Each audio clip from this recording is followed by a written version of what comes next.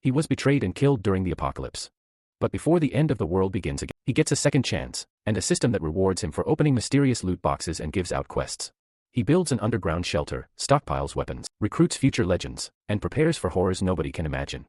Mutant beasts, killer plants, oceans of flesh, monster swarms, and cities swallowed by evolution itself. He has seen it all before. This time, he isn't fighting to survive. He's preparing to become the king of the new world. One night, a group of people with very bad intentions gathered in an abandoned building. They caught the protagonist, Zhang Xiaoyang, by surprise, and now he was hanging over a cage with zombies.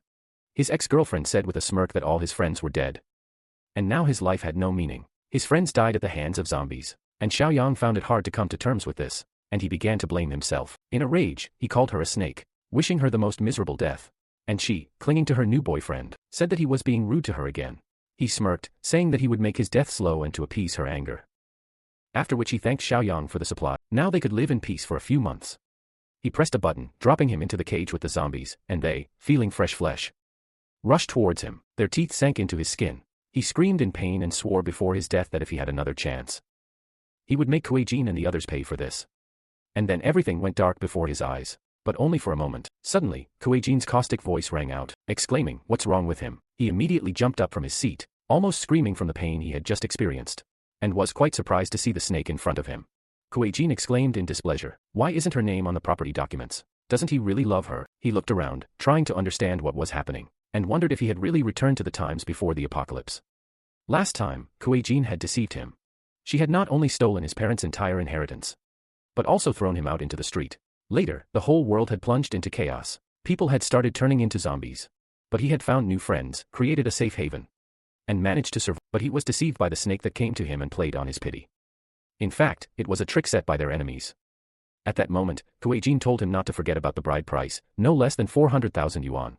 And he looked at her furiously. She didn't notice this, and asked with displeasure, "Can he even hear her?" He hissed curses in his mind, but quickly calmed down. He mustn't give in to emotions. She said he had a week to do this, and he couldn't stand her anymore, and threw her out the door, telling her to leave finally. He slammed the door loudly, and she wondered in surprise. When did he become so self-confident? Finally, he was alone and could take a break from her displeased screams. The calendar showed 2034, and there was only a month left before the disaster. So he decided to thoroughly prepare for it. Suddenly, a system window appeared before his eyes with a message. The apocalypse system had been activated. Tasks are active.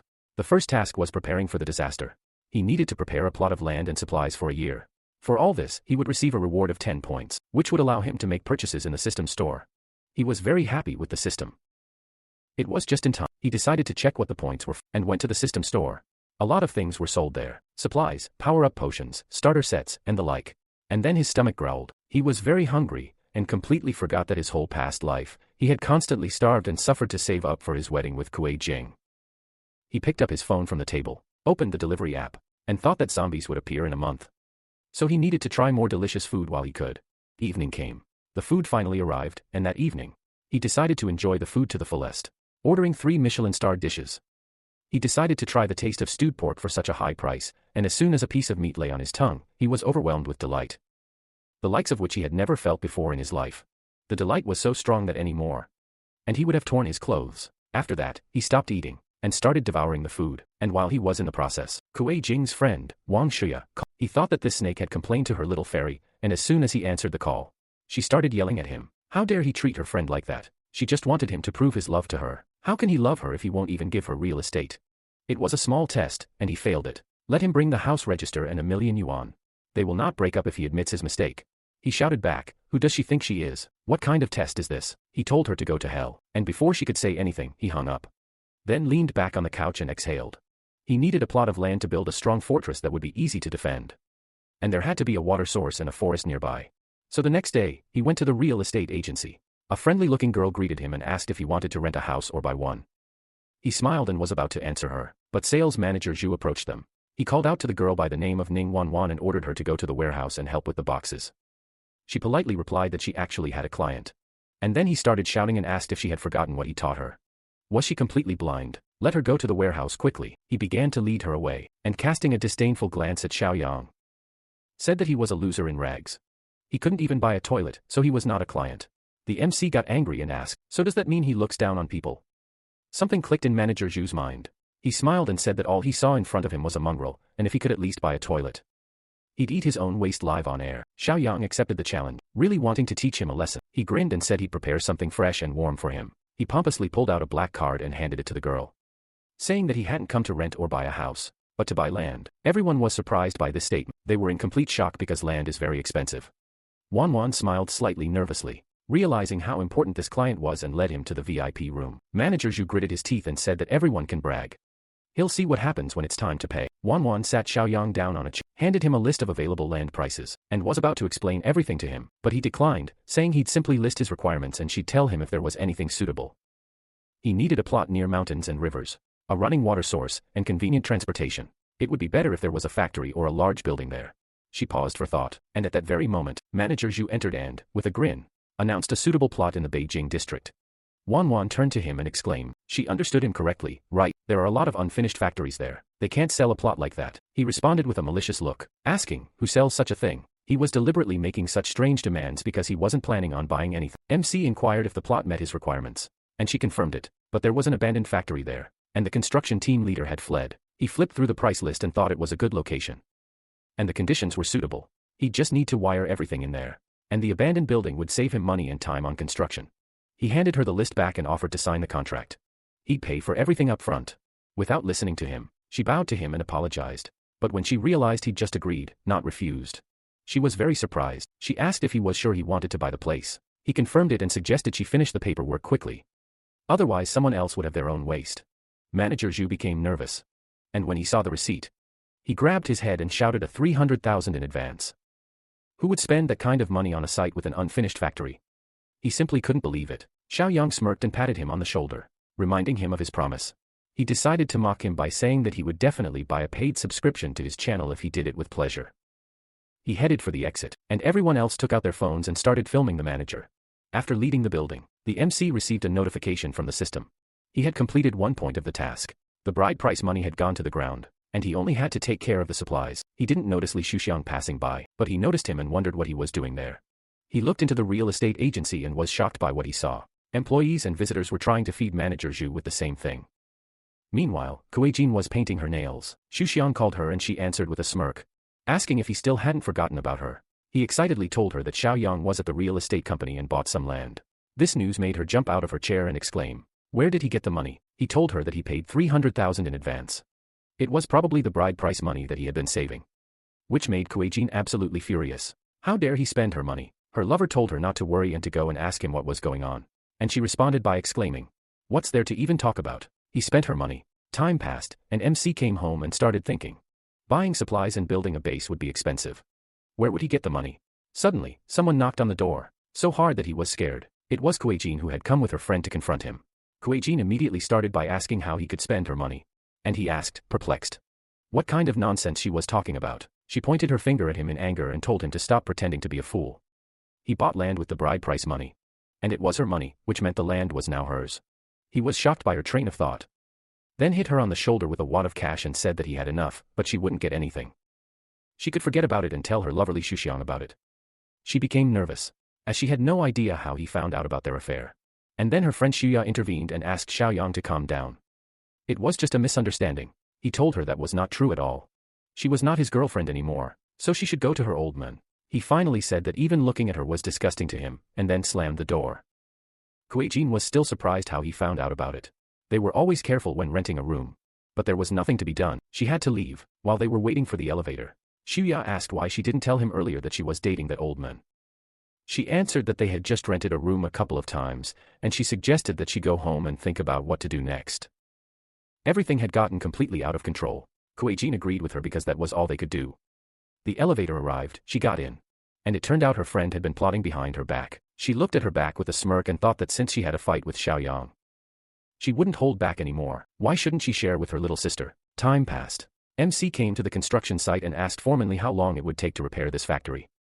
He noted with puzzlement that he needed reinforced walls, watchtowers, barbed wire, blast-proof doors, bulletproof glass. Was he preparing for war? He answered him that he didn't need to know that and asked him to name a price. He needed them to finish the construction in a month. The foreman told him they wouldn't make it, and he told him to keep quiet, otherwise he would find someone who would. Foreman Li indignantly exclaimed that their company also needed to live on something. And he asked discontentedly, so what? Was he appealing to his conscience? He smiled nervously and said that they would need a lot of money. Xiaoyang was already starting to lose patience and ordered him to just tell him the price. To which he showed him 2 fingers and said that they would have to work full-time. They needed at least that much. He asked with a smile, only 20 million. The men confirmed this, plus 5 in advance. And then they could start work. He agreed and said that he had transferred the money to him this week. They could start work. The men called out to him worriedly, and he told him not to worry. They could take the land if he didn't pay them. Under these conditions, the foreman agreed to work, and when the conversation with him was over, Shuya, who somehow miraculously found this place, came up to him and began to cuddle up to him, asking what he was doing here. He looked at this cunning girl with hatred. It was she who incited Kuei-jin to deceive him in her past life, so in this one, she would pay double. He asked what she was doing here. And she asked if this was his new land. There was such a beautiful landscape. He wanted to build a villa here. He waved his hand sharply, throwing her off, and said it was none of her business. She nervously gritted her teeth and wondered what was wrong with him. This loser was acting weird. Usually, one touch from her was enough to make him embarrassed. He went to give instructions to the builders, completely ignoring Shuya, and she gritted her teeth in frustration. She had a great opportunity while they were arguing, and she couldn't ignore it. Returning home, Mcia began to think about what to do next. He mortgaged the house at the bank, but only received 3 million. He doesn't have enough for the first stage of construction, so he needs to find the money. But since the apocalypse is coming, the house is no longer needed, and so he decided to sell it too. Suddenly, there was a knock on the door and a disgruntled, hoarse voice. He immediately realized it was that crazy old man. Neighborly definitely has a lot of money. He owns the 1st and 2nd floors. And he wants to buy the 3rd, where his house is located. Initially, he was planning to keep it for living after the wedding. So the old man constantly pestered him. He poured paint on his door, threw trash, broke the locks. In short, he did everything to kick him out. As soon as he opened the door, the old man started yelling that he had been hanging out at clubs again the night before, and he yelled back that he had gone to bed before 10 o'clock. What clubs? The old man exclaimed that he didn't care. He had definitely heard the noise coming from his apartment. Xiaoyang was fed up with all this and waved his hand, saying that he had had enough of it and was selling the house. The old man immediately became agitated and said that he was selling the house, but on one condition: his new house would be built for another 6 months. So he would stay here. The down payment was 5 million. He needed to repay the construction loan. The old man didn't know what to say, and as he was closing the door, he told him to forget about it if he didn't want to. Old Manly stopped him and offered him to sign the contract right then, to which he agreed. After that, he laughed maliciously and wished him to die in this house. Evening came. Old Manly transferred him 5 million. So he now had 8. It was time for him to complete the task and get the reward, and so he went to the supermarket to prepare supplies for the year. He rolled the last cart of groceries to the checkout. And the other shoppers were surprised that he took so much and even called him crazy. There were many carts at the checkout, completely filled with groceries, while everyone wondered why he needed so much and laughed that he was another idiot who fell for stories about the end of the world. He received a reward for the task, 10 points. He clicked his tongue in displeasure and thought that increasing his characteristics would be more useful, but the protagonist's box is worth exactly 10 points. He walked into the store and thought there was no point in hesitating. He would seize the first opportunity. He bought the protagonist's box, which turned out to contain a first-level space ring that could hold 500 cubic meters of space. And time stopped inside it. He was very happy about this. He had immediately hit the jackpot. And the time stop was a huge plus as it prevented food from spoiling. He was given a new task, collecting supplies for a whopping 10 years. The store owner came to find out what was going on, and when he saw Xiaoyang, he was surprised, as was he. After all, it was Yang Tao, his classmate from high school. He was a pawn of the bully Zhang Xingjie, who always bullied the weak and feared the strong. They often had squabbles, but he never thought he would run into him today. Yang Tao pointed his finger at him and asked, "What is he doing? He should return the goods," while he was still kind. He smirked in response, "Have you decided to remain a hooligan for the rest of your life? He would pay for these products. Is this how their store greets customers? Is he a customer? Then let him pay for all of this right now." An hour passed, all the cash, and finally, all the items were scanned.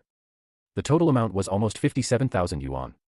Yang Tao immediately ordered and he pompously swiped the card on the terminal. And the payment was successful, which surprised Yang Tao, and at the same time dissatisfied. He waved his hand at the security, saying that they were leaving, but after that, the MC was not going to let him go so easily and told him to apologize for his rudeness, or he would take these products back to the shelves. Yang Tao got angry and told him not to look for trouble, and then other customers intervened, and said that he was the one who attacked him. Why doesn't he apologize? Others started filming him, threatening to post it online. Xiaoyang smirked and told him to apologize. Then he'd be kind and buy 10 times as much. Yang Tao didn't believe him, so he told him to give him the terminal, and he'd show him the balance. Seeing that he had over 7 million in his account, Yang Tao's eyes nearly bulged in surprise. and MC again told him to apologize, and then he'd buy everything. Yang Tao nervously clenched his teeth. Then he immediately bowed his head and apologized to him. And then he patted him on the head, advising him to control himself next time. Yang Tao immediately became friendly and asked why he needed such stock, and Xiao Yong replied that it was none of his business. He was preparing a big deal. Yang Tao said that since that was the case, he better turn to wholesalers, since the store's stock was low. And he asked if he knew anyone. Yang Tao said it was Zhang Xingzhe. He has just such a business. He agreed, and Yang Tao called his happily informing him of a major client. Xiao Yong wondered if they were working together. How much of the supermarket's under-the-table income was going into their pockets? Having arranged a meeting, Yang Tao brought him to the warehouse, and suddenly a sound was heard behind them. A car was driving straight towards them. Yang Tao jumped aside in fright, but the MC, like a tough guy, remained in place. He frowned and wondered how dangerous he was being. Had he really never been fined in his life? Xingzhe got out of the car, lit a cigarette, and, looking at the MC, asked if he was that client. Yang Tao excitedly said it was Xiao Yong. He had gone to high school with him. He immediately remembered him, and, exhaling smoke right in his face, said that he was that stubborn guy. He casually touched his sweater, and asked if he was wearing counterfeits. He despises the poor who pretend to be rich the most. The MC responded by saying he had no idea what it was, and that he bought it from a street stall. Xingzhe hit Yang Tao and exclaimed, "Is this a big customer? He was just wasting his time." Yang Tao exclaimed that he wasn't joking at all, and then kicked him, and said that he was the man of the year in this business, and that he could spot a rich person with just one look. Xiao Yong remarked that he had such a nasty character, and couldn't believe that an uneducated man could look down on others. Xingzhe immediately grabbed him by the clothes, and angrily asked, "What did he say?" He confidently told him to stop looking down on others, and angrily asked, "Who did he call uneducated?" The MC asked, "So should I call him a snob?" Before it all escalated into a fight, Yang Tao asked them to calm down. He was truly uneducated, that's why he was so offended. Xingzhe kicked him, telling him to shut up if he couldn't speak properly. Then he returned to Xiao Yong and asked, "Is he a big client? If he didn't buy a truckload of goods from him, he'd go back on all fours." He responded by telling him to stop tugging at his collar, and tell him the account number. When the money arrived in his account, he was very surprised. After all, he had transferred $1 million. MC said it was an advance payment. He would buy goods worth $5 million. He would pay the rest when he had everything ready. Xingzhe asked what he needed, and he replied that he wanted to buy rice, oil, salt, snacks, and drinks. He took what he didn't have to check off. Xingzhe smirked and suggested that he go to the warehouse, thinking that luck was smiling on him. He just happened to have a batch that was about to expire. He showed him the goods, and said that if he took everything, he would give him a 10% discount. But Xiao Yong decided to evaluate the quality first. He took a package of rice and said that almost everything inside was rotten. Is he still the same scammer? Realizing that he had been exposed, he immediately gave him a 50% discount. He said that he spends $5 million only on high-quality products. But he still agreed to take it, and Xingzhe wondered why he did it. MC asked, "He's giving a 50% discount, right? He would buy it on one condition. He would pay only in a month." He asked, confused, "Is that true? Even if the products are spoiled by then?" Xiao Yong told him not to worry, he will definitely pay him, and if not, he can take his house. Xingzhe still wondered why he needed almost rotten food. Did he really have some kind of distribution channel? He replied that he was the sales channel. Then chuckled, and said that after a while, even expired products would be valuable. Xingzhe became nervous, not understanding what he was talking about, and he told him not to dwell on it. Let him just deliver the goods. He would send him the address a little later. Someone called him. It was an old man. He contacted him to inquire about selling the house. He quickly said goodbye to the two and left. And then Yang Tao asked Xingzhe if he was satisfied with everything. He cursed and said that he was a guy from a simple family. How did he even come to this conclusion? MC, meanwhile, arrived at the meeting place with an old man named Xingbo gave him a bag, 400,000 in advance, and said that he agreed to give him 3 months to move out and asked him to sign the contract. Xiao Yong thought that this old man had checked everything thoroughly and was even ready to buy. But why did he need his house? He decided to find out about it and asked if he was in a hurry. Xingbo told him that his granddaughter was changing schools, so she would have nowhere to live. He had walked around the entire neighborhood, but he was the only one selling the house. MC smiled and noted that he had simply told him the reason for the purchase. Aren't he afraid that he would raise the price? Xingbo realized he had made a mistake and fearfully asked him not to do this. These were all his savings for 2 generations, but Xiao Yong only scared him, telling him not to worry. The deal was still on. The contract was signed. The old man glanced at his signature with a smile and bowed to him, apologizing for distracting him from work. MC wished him luck and thought that he was a man from the bottom, but kind and honest, and his granddaughter wouldn't last a month in a disaster. He decided to help him and asked him to give his current address. After that, he returned to the construction site. Half of it was already built, and the foreman met him, immediately asking about payment, to which he replied that he would transfer the money now. What about the construction? He led him to the building and said it was about 70% complete. Let him look at the walls and doors. The protection here was simply perfect. For the warehouse, They used an abandoned factory as a base. Everything had already been cleared out so he could use it. He was satisfied and called Shenjia, telling him to bring in supplies. Very soon, the entire warehouse was filled with boxes. Xiaoyong carefully monitored what went where. And by nightfall, they were finished. He glanced at the pile of boxes and thought with a smile that everything was finally ready. The system gave him a reward for completing the quest. And he discovered that something new had appeared in the store. A physical enhancement potion, an apocalypse cultivator supply box, and a skill awakening box. He was overjoyed and thought luck was on his side. So he decided to buy a skill box and receive the first level, Mind's Eye, which would help him spot hostile targets. He liked it because it was one of the most useful skills in the early stages of a disaster. And the system announced a new task: prepare for battle. He needed to arm himself, and as a reward, he would receive 10 points and a random item. MC smirked and thought that this was exactly what he was about to do. Under the cover of night, he went to the black market. While he was walking down the street, he heard someone arguing about the price of a fake bracelet. It was Xu Xiao, Xiaoyong thought. This idiot came here for a fake bracelet. It's easy to fool the idiot Kuei Jing with such junk. He noticed a weapons dealer nearby, which was what he was looking for. He approached the merchant and, after examining one of his goods, asked if he had anything hard. The guy told him that these were the sharpest knives. And if he wanted something hard, he should buy a blank and sharpen it himself. He advised him to try a baton first. MC said it wasn't the hardest. And the guy asked with displeasure, is he looking for trouble? 200,000 yuan suddenly appeared in his account. Xiaoyong showed him the receipt and told him not to get excited. That he really wanted to buy something. The guy realized that the customer was important and asked his friend to keep an eye on the goods while he escorted Xiaoyong to his warehouse. He showed him one of the items and said with a smile that it was a homemade pistol. Enough to shoot a chicken. It only costs a couple of thousand. And there are cheap ones with steel ball cartridges. MC immediately refused. And the guy looked at him thoughtfully. He decided to show him something else. A replica revolver, just as good as the original. Costing 5,000 yuan with 9mm bullets. 5 yuan each. Xiaoyong was starting to lose patience. He said he'd given him a 200,000 yuan advance payment. Was there really nothing more suitable? He looked surprised and said it was 10%. He needed weapons worth 2 million. The guy smiled nervously and asked why he'd come to him with an order of such a magnitude.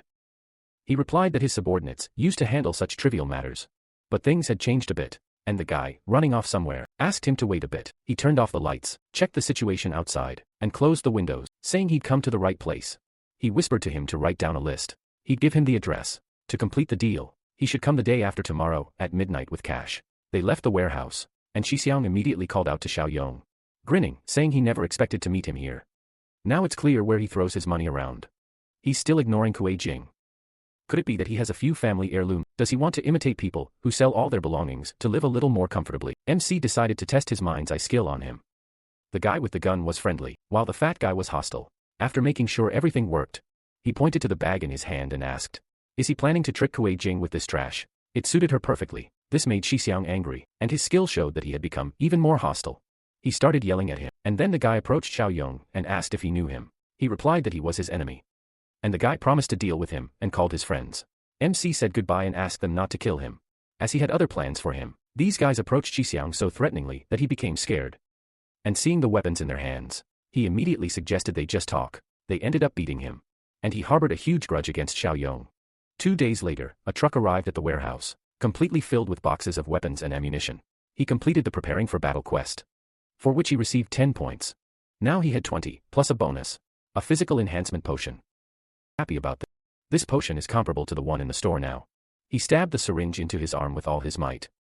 Clenched his teeth, feeling the strength filling him. And thought that an average adult's strength was about 5.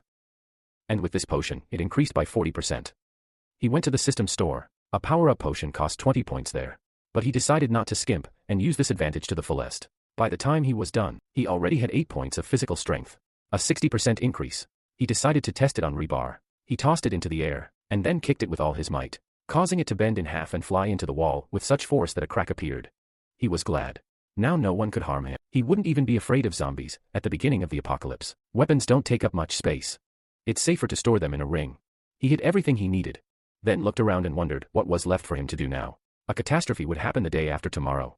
He remembered that old man, Shang Bo, and frowned. He couldn't help himself, even after surviving the apocalypse and being reborn. It was hard for him to ignore people in trouble. He decided to send them the bare minimum of supplies. Whether they could survive was no longer up to him. He would consider this compensation for the costs of his apocalypse plan. Morning came. He arrived at the house where the old man lived. Got out of the car, and thought that such a remote place could not be found without a GPS. He entered the house and thought that it seemed that this old man really wasn't rich. Since he lived in such a cheap place, and on the top floor, too, he wanted to knock on the door but stopped. It would be better to get the supplies now. Otherwise, he would have to explain himself later. He unloaded a pile of boxes from the ring, knocked on the apartment door, and Shangbo opened the door, saying that he would pay the rent next week. But seeing that it was Xiaoyang, he was very surprised and asked what brought him here. He noticed these boxes, and the MC told him that he would explain everything later and asked him to drag the boxes inside before the neighbors saw. When he finished, the old man smiled and said that the youth were so strong. He wasn't even the least bit out of breath. Xiaoyang looked around and noticed that he had a pretty nice apartment. And there was a sturdy door. Let him listen to him carefully. He needs to use these supplies wisely. Then he will last 6 months, and starting tomorrow, he suddenly fell silent, noticing something on the dresser. And the old man asked if something was wrong. He could keep these boxes. They were moving in a month anyway. MC looked at the photo of the old man with his granddaughter. He immediately recognized her. It was Shan Shan. He asked the old man her name, and he asked in surprise how he knew her. After all, he hadn't mentioned her. Xiaoyang asked where she was now, and he told him that she was at school. He was going to bring her to a new school when they moved. The papers were almost ready. MC remembered the past. Shan Shan was crying, blaming herself for her grandfather's death. In his past life, he went to the destroyed school to save her, but died himself. And so she will make up for her regret in this life. He told the old man that they were not moving to a new house, which immediately made him indignant. But he explained to him that tomorrow, this world would turn into hell. Neither his house nor his granddaughter's transfer to another school would matter anymore. Right now, they were going to pick her up at school.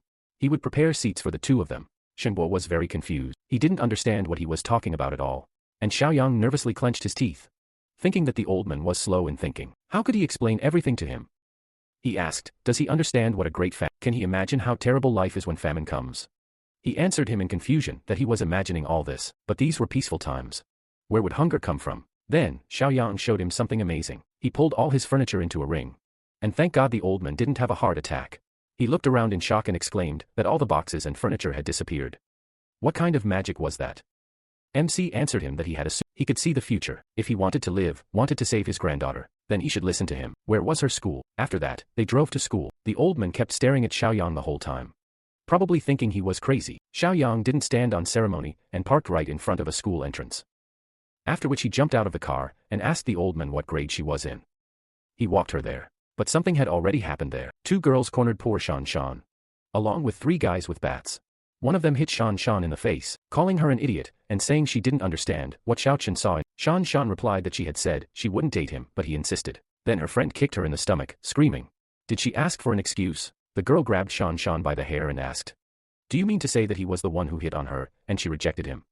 Seeing the fight, the old man called out to them and asked what they were doing there. The girls immediately let her go and called her grandfather a useless old man. And she worriedly asked what he was doing there. Shengbo ordered the hooligans to let his granddaughter go, and then 3 guys approached him. One of them threatened him with a knife and told him to get out of there. The young people would sort it out themselves. The old man attacked him, calling them stupid kids. Where are their parents even looking? Is it really okay to bully your classmates like that? The second guy wanted to hit the poor old man on the back, but MC stopped him and asked if he wanted to become a killer at that age. The guys immediately pounced on him, asking where this tramp came from. Then Xiaoyang kicked the guy with the bat away, which made the others nervous. They decided to pounce on him together. But they had no idea how tough and strong Xiaoyang was. The guy with the bat attacked him from behind, and he struck him with a blow that he dodged by ducking. Noticing that his reaction speed had increased, along with his strength, he grabbed the guy by the clothes and threw him with all his might, causing him to hit his back and head on the ground. And then the guy with the knife decided to step in.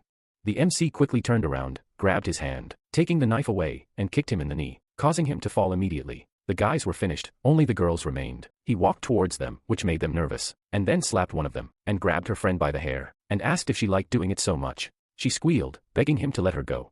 And he brought the knife to her neck, which scared her. And then he swung it sharply, and a girlish scream was heard. Xian covered her face in shock, and her attacker stared at her friend in surprise. The girl fell to her knees, hysterically touching her cut hair, and bursting into tears, screaming that he was an idiot. How could he cut it off? She won't let it go that easily. He threw her hair on the floor, and told her that it would only get in her way. And in a couple of days, she would realize that a short haircut would save her life. He called Xian, saying that they were leaving, and she decided to trust this stranger. They got into the car. Xiaoyang drove them to his base, and when Shengbo filled his granddaughter in on the situation, she was indignant. Because she would no longer be going to school. He told her that a great famine would soon happen. What's the point of school? Survival comes first. She, of course, didn't believe him, and thought that the old man had been scammed, and ordered him to tell what nonsense they had told him this time. He replied that he was actually telling the truth, and MC smiled, watching their little squabble, and thought that Xian would be safe in this life. He told her that her grandfather had not been deceived this time. The information about the famine came from him. She finally decided to ask who he was. He simply told her his name, and that was enough for her. She thanked him for helping her deal with her tormentors, and he consoled her, saying that they didn't have long to live. She asked if it was true that there would be a famine. He told her that he made up this story to make it easier to convince the old men. And she smiled and said that she thought so, because these were peaceful times. When he said that, in fact, the apocalypse awaited them, she was very surprised. And he said that the time had already come. Let her watch videos and the news on her phone. Then she would understand if he was right. She took out her phone and saw a video of security detaining a man in the subway who was attacking and biting everyone. The video also said that the men had a strange odor, and then showed him attacking one of the guards and biting him almost to death. Hearing this, Xiaoyang noted that the first signs had already appeared, and she worriedly asked, "Is this really the beginning of the apocalypse?" He told her that tomorrow would be the first day. A thick, toxic fog would envelop several provinces, including theirs, and the effect would primarily be felt on living beings. A significant portion of the population would mutate into zombies. The rest would be in danger, and after death, they would become zombies. She was young. After she knew about zombies, she told him that, of course, she knew about it, but she found it hard to believe. He said that even a week wouldn't be enough for her to believe it. A huge traffic jam had formed ahead.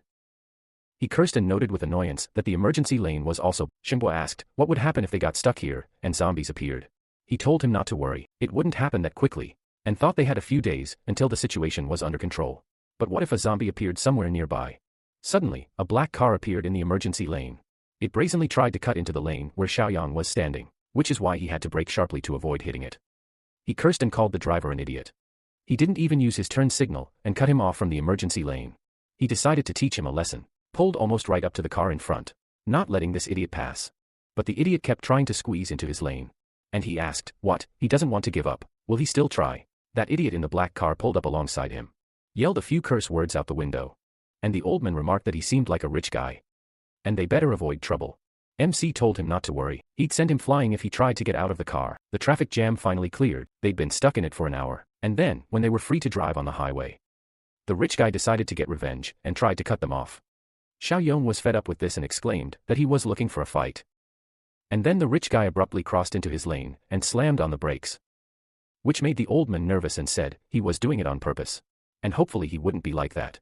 MC told him in the past he would have let him go, but tomorrow would be the apocalypse, so there was no point in forgiving idiots like that anymore.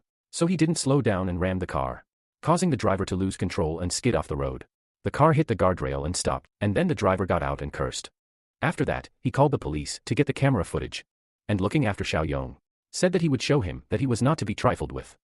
Late in the evening, they finally reached the warehouse. The old man got out of the car and looked around with delight, noting that this was too much. MC told the two of them to rest. The hard days would begin tomorrow. Morning came. Xiaoyang went to the window to enjoy the first rays of the sun, and Shan came to him. She stretched and said that she hadn't gotten enough sleep in so long, and skipping morning classes was really cool. He smiled and invited her to explore the fortress, after which they picked up the old man and went on a tour. He told them the walls were made of solid concrete, the gates were made of pure steel, controlled remotely, and 3 centimeters thick. Neither humans nor zombies could break through without powerful weapons. But only 3 people were allowed here without his permission, and that was them. Shan asked in surprise, so if there were survivors who made it here? They were simply asking them to die. He didn't rush to answer her question and went on, saying that during an apocalypse, it was difficult to predict human behavior. If they trusted people with ulterior motives, they would perish themselves. He led them to a wall overlooking a small building and several containers, and told them there was a buffer zone there, which would serve as a temporary shelter if he wasn't there when someone arrived. No one was allowed to enter the main fortress under any circumstances. Do they understand? They confirmed it, and he decided to show them the food storage and explain how to distribute it. When they arrived at the warehouse, he turned around and checked their attitude towards him with a mind's eye. They trusted him. He took boxes of firearms from them and said that these were the most important things during the apocalypse. They must always control themselves and not let others manipulate them. Shan took a crossbow and the old man a rifle. They told him they understood everything, and then the system gave Xiaoyang a new task. Since he saved Shan, the former partner's quest series, Part 1, was activated to complete the task. He needed to find and save Zhang Qi, and he would receive 20 points as a reward. This confused him, but then he saw a huge arrow above the city pointing to his location, and thought that was great. He wouldn't have to waste much time searching. He rushed to the exit and told them not to break the rules. Shan Shan asked where he was going, and he got into the car and told her that he would go get the people they needed to assemble a team. Evening came. Zhang Qi was at karaoke, relaxing with his friends. Qi went with his friend, Xiao Kai, to the restroom, and said that he hoped he wouldn't have to wait forever because of his kidney problems. And he jokingly told him to go to hell. When they finished their business, they came out of the restroom, and Qi accidentally bumped shoulders with a girl passing by. He immediately apologized to her, but her boyfriend wasn't going to let him go so easily, and kicked him, telling him to watch where he was going. The blow sent poor Qi flying against the wall, hitting his back, and his friend worriedly asked, "Is he okay?" Then he turned to the guy and, "What is he doing? Why hit him right away?" This unstable man said that he didn't allow him to open his mouth, then grabbed him by the clothes and lifted him off the floor. Which made Qi very nervous and apologized to him, saying that it was his fault, so he shouldn't hit him. The girl stood aside and watched all this. At that moment, a waiter passed by. He blew his nose into a handkerchief and thought that his stomach ache wasn't enough. Now he had a cold, but the only thing that could ruin his day more was a fight. He immediately rushed to separate them, and the men told him to leave him alone. Did he even know who he was? Even his boss wouldn't touch his clothes. The waiter discreetly waved at the two, telling them to quickly leave, and when they ran off, the men told him to call the owner right away. He would definitely close this bar. The two burst into the room and caught their breath. And their friends asked if a dog had been chasing them or something. Where were they going in such a hurry? Xiao Kai told them that they had run into some kind of thug. He was drunk and wanted to fight him. And they were lucky that the waiter had intervened to smooth things over. Upon hearing this, their friend Qin Chengu jumped up from his seat and indignantly exclaimed, "Why didn't they hit him back? Has their engineering class ever given up?" He'd call his friends now. They'd quickly sort this out. Qi smiled and told him not to worry so much. There was less than a year left until graduation, so it was better for them not to look for trouble. The music was already playing, so they should dance. After a while, the same unstable man burst into the room with the beaten waiter, his girlfriend, and his friends. They were startled by their arrival. And the guy, roughly pushing the waiter into the back of the room, told his friends to grab them. Qi and his friends were forced to obey. The waiter was getting worse with each passing second due to his illness. Chengu said that he would call someone now. And then they would immediately pay for what they did. But then the unstable guy hit him on the head with a bottle of alcohol and asked who gave him permission to talk. Qi called out to his friend, worriedly. By that time, the MC had already pulled up to the karaoke bar and thought. He was in college at that time. The end of the world was just around the corner, and my heart wanted to sing. Chengu lost consciousness from the blow. The guy walked up to his woman and hugged her, asking if she was feeling better now. She told him that she wasn't, since he wasn't the one who pushed her. He pointed at Qi and asked, "So should I beat this one up?" Before Chengu grabbed an ashtray from the table, jumped up, and attacked him, but the thug stopped him. And their boss gritted his teeth in displeasure and said that he didn't think he was so brave. He hit him over the head with the bottle again. And this time, he definitely lost consciousness. She couldn't take it anymore, and attacked them along with Xiao Kai, shouting that they were idiots. Their other friend, Li Yimin, sat on the floor, covering his head in fear. While they were fighting, the waiter started coughing, his body covered in purple spots. She landed a couple of punches, and the waiter, due to the noise, immediately rushed at them. It turns out, he turned into a zombie. He sank his teeth in the shoulder of one of their comrades, causing Yimin to panic. Another guy tried to pull the waiter away from his friend. But then he pounced on him and bit his arm, knocking him to the floor. He tried to throw him off, but he was too strong. Fortunately, Xiao Yong came to the rescue in time. He grabbed the zombie by the neck and lifted him over. Then slammed his head against the TV with all his might, and ordered everyone to stop right there. The infected guy nervously clenched his teeth and thought that this maniac looked like a bull. And he grabbed him with one hand. The unbalanced man asked who else he was, but he ignored him and turned to Qi, asking if he had been bitten. He told him that he was fine, and ordered him to follow him, but that guy grabbed Qi by the shoulder, saying that they weren't finished yet, and his subordinate called out to him, saying that he was feeling so dizzy. He worriedly asked what was wrong with him. Had his cold come back? MC noticed a bite mark on his shoulder, and spreading purple spots, after which he asked if he had been bitten. He confirmed it, and he thought that it seemed like he was already infected. Now the bite was so close to his head, so soon he would start mutating. He dragged the waiter with him, threw him into the toilet, then locked the door. And the zombie began to beat against it, trying to get out. He thought that they didn't know how to open doors yet. That's good. Shaking off his hands, he looked at Qi, and asked which of them needed to be eliminated. The guy was confused. He didn't understand what he was saying at all. Why was he acting like they knew each other? But that man didn't like his tough guy behavior, and he lashed out at him, telling him not to be so cheeky. But Xiaoyang was quicker. He grabbed him by the face, slammed his head against the table, and then the infected guy pounced on him, screaming that he was asking for a fight. MC punched him in the face, which caused him to attack and start foaming at the mouth. And his friend rushed to him worriedly and asked what was wrong with him. Why did he pass out from one punch? Xiaoyang said that if anyone else wanted to try his fists, they should come forward. Then called out to Qi and ordered him to take his friends and wait outside the room. He obediently led the wounded Chenggu out with Xiao Kai. Their attackers had already decided to leave, but MC blocked their way. He asked the man if he was so drunk that he couldn't even remember his name. He almost killed his brother. He started threatening him, and then he pushed him in the chest, causing him to fall, after which he ran out of the room and closed the door. The men immediately started punching it, telling him to let him out before he skinned him alive. But his subordinate had already mutated and turned into a zombie. He attacked his boss with a loud scream and bared his teeth. Then a waiter emerged from the restroom and attacked them too. While they were yelling, a karaoke worker came in and asked Xiaoyang what was wrong. Maybe they needed some help. He told him to lock the door and not let anyone in. Tell them to call the police or the hospital. There was a rabies flu attack going on. His words made the men nervous. When Xiaoyang yelled at him, he realized the seriousness of the situation and quickly locked the door, leading his friends behind him. When they left, the karaoke worker said there were strange sounds in there. And his colleague asked where all this chaos was coming from. He replied that a guest had told him that people were going crazy there. And he asked if he was serious. He'd heard of it, and they needed to check the cameras immediately. When they arrived at the security guard's room, they were horrified by the sight inside. Zombies were devouring everyone alive who hadn't yet transformed. And they decided to call the police. Meanwhile, MC approached his car, telling Chi and the others to move faster, as it wasn't safe here, and then drove them to his hideout. Chi thanked him for his help and asked who he was. To which he replied that he'd been hired to protect him. But who it was a secret. Iman asked what kind of rabies flu this was. The internet said it was fake. He asked in return, does he mean to say he didn't see what was happening in that room? Xiao Kai asked if there might already be a cure. He replied that the epidemic would only get worse, and that the current world was doomed. Suddenly, someone screamed outside. They looked out the window and saw a zombie attacking a person. Realizing the rabies flu was real, Xiaoyang said it was a localized outbreak for now. But most people were already carriers. So things would soon get out of control. If they wanted to survive, they should listen to his commands. They all agreed. And the system informed him that the first part of the quest was complete. He received 20 points, after which he immediately decided to check the store.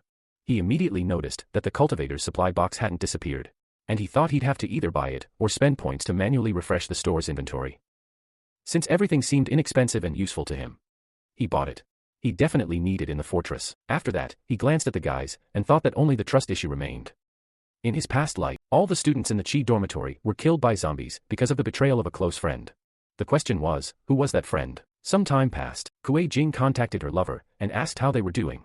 When would the supplies he talked about arrive? The street was so chaotic, she was afraid to go to the store. He told her that everything would be soon. He would send the supplies when he was free. Suddenly, someone knocked loudly on the door, which scared her. She told her lover that someone had arrived and said goodbye. She carefully looked through the peephole and seeing that her friend was there, she breathed a sigh of relief and let her in, asking why she knocked so loudly. She scared her so much. She went into her apartment and said that Uncle Lee from the first floor was taken away. She saw the police and the ambulance. Kuei Jing touched her chin in confusion, saying that now she understood where all the noise was coming from, and Xuya said that it seemed rabies flu is not just a horror story. Did Su Xiong bring the grocery? She told her that he hadn't had time yet, and she cursed. She already told her that man can't be trusted. Tell her to call him and tell him that Xiaoyong has a lot of supplies. He was going to make a ton of money from the epidemic. Kuei Jing asked how she knew about this, and she told her that she went to his new house, but he sent her away. Trucks with supplies were going there. Her friend nervously clenched her teeth, wondering if he knew the epidemic would happen, and Xuya told her to call Su Xiong. He would deal with it. If he suddenly sold everything, they would force him to give them most of the money. Meanwhile, MC returned to the shelter. The guys got out of the car, and she noted with surprise that it was such an incredible place. Like a real fortress. Xiaoyong smiled and noted that everyone was reacting like this for the first time. And an old man and his granddaughter approached them, asking if everything was okay. He told them not to worry and decided to introduce the new team members. These were Qi and his classmates, who would be living with them from now. He introduced the old man and his granddaughter to the guys, and Xian said with a smile that since Xiaoyong had chosen them, they were welcome. He asked her grandfather to take the guys and show them around, explain the rules, and Xiao Kai looked around and remarked that it looked like northern Myanmar.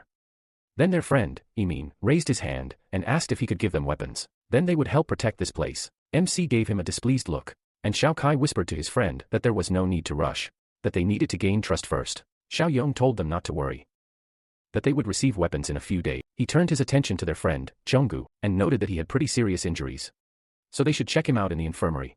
After Shimbua gave the guys a tour of a shelter, they went to take a shower. After bathing, Emin called out to Xiao Kai with displeasure and asked why he stopped him. Perhaps they would have gotten weapons right away. This is the best way to protect themselves. They are essentially under house arrest here. His friend, confused, noted that they were the ones who saved them, and then Emin turned to Qi and asked who it was and why he helped them.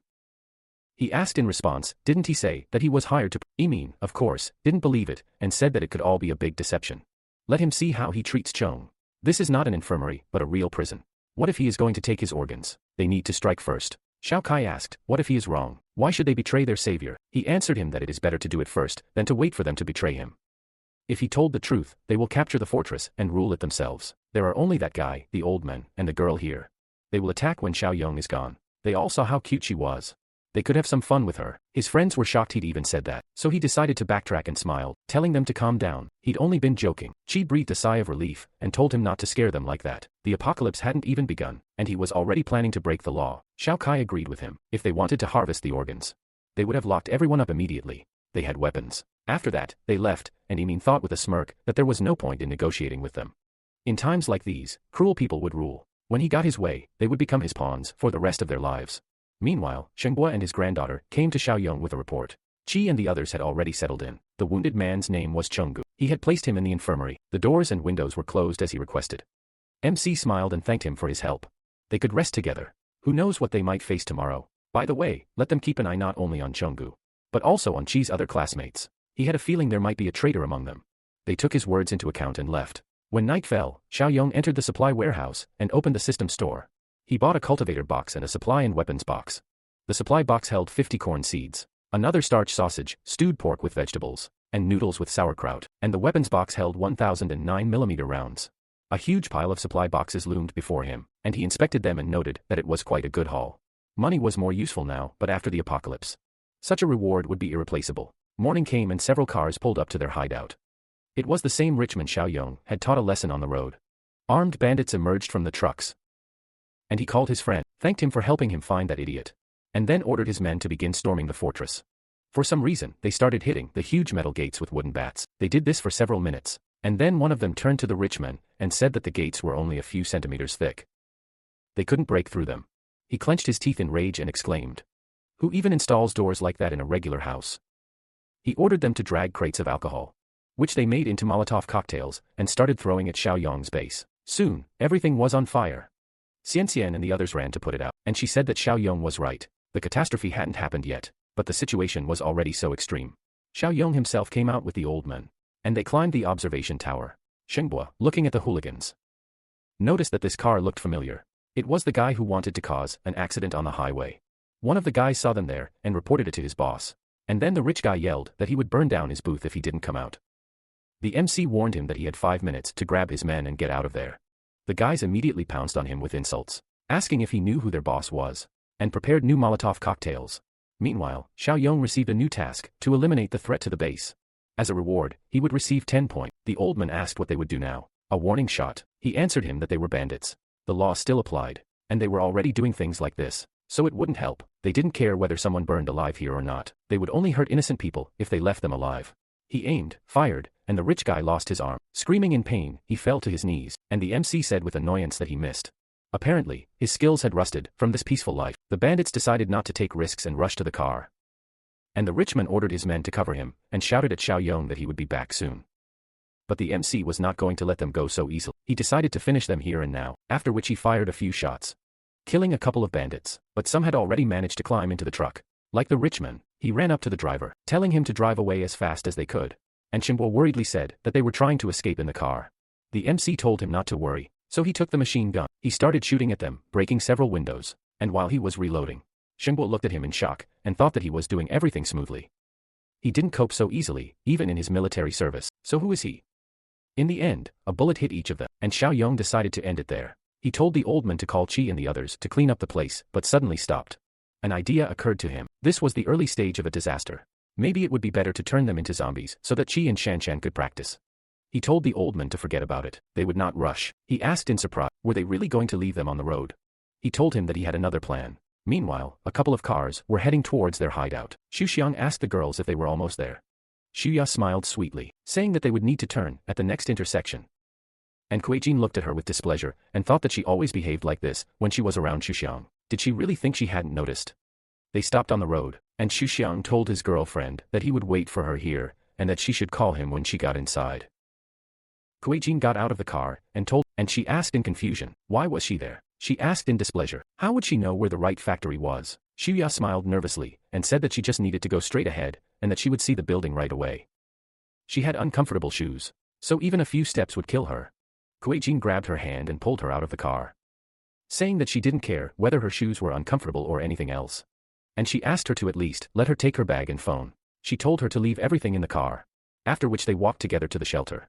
Zuixiang, having followed them, took out a walkie-talkie and told the people in the car behind him to get ready.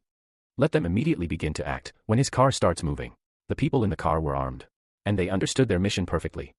Meanwhile, Xiuya asked her friend why she dragged her into this. Kuei-jin called her an old fox and said that she wouldn't fall for her petty tricks. And she said with a smile that she had misunderstood everything. She dressed up to make that loser fall in love with her. After all, he already knew about her and Zuixiang.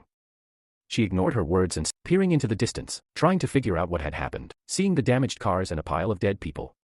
They became nervous, and Xiuya asked if there had been a shootout. She suggested that her friend go back, and she noticed that the blood was old. So some time had passed. Did the two groups clash while fighting over Xiaoyang's supplies? Xiuya said that she didn't think he was still alive, and her friend wondered if there were any supplies left in the warehouse. Now they need to go back and ask Zuixiang to sort things, but first, they'll check if the doors are locked. At that moment, the rich man woke up.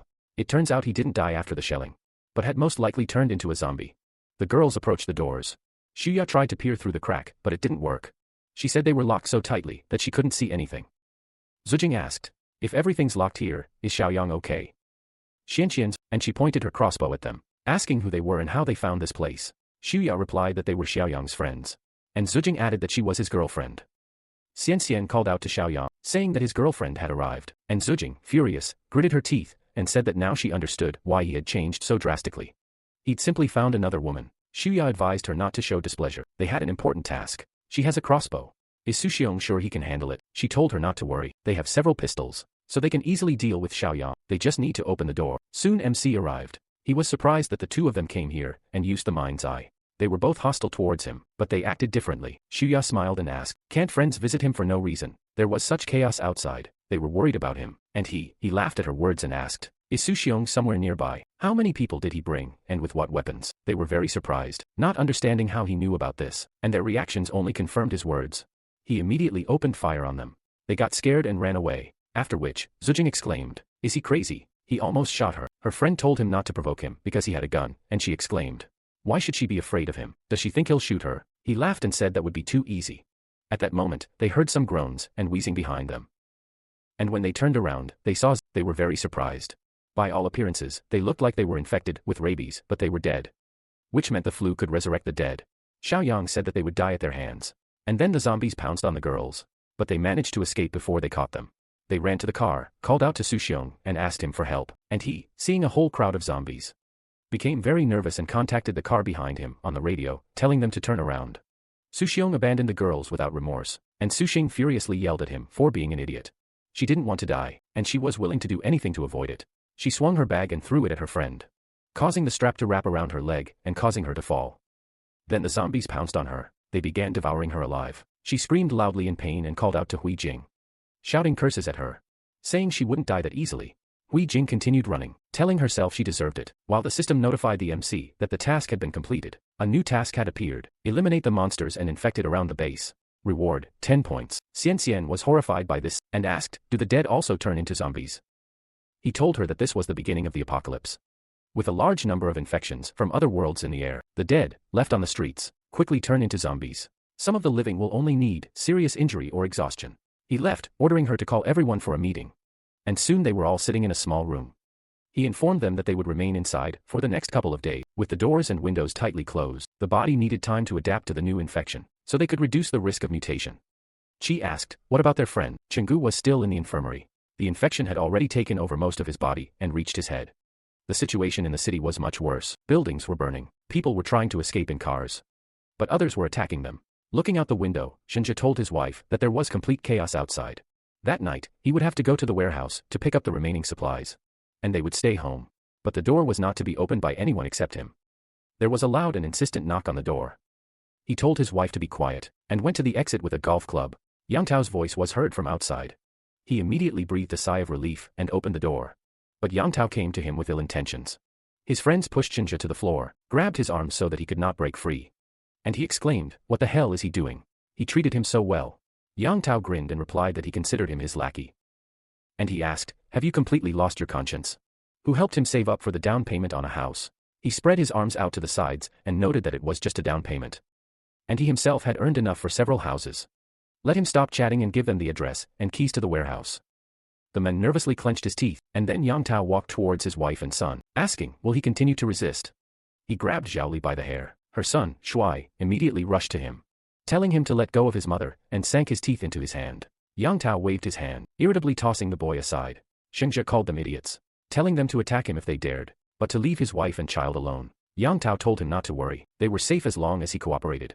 So he should lead them to the warehouse. Shengzhe had to obey, leading them to the warehouse. When Yang Tao saw only a few boxes, he asked, "Is that all?" He asked, has he forgotten how he found a major client? They sold him everything. Not even the expired ones were left. Yang Tao rubbed his chin in confusion and smirked, saying they would have enough to last a lifetime if they were only after the supplies at his factory. Shengzhe advised him not to meddle in there. He'd accidentally seen a firearm while delivering groceries there. The guy had definitely been preparing for this disaster. Yang Tao said that was his problem. He was trading the safety of his wife and son for Xiaoyang's supplies. It was a good deal, right? Shengzhe grew nervous. He didn't want to go there to certain death, but he couldn't leave his family in danger either. Meanwhile, MC and all the other inhabitants of the fortress came to the infirmary. Unfortunately, Chingu had already turned into a zombie. Seeing the people, he immediately tried to get up. But the shackles on the bed held him in place. Looking at this creature that had recently been their friend, the guys burst into tears. Emin said that he needed to be killed, and Xiaoyang frowned at him. She asked discontentedly what he had just said. Emin replied that he was already dead. If he somehow got out, everyone else would be in danger. Xiao Kai exclaimed that he was their friend. Did he just decide to abandon him? MC said he was right. The transformed had little chance, then pulled out a blade and handed it to Emin. He involuntarily took a step back, asking what he wanted from him, and he ordered him to finish him off. Emin became nervous. He clearly wasn't ready for the kill, and then Xiaoyang approached him and quietly asked, "You wanted the weapon, right? Let him take it and put him out of his misery." But she got there first, snatching the blade from his hands and firmly saying that he would do it himself. MC asked, is he sure? What if he deceived them? One step and he would become a killer. He told him that he trusted him, and he only smiled in response. After that, she approached his friend, tearfully raising the dagger over him. But suddenly a notification sounded, and the tip froze a few centimeters from the zombie's neck. Xiaoyang stopped him. Chai looked at him in confusion, asking what was going on, and he said they should go outside. There was a rather specific situation there, and there was still a use for this guy. A few seconds earlier, the system notified him about the detection of a rare mutant. While everyone was busy outside, MC approached Chingu and loomed over him, saying that he had an important task for him. Meanwhile, Shengzhe was driving at full speed towards his warehouse. At one point, he lost control and crashed into a pole. Having to make the rest of the way on foot, he got out of the car and cursed, saying that luck was not on his side, but at least he made it. Suddenly, a zombie pounced on him from behind. He reacted too late and the monster bit his arm. Then he pushed it away and rushed to the car, picked up a crowbar, and hit the monster on the head with all his might. When the zombie fell, he began to strike it repeatedly and finally finished. Having caught his breath, he decided to continue on to the shelter without stopping anywhere else. At this time, Xiaoyang and the others left the shelter through the back entrance. Armed, they headed towards the zombies. Xian, looking at her equipment, told Xiaoyang that it was very inconvenient for her to move in it. He said that it would be impossible to negotiate with the zombies. They were much stronger than ordinary people. It was dangerous. They had little experience and could get injured. So protective gear was necessary. They would take it off when they were ready. They stopped before the turn. He peered around the corner, and seeing the zombies warned the others that they were in their detection zone. Are they ready? They confirmed it, and immediately after that, the zombie turned towards the sound. He told them that they had been spotted, so they would begin fighting. Let them remember everything he taught them. They needed to cover each other and keep their distance. The zombie pounced on him. He jumped aside, dodging the blow, and said that the chance would come when the zombie missed. They needed to act quickly, aiming for the temple or the back of the neck. Xiao Kai was the first to act, hitting the monster on the head with all his might. But the impact of the blow transferred pain to his arm, and he backed away from the zombie. MC warned them that their skulls were very strong, so only the arm could be damaged. Xiao Kai's move was a perfect example of what not to do. Taking advantage of his momentary weakness, the zombie pounced on him, and he, holding it back with his weapon, asked for help. Xiaoyang noted with a smile that he was defending himself well, then called out to Qi to help his partner. While the monster was busy with, Qi snuck up behind him, and then hit him with his club on the neck with all his might. MC praised him, but one blow was not enough. He needed to continue. They knocked the zombie to the ground and started beating him. And then Qi turned to him and asked with a smile. They did it, right? He saw a zombie behind him and immediately warned him, but Xiaoyang already knew about its approach. He grabbed the monster by the head and asked, haven't they forgotten what he told you? They should never relax until they've looked around. At this time, Shinjie almost reached the warehouse. He examined the entire area from a safe distance, and thought, have these mutants made it here? Was Xiaoyang really dead? He heard a voice near the car, and realized that he was still alive. He crept up to the car. He hadn't seen people killing zombies. He thought, he's gathered a team, and is now hunting these mutants. Shuya, who had long since been turned into a zombie, was lying under the car. She grabbed the man by the pant leg, which scared him and made him fall. And then she pounced on him with her mouth wide open. He cursed, and then there was a loud explosion. And nothing remained of the monster's head. Xiaoyang shot the zombie. Shinjie threw off, and he asked what he was doing there. The man stood up and said he couldn't believe he'd gotten to him, and MC, noticing the wound on his arm, immediately pointed the gun at him, and said he had a bite.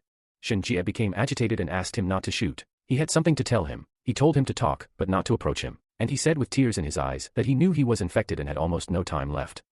But that idiot Yang Tao kidnapped his wife and child. They wanted to use him to take all his supplies. He understands that he is not the best person. But he is not completely evil either. His wife and child are innocent. These animals will not let anyone go. They will suffer a fate worse than his. He begs him to help them, at least as thanks for the supplies he collected for him. Xiaoyang thought he was doing this for his own benefit. But his help was truly useful. He glanced at his comrades and thought that there was a lot of space in the fortress. The balance was heavily skewed towards man. And then a notification sounded, which made him smile. The system gave him a task to rescue Shinjie's wife and child. As a reward, he would receive 25 points. He told the man not to worry, he would take care of them, and he asked in shock, is that true? He immediately fell to his knees in front of him, and bowed his head, exclaiming that he wouldn't have time to repay him for this in this life, so he would become his faithful servant in the next. And now he asked him to do this, to finish him off. He didn't want to turn into a monster that would threaten his family. MC gave him a thoughtful look, then turned to Shan Shan and ordered her to drag the bike from the warehouse. And then told the men to ride as far away as possible. To avoid people, to find an isolated place there. He asked why he was doing this, to which the men replied that he didn't need to know. Time was short, so let him do it. Sheng just smiled, thanking him, and then rode his bike out of the warehouse. All the while thinking about his wife and son. Meanwhile, Xiaoyang and the others gathered the zombies into a pile, doused their bodies with flammable liquid, then set them on fire, and could finally breathe a sigh of relief. The system informed MC of the task's completion. And he told him that they had dealt with lone zombies, in groups of 2 or 3 with melee weapons, without being injured. But they were not prepared to face a group or horde of zombies. He ordered them to follow him. They approached the main entrance to the warehouse, and he called Xingbo to him. He handed him the key and said, this was the room with weapons. He would go to the city at night, so the security of the fortress was in his hands. He took it, and worriedly said that there was probably chaos there. Would he go there alone? Qi and Xiaokai volunteered to go with him, but he refused them, saying that they would only get in the way. He told the old man that he was counting on him, then took the weapon and got into the car. While driving into town, he decided to check out the system store, but it was empty, and upgrading cost 2. He noticed the store was updating too slowly, so he decided to spend his points. A new selection had appeared, a dark tech box, a first aid kit, and a weapon box. He immediately noticed that manual upgrades had become 2 points more expensive, and thought he'd better be careful with that. But the goods were useful, and he had enough points. He bought a dark tech box, which contained a strength-enhancing serum, giving 5 points to his stat. The box's appearance in the car caused a bright flash, as if he'd thrown a flashbang grenade into his face. He decided to immediately use the 5-point boost serum, stabbed himself in the wrist, and felt new strength spread throughout his body. Now his strength is 13 points, 260% of a normal person's.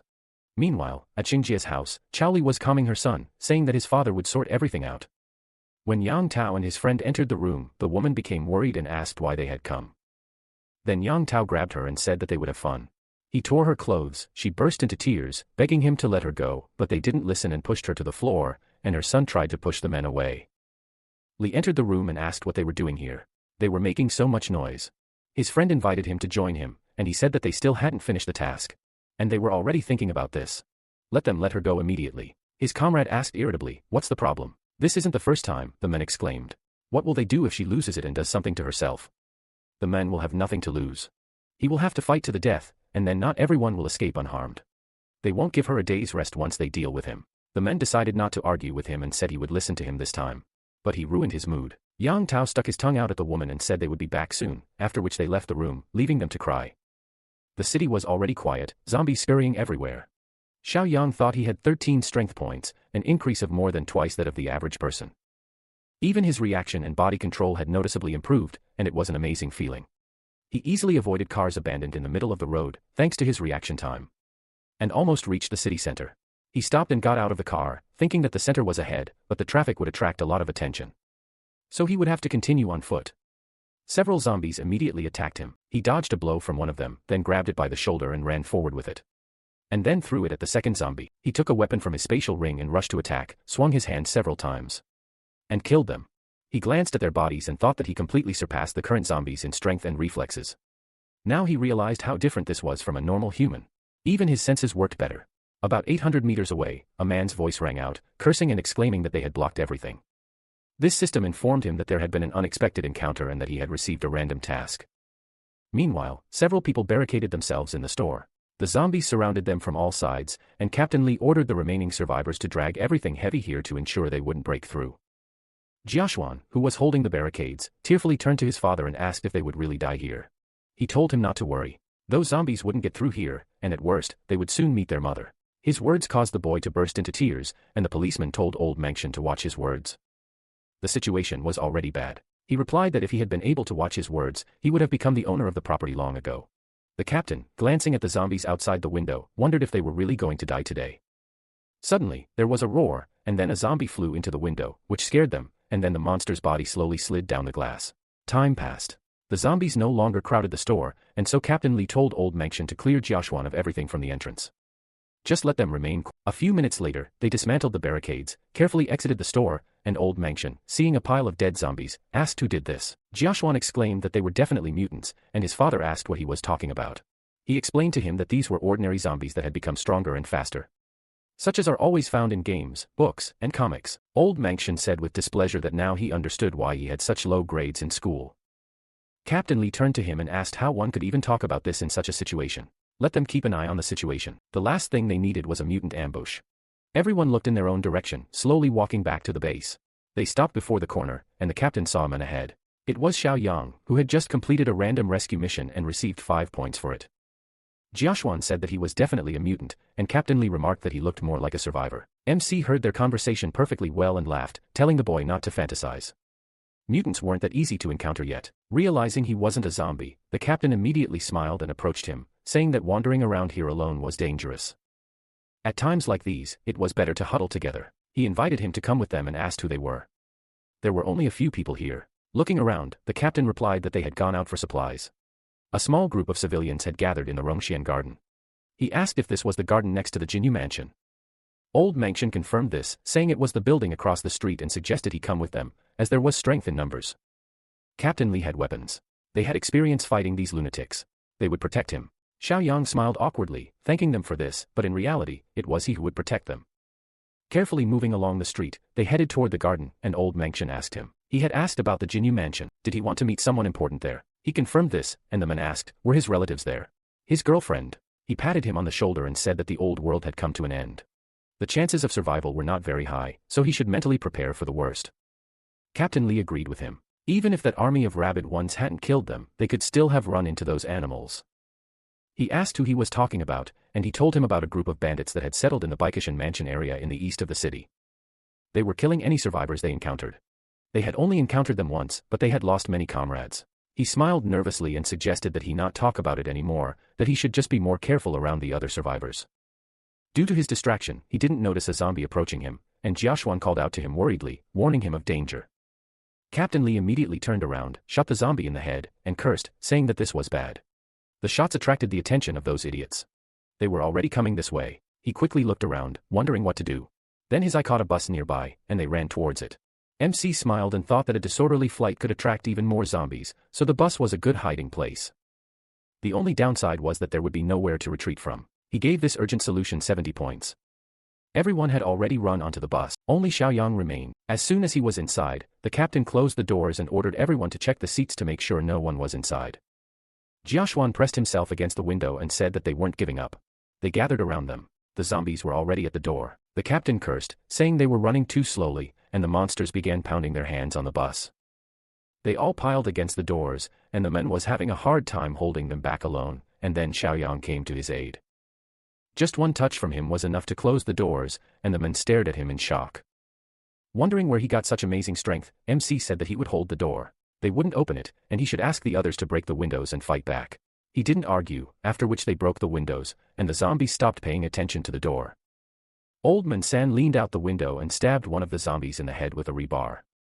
while the others held him back so he wouldn't fall right into the monsters. Captain Lee checked the magazine, realized there weren't enough bullets for everyone, and clenched his teeth in frustration, and then Xiaoyang told him to take his weapon. Seeing the crossbow, he asked in surprise where he got it, and Xiaoyang, throwing it into his hands, said he just picked it up on the street. With the captain's help, fighting off the monsters became much easier, and after a while, they finally finished and were able to get off the bus. Jiaxuan said that 2 critical situations had twice ended in their favor. It was no coincidence. They were children of the fate of the apocalypse. MC warmed up and advised them not to let their guard down again, so as not to make such stupid mistakes. Meanwhile, at his base, Emin volunteered to take over the watch that night, and Shao Kai playfully nudged him, asking where his enthusiasm was coming from. He grew angry and told him not to talk nonsense and mind his own business, and he asked why he was overreacting. Shenghua said that since Emin had volunteered, the others should go to their rooms and rest. He advised the boy to be more attentive and to wake everyone up immediately if anything happened. Emin told him not to worry and went to the watchtower. He sat for a while, waiting for the right moment, and when it was already quite late at night, he thought everyone should have fallen asleep by now. He had better not waste time and sort everything out before Xiaoyang returned. Meanwhile, the old man slept peacefully in his room, the key to the weapons warehouse lying next to his pillow. That was Emin's first goal. He quietly crept into the room and reached for the key. But at that very moment, the old man suddenly opened his eyes and jumped out of bed, exclaiming, "What is he doing?" Emin immediately hit him on the head, ran out of the room, and the old man shouted, "What is he trying to do? Let him return the key to him immediately." Hearing the noise, everyone else came out of the rooms to check what was going on, and Shenghua ran out into the corridor, telling them that he stole the key to the armory. Let them stop him immediately. They gave chase. Emin used the junk ahead to block their path. This way, he was able to lose. As he walked, he noticed the entrance to the infirmary, and an idea occurred to him. He went into the room where Chingu was lying, wanted to untie him, but he suddenly broke free from the shackles and waved his hand to scratch him, but he managed to jump aside in time. He thought, why is he tied up so poorly? One knot came undone, but it would only save him time. Meanwhile, they cleared the rubble, and seeing Chingu, Chi immediately stopped and cursed, saying that this freak let him out of quarantine. Does he want to kill them? Shenghua said that he had no idea he would turn out to be such a person, and his granddaughter asked what they were going to do. All the weapons were there. He told her that they would try to lock him back up, and told the guys to disperse. Let them use the methods Xiaoyang taught them. They should not let themselves be bitten under any circumstances. They cautiously approached the zombie. The old man gave the signal, and Chi pounced on Chingu and grabbed him by the head, and the others by the arms. The old man told them to take him to the infirmary. They pushed the zombie inside, then immediately closed the doors. A normal zombie would have rushed towards them, but Chingu showed no hostility at all. Chi remarked that it was too easy, and the others agreed with him, and the old man cursed and said that they were just wasting time. That idiot probably already got to the gun. Emin came out from around the corner and asked who he was calling an idiot. He looked at the gun in his hands and said that he didn't know where that idiot Xiaoyang hid the rest. It was only there, but this was enough for them. He would deal with them and look for another weapon. He ordered them to move back to the room, and his friend asked what he was doing. Xiaoyang had saved them, after all. He told him that a great favor could become a great burden. Just look at how arrogant he was acting. He saved them once, but he considered them slaves for the rest of their lives. Shenghua said that some people are ungrateful by nature. They cannot be taught, and Shao Kai asked his friend not to do that. He ordered him to shut up and obey. Chingu meanwhile looked at Emin and his eyes showed rage, and he also had a key in his hands. Meanwhile, the group of survivors almost reached the man. One intersection remained, and it was time to say goodbye. Captain Lee warned Xiaoyang that the terrain there was difficult, which was ideal for dealing with mutants, and that he should take care. He could also come to the garden when he found his people. They were in the 8th building, and that he should not try to enter through the main entrance. He smiled and thanked him for his help, after which he left. Old Man Son asked the captain if they would help him. He had saved them, after all. He replied that they did not know what was happening near the mansion. The zombies would definitely finish them off. The man asked, hadn't he gone to certain death? The captain shook his head, saying that they had warned him. Of course it was a shame to lose a man with such good skills. Meanwhile, Yang Tao and his friends remained in the house. He said with displeasure that there was no connection, and that he couldn't even check how Shenjie had completed the task. His friend told him to forget about it. He personally didn't care anymore. He had been holding back for so long. He needed to let off some steam tonight. Otherwise, he wouldn't be able to sleep. The other said that he had gone alone, so he was definitely dead. They would just have to tie up his wife so she couldn't do anything to herself. Who knew when they would get to them? They'd better enjoy this moment so they wouldn't have any regrets. Listening to their conversations, Chao Li burst into tears again, and their boss, who was watching the situation from the window, allowed them to do so, but they should be careful not to kill her. His friends invited him to join them, and at that very moment, he noticed that all the zombies outside were dead. After some time, Li came out onto the landing and asked in surprise, "Who's there?" Were they rescuers? He heard a noise for a long time, then suddenly gritted his teeth in fear and froze. His head was severed at that very moment. Meanwhile, Shinja's wife was screaming for everyone to get out of there and holding her son in her arms. The men told her not to pretend she didn't understand why they were there. He grinned and reached out to her and began to undress her, causing her to start sobbing and screaming. What are they doing? Let them let her son go. They slapped her across the cheek at that very moment, sending the child flying into the wall and hitting his head. The men said they only wanted her, but her son screamed that he would protect her at any cost and began to sob, when suddenly, someone pushed him away, and he found himself outside the room. The boy screamed that they were bad people. Let them let her go, because daddy wouldn't forgive them. A moment later, the boy saw Lee's fallen body, headless and covered in blood. The boy was frightened and began to scream in fear, when suddenly the protagonist appeared in the doorway. Xiaoyang turned to him, and the boy asked again, shouting loudly, "Who's there?" Xiaoyang asked, "Is Shinja his father?" The boy was shaking with fear and couldn't speak. At that moment, Shinja's wife clutched herself, and Tao slapped her cheek again and shouted at her to scream louder, or was she afraid her son would hear? And her scream stopped ruining the fun. The girl remained silent and didn't make a sound, which angered the men, and he said he would be first. He grabbed her by the head, but at that moment, the door to their room suddenly burst open. And the boys were confused. Was the little guy not such a weakling? Had he even kicked the door down? But before the boy could finish his sentence, his head was blown off. Tao told him to throw him out. Why was he standing there waiting? But at that moment, they saw their friend's body fall to the ground, headless. They were stunned with horror, and Tao couldn't understand what was happening. The protagonist hit him in the head with his hand, throwing him straight into the wall. He hit the ground, bloodied and battered. The men stood up and asked who he was. Xiaoyang immediately kicked him in the face with incredible force. Meanwhile, in another room, Yimin grabbed his weapon and said this was the last time he'd say this. If they moved, he'd shoot right now. Bo shouted for everyone to listen to him and come into the room, and Shan Shen, confused and stunned, gasped. Bo said he had a weapon and that she should just do as he said. He'd think of something. Yimin asked again, would he really think of that? He thought he'd have to create a couple of corpses to establish his power. He smiled and said that he would die first, old man Bo. At that moment, he pointed his gun straight at him, and Shan Shan cried out in horror, "Grandpa." And she shouted at him to Suddenly, Yimin didn't understand what that sound was, what was happening. Infirmary was locked. Who was there? At that moment, the lock on the door began to spin, and a zombie entered. They didn't understand what was wrong with the key. Could Chong have opened the door himself? It was simply impossible. He was mad. He couldn't use the key. Then, his mouth opened in shock, looked at his face and saw incredible anger. He was scared, straightened his gun, and screamed. Did the zombie open the door? He can't let him go alive. He wanted to pull the trigger, but at that moment the gun jammed, and he didn't understand what was happening. The zombie tried to grab him and began to roar loudly, and Yimin exclaimed, "How is this even possible?" The zombie began to beat him, and he screamed for help, but a moment later the zombie was covered in his own blood. He carried the dead body behind him. Bo didn't understand what had just happened, and she confirmed that he had been so calm. At that moment, Chong breathed a sigh of relief, and everyone gasped in horror. Chong walked to the door, brought the key, then abruptly threw it aside and left the room. The boys watched silently, unsure how to. Meanwhile, the protagonist had tied up all the bandits who had threatened the Xingzhe family. Xiaoyang asked the little one to come here, and he looked at him questioned. The girl wondered what he was doing. Xiaoyang repeated his request silently, and the boy said everything was fine, then waved his hand at her. Xiaoyang gave him a knife and told him to take it and kill them right now. The boy grabbed the knife, unsure what to do, and the bandits screamed for mercy. Xingzhe's wife screamed that he was just a child, and Xiaoyang replied, "No longer so. He is the only man who can protect his mother, so he must muster all his strength and kill the animals that injured her." Tears welled up in the boy's eyes, and he swung his sword and ran, killing 2 bandits. He looked at the dead bodies and cried out in horror, and his mother uttered his name in fear. Shui turned and asked Xiaoyang, "Did they kill his?" Xiaoyang replied, "Yes," at which point the boy dropped the bloody knife and began sobbing. Running into his mother's arms, the girl asked him to please take at least this. She would give him anything. Shui exclaimed, "No, he won't go, because he needs to protect her. Shall live together, because he had promised him they would be safe." After a while, the 3 of them emerged from the house, and there were many dead people around. Shui looked around and asked, "Who's so strong that they can kill so many zombies?" Xiaoyang replied that it was him, and the boy was surprised. Suddenly, the protagonist raised his hand and motioned for everyone to stop, then looked to the side and asked if she knew the way to the 8th building of the Rongshan Garden. The girl asked again, "The 8th, he's looking that way, so what?" Meanwhile, the guys who looked up at the tall building shouted not to worry, because they were distributing their supplies fairly, and women under 40 would go with them. The people appeared inside, and one of them asked what they were going to do, surrender. But the policeman said no, these creatures don't keep promises, and no one would survive except Yuan and Fong. Laoli turned around and was told he had 10 minutes. Failure to cooperate would result in everyone's death. The girl asked if perhaps the 2 of them should go out and beg for mercy. The other screamed that she didn't want to, and had no intention of becoming their plaything.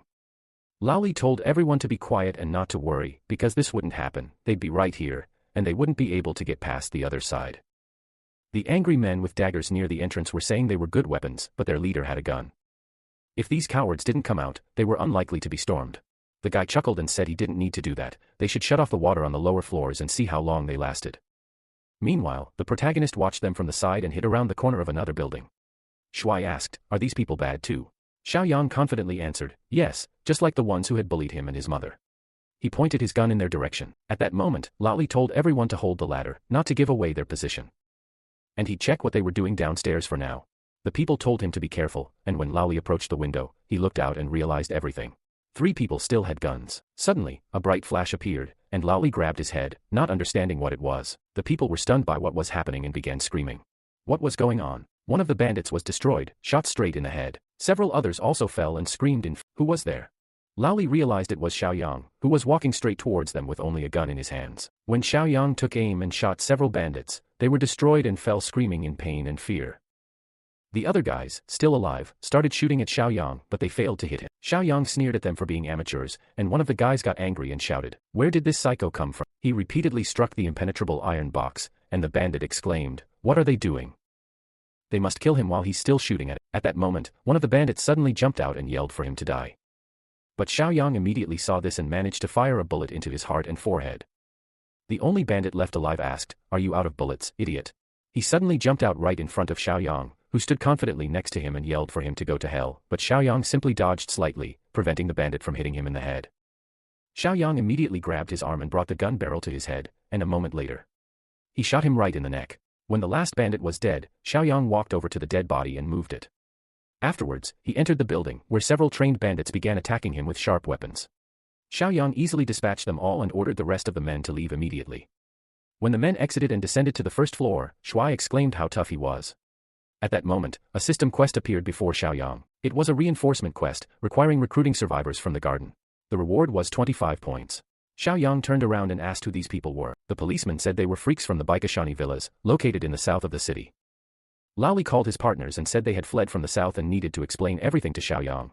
The guys explained that they were a well-armed and resourceful gang, holed up in the villas, and had rounded up almost all the survivors from the south. Xiaoyang closed his eyes and wondered if in his past life, there had been a settlement in the south from which Su Xiong and Jing had come. Was this really the only settlement in the south? The guys replied, not quite. There had been others before, smaller ones, but they had little chance against an armed gang. They had been captured. Another guy shouted that they were animals and had killed half the people indiscriminately. They were only taking beautiful women, children, and anyone who wanted to join them. Xiaoyang realized that in that case, it was definitely them, and Laoli asked again. What? He said the 3 had guns, and he should search them in case he found spare magazines or anything useful. They should also take the rifle, since they had 5 magazines. Laoli asked again, really? And Xiaoyang replied that the gang wouldn't ignore that. They could fight off a dozen people with that. They should hold out for a few days, and he would return home, prepare, and deal with them. The guys shouted, them. It's useless. They can't be defeated. Tons of people. Laoli confirmed that it was true, since they'd better find another place, and if they retreated a few kilometers, they wouldn't have to comb the entire city. Xiaoyang told them not to worry, as he had a personal score to settle with them. In a few days, he'd return with a large car and take them east. The policeman asked again, east? Xiaoyang replied that they needed men near an old tea plantation in its fortress. He replied that everything was clear, and the guys told them to take care of themselves and were leaving now. The guys shouted back that they were leaving too. After some time, a zombie's head, severed from its body, was visible on the fence. A male guard sitting outside the Bikashana watched the hanging zombies. When the group gathered for a meeting, one, holding cigarettes in his hands, asked if they still hadn't sorted out the supplies from Jin Yu's mansion. A subordinate replied that people had already been dispatched and would return soon. Another interlocutor, Kai, also reported that all sorts of rich people lived there, and they could find expensive items. Perhaps there would be something interesting. They'd better not worry so much about supplies, right? Xiaoli replied that he and brother Kai were on the same wavelength. He asked them to bring all the survivors. When asked if he understood, Xiaoli, that he hadn't completed a single one of his tasks yet. Xiaoli became frightened and shouted at him not to worry, because he would do everything right, he promised. When night fell, he went outside, and his interlocutor asked how he was feeling. He threateningly asked, have the guys returned? The guy replied that an hour ago he sent someone on reconnaissance and had bad news. He exclaimed, everyone's dead, but there were ordinary people in Rongxiang Garden. Why did they die even with 3 guns? Let him tell Taozi to gather everyone who can hold a gun. He can't lose this time. When an expensive car pulled up to the building, Shan Shan exclaimed, "That's the sound of a car. It must be Brother Xiaoyang." Everyone was surprised, and the system reported that the responsibility for wife and son task had been completed, adding 25 system points for a total of 36. Shan Shan shouted at him and waved that he was back, and when Xiaoyang got out of the car, he chuckled at the fact that it was Emin. Shan Shan asked, "So he knew this all along?" He replied that she had taken them to a room and that they would gather near the infirmary. Qi replied that he understood everything and had completed the task. Sometime later, when they had gathered near the infirmary, Bo asked, did he know all along that Emin was up to no good? Frankly, he wasn't sure it was him, but he knew one thing for sure. There was a traitor among Qi's friends. Qi was dumbfounded when he saw the gun in his hands and asked, "Are those rubber bullets?" Bo said, "Then that guy in the infirmary," and Xiaoyang asked him, what was his name. "That's right, he's Chong, a rather rare mutant. If he understands what he's saying, then have him slowly blink 3 times.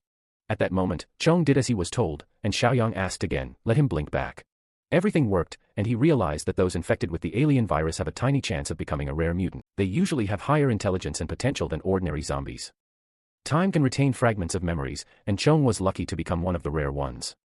At that moment, he hit him on the head, and Chong all the guys were standing above the line. Xiaoyang said, "Okay, enough, let him stop holding him and finish him off already." Chong walked out, dragging the dead man with him, and Qi asked, "Brother, does he remember him?" Chong stopped and growled. Qi's mouth dropped open in shock and was very surprised, when suddenly he tried to grab him with his hand, but Qi pulled back and asked, "What's going on?" He really does remember everything. He became a zombie, but still can't control his hand. Chong chuckled at what had happened, and after a while, Xiaoyang lay down to rest, and the system reported that the hidden achievement, Mutant Companion, had been earned. System points increased by 10, bringing the total to 46. He asked, "Is this really a hidden achievement? What a pleasant surprise." Now they'll check the store. The system reported a level 1 life-saving supply crate, 5 points. A level 1 armed resistance supply crate, 5 points. And also a supply box of Dark Technologies level 2, 50 points. Refresh, -4 points. Xiaoyang stood up abruptly and asked, "Level 2? He'd never seen one like that before. It was a bit pricey, 50 points, so he'd unlock the other 2 so they wouldn't take up space. A level 1 life-saving supply box was received, 5 points spent, total 41. A level 1 armed resistance supply box was received, 5 points spent, total 36. Xiaoyang pointed to the side, and the system announced that the level 1 life-saving supply box had been opened, rewarding an alien infection blocker. A chance to block the effect of an alien infection cannot reverse a completed mutation. A level 1 armed resistance supply box was opened, rewarding a special purpose rifle. Xiaoyang exclaimed, "Wow, that's such a powerful weapon in a level 1 box. What about the second and third ones, a tank or a blocker, so it can heal someone even if they haven't fully transformed?" The system reported the current mission, reinforcements. The conditions are to pick up survivors from Rongxian Garden. 0 out of 5 survivors reward 25 points. He couldn't wait for the level 2 box. He needed to complete the task tomorrow. After a while, everyone gathered outside. And from that day on, Xiaoyang announced that everyone would have at least an hour of shooting practice every day. All the guys grabbed their weapons and started shooting at the nearby cans. Xiaoyang turned to Bo and asked Qi and the others to prepare several rooms. He would bring a group of survivors today. Bo replied, "Okay, don't worry about them." And at that moment, Xiaoyang turned to Chong, who growled at him and said he would go with them. Sometime later, when the protagonist found himself near the bus, they killed many zombies. The zombies were still on the bus, one of them being the driver. When Chong pulled the last zombie out of the bus, Xiaoyang told him to hold the key, and Chong took it in his own hands. Xiaoyang told him not to worry because he could shoot when only he was around. He paused for thought, and Xiaoyang said that in the Rongxian Garden, he would need to put it back on so as not to frighten the others. The guys who had gathered in the garden were confused, wondering why they weren't there yet. Someone shouted that everything was ready, and Xiaoli exclaimed in anger that he couldn't believe they had to take so many people. Now they had to go. All the guys got into a huge car and drove off in the right direction. The zombies crowded around the bus, when suddenly another bus knocked them down, causing a commotion on the road. After the multi-story buildings, ordinary people sat in a circle and discussed the news. Suddenly, Shuai heard the sound of a car, and realized that Xiaoyang had returned for them. Laoli decided that they should all be quiet because they needed to check everything first. He grabbed his weapon and looked out the window, and suddenly saw a gang of scoundrels who started shouting that they needed to get their weapons ready. What building were they in? Xiaoli announced that it was the 8th building behind them, and that they were moving immediately.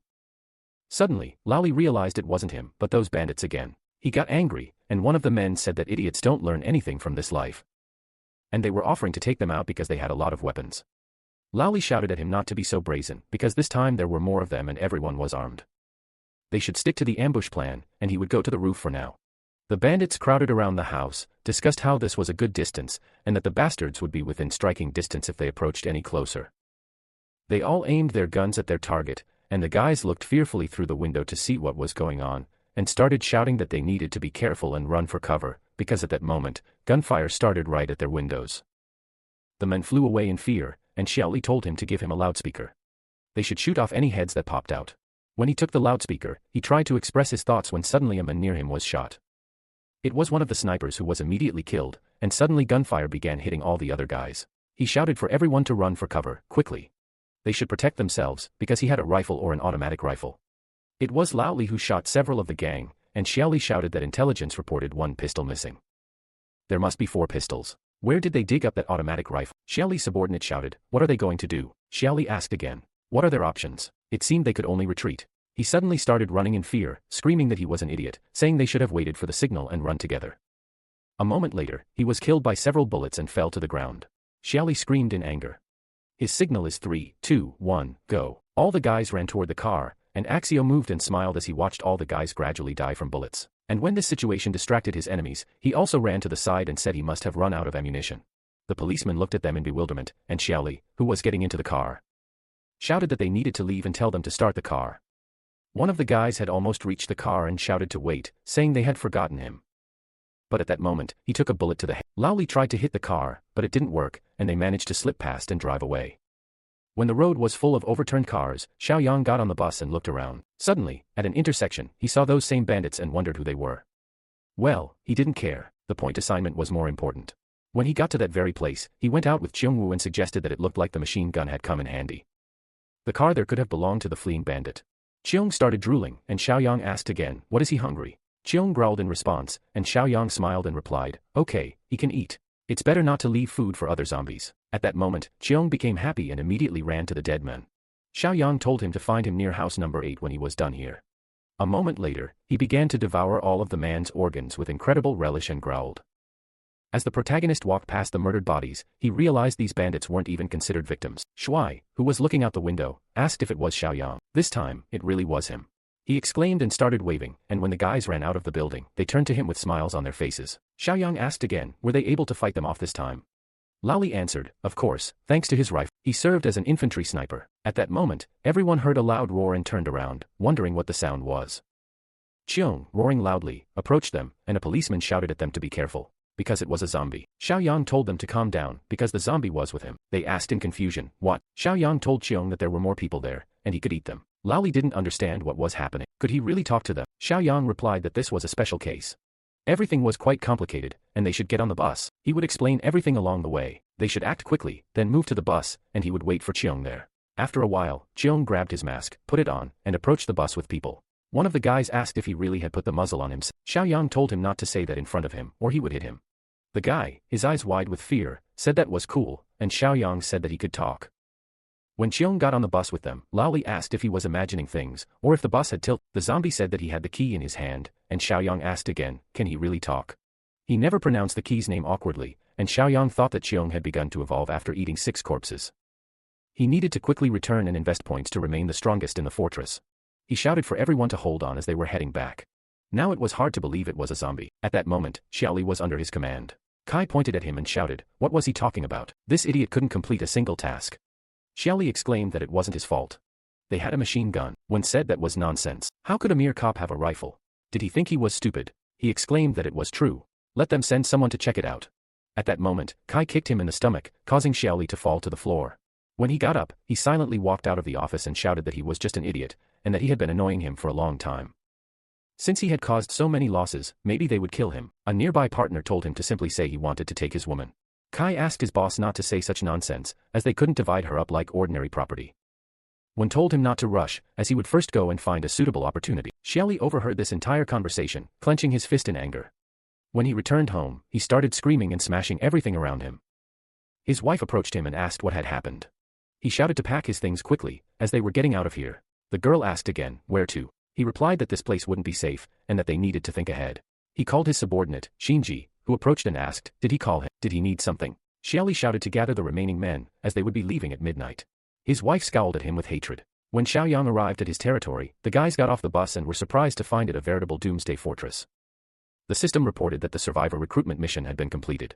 8 out of 5 garden survivors, the goal exceeded the reward 25 points and a bonus reward of 5 points. The total was 66. He chuckled, claiming it was a bonus for exceeding the goal and turning to Chong. He said he would go with him to the Southern District tomorrow night. He confirmed his agreement and Lowly asked the Southern District, but why would they need that? He replied that there was an unresolved issue. They needed to visit the people from the Bikashans. The system reported a supply crate for level 2 dark technology, minus 50 points, an empty slot. Xiaoyang clicked on the first level 2 crate, and the system reported that dark technology had been acquired, 50 points spent, and the total was 60 points. A magical wave of bright light appeared around him, and he asked not to disappoint him. His physical enhancement potion also increased by 20 points, and he exclaimed that the second level box was quite impressive.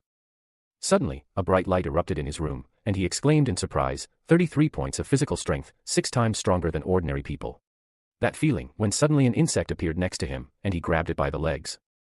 The mosquito began buzzing loudly when Xiaoyang released it. Sometime later, when the sun was already below the horizon, the boys went outside, and a policeman asked the protagonist if he was going into town. Xiaoyang asked again, "Is that right? Does he need something?" Laoli asked again, "Will there be instructions?" Xiaoyang replied that he thought he had the best shooting skills among them. Maybe he could get the rest.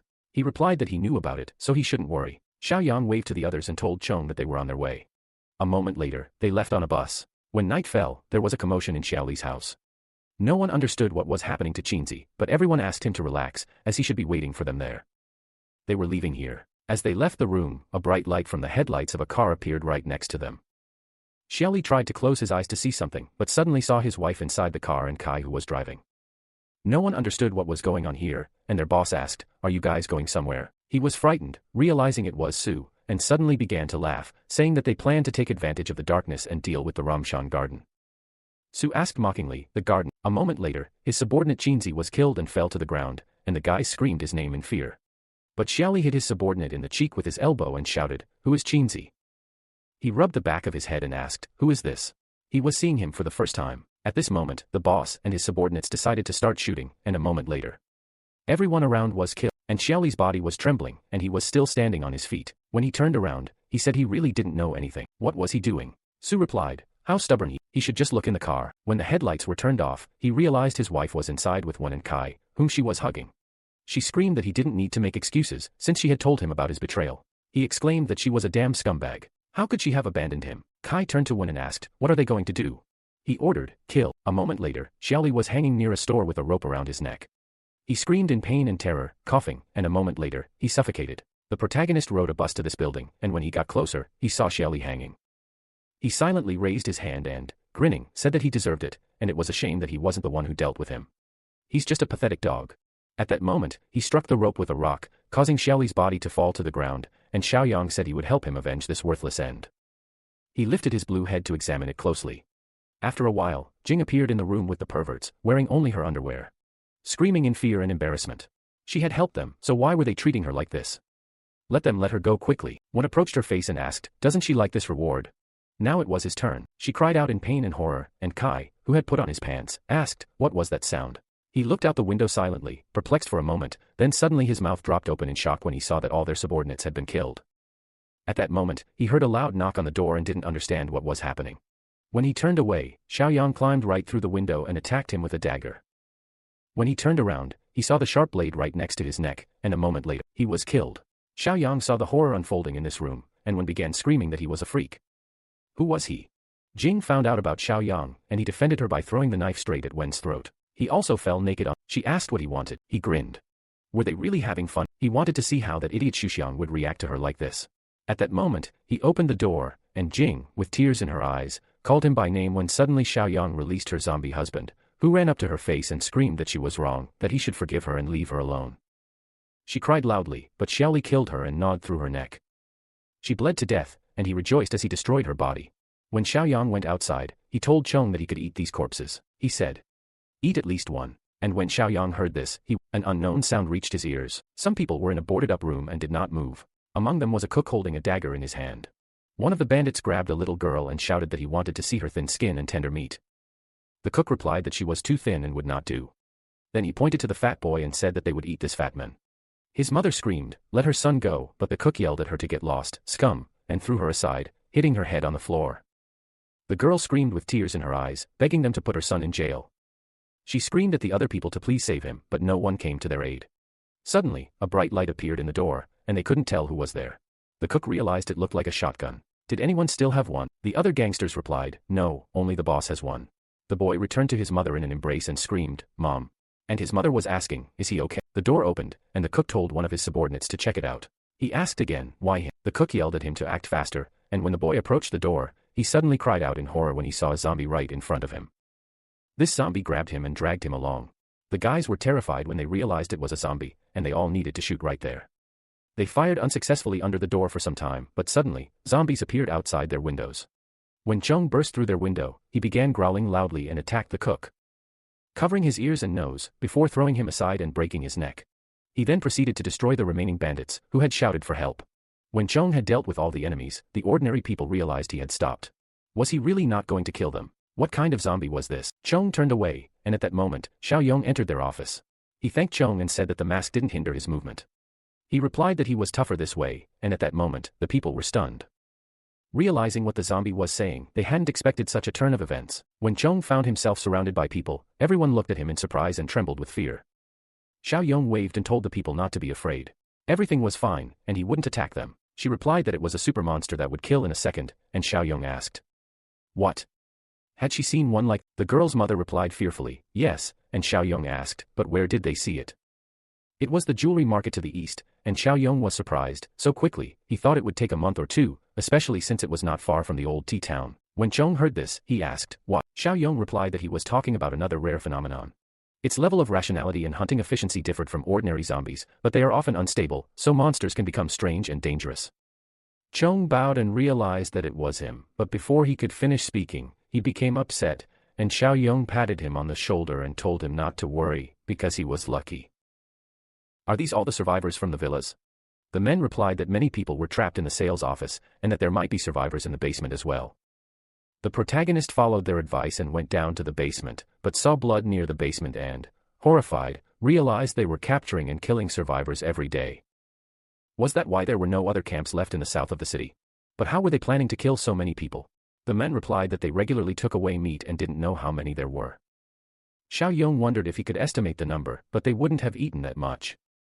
Maybe they were feeding the... He asked about it, and the men replied that it was near the south gate, about a kilometer away. Initially, they were only gathered here for slaughter. Xiaoyong asked again, what? Suddenly, the system reported, a series of tasks, dystopia. The goal was to expand the community. The conditions were to maximize the number of people in your community. The current score was 2, the reward was 20 points, and the current score was 36. After a while, they found themselves in the sales office, and one of the guys with a bat asked another if he'd heard gunshots at the north gate. The men replied that they were using people as targets there, and suddenly, Chung appeared behind them, landing and, a second later, easily killing them. 4 girls were sitting in a confined room in only their underwear, trembling with fear. When they heard the scream, who turned their attention toward the window and began discussing the noise. One of the girls clutched her head and screamed at it, anything but, don't let anyone in here. The door to their room began to open, and they shouted in fear not to come in, but Xiaoyong appeared there, looking at them in bewilderment. He told them to get out, and the girls in their underwear followed everyone else. One of them asked, will he take them to safety? Xiaoyong replied, yes, but they'll have to work. They shouted, no problem, they're ready for it right now. All the guys confirmed their readiness. Xiaoyong raised his hand and said that then they wouldn't waste time, and it was time to leave. They boarded the bus and followed Xiaoyong. When Xiaoyong brought them to his base, she shouted in surprise that Xiaoyong had returned and that she would open the gate for him.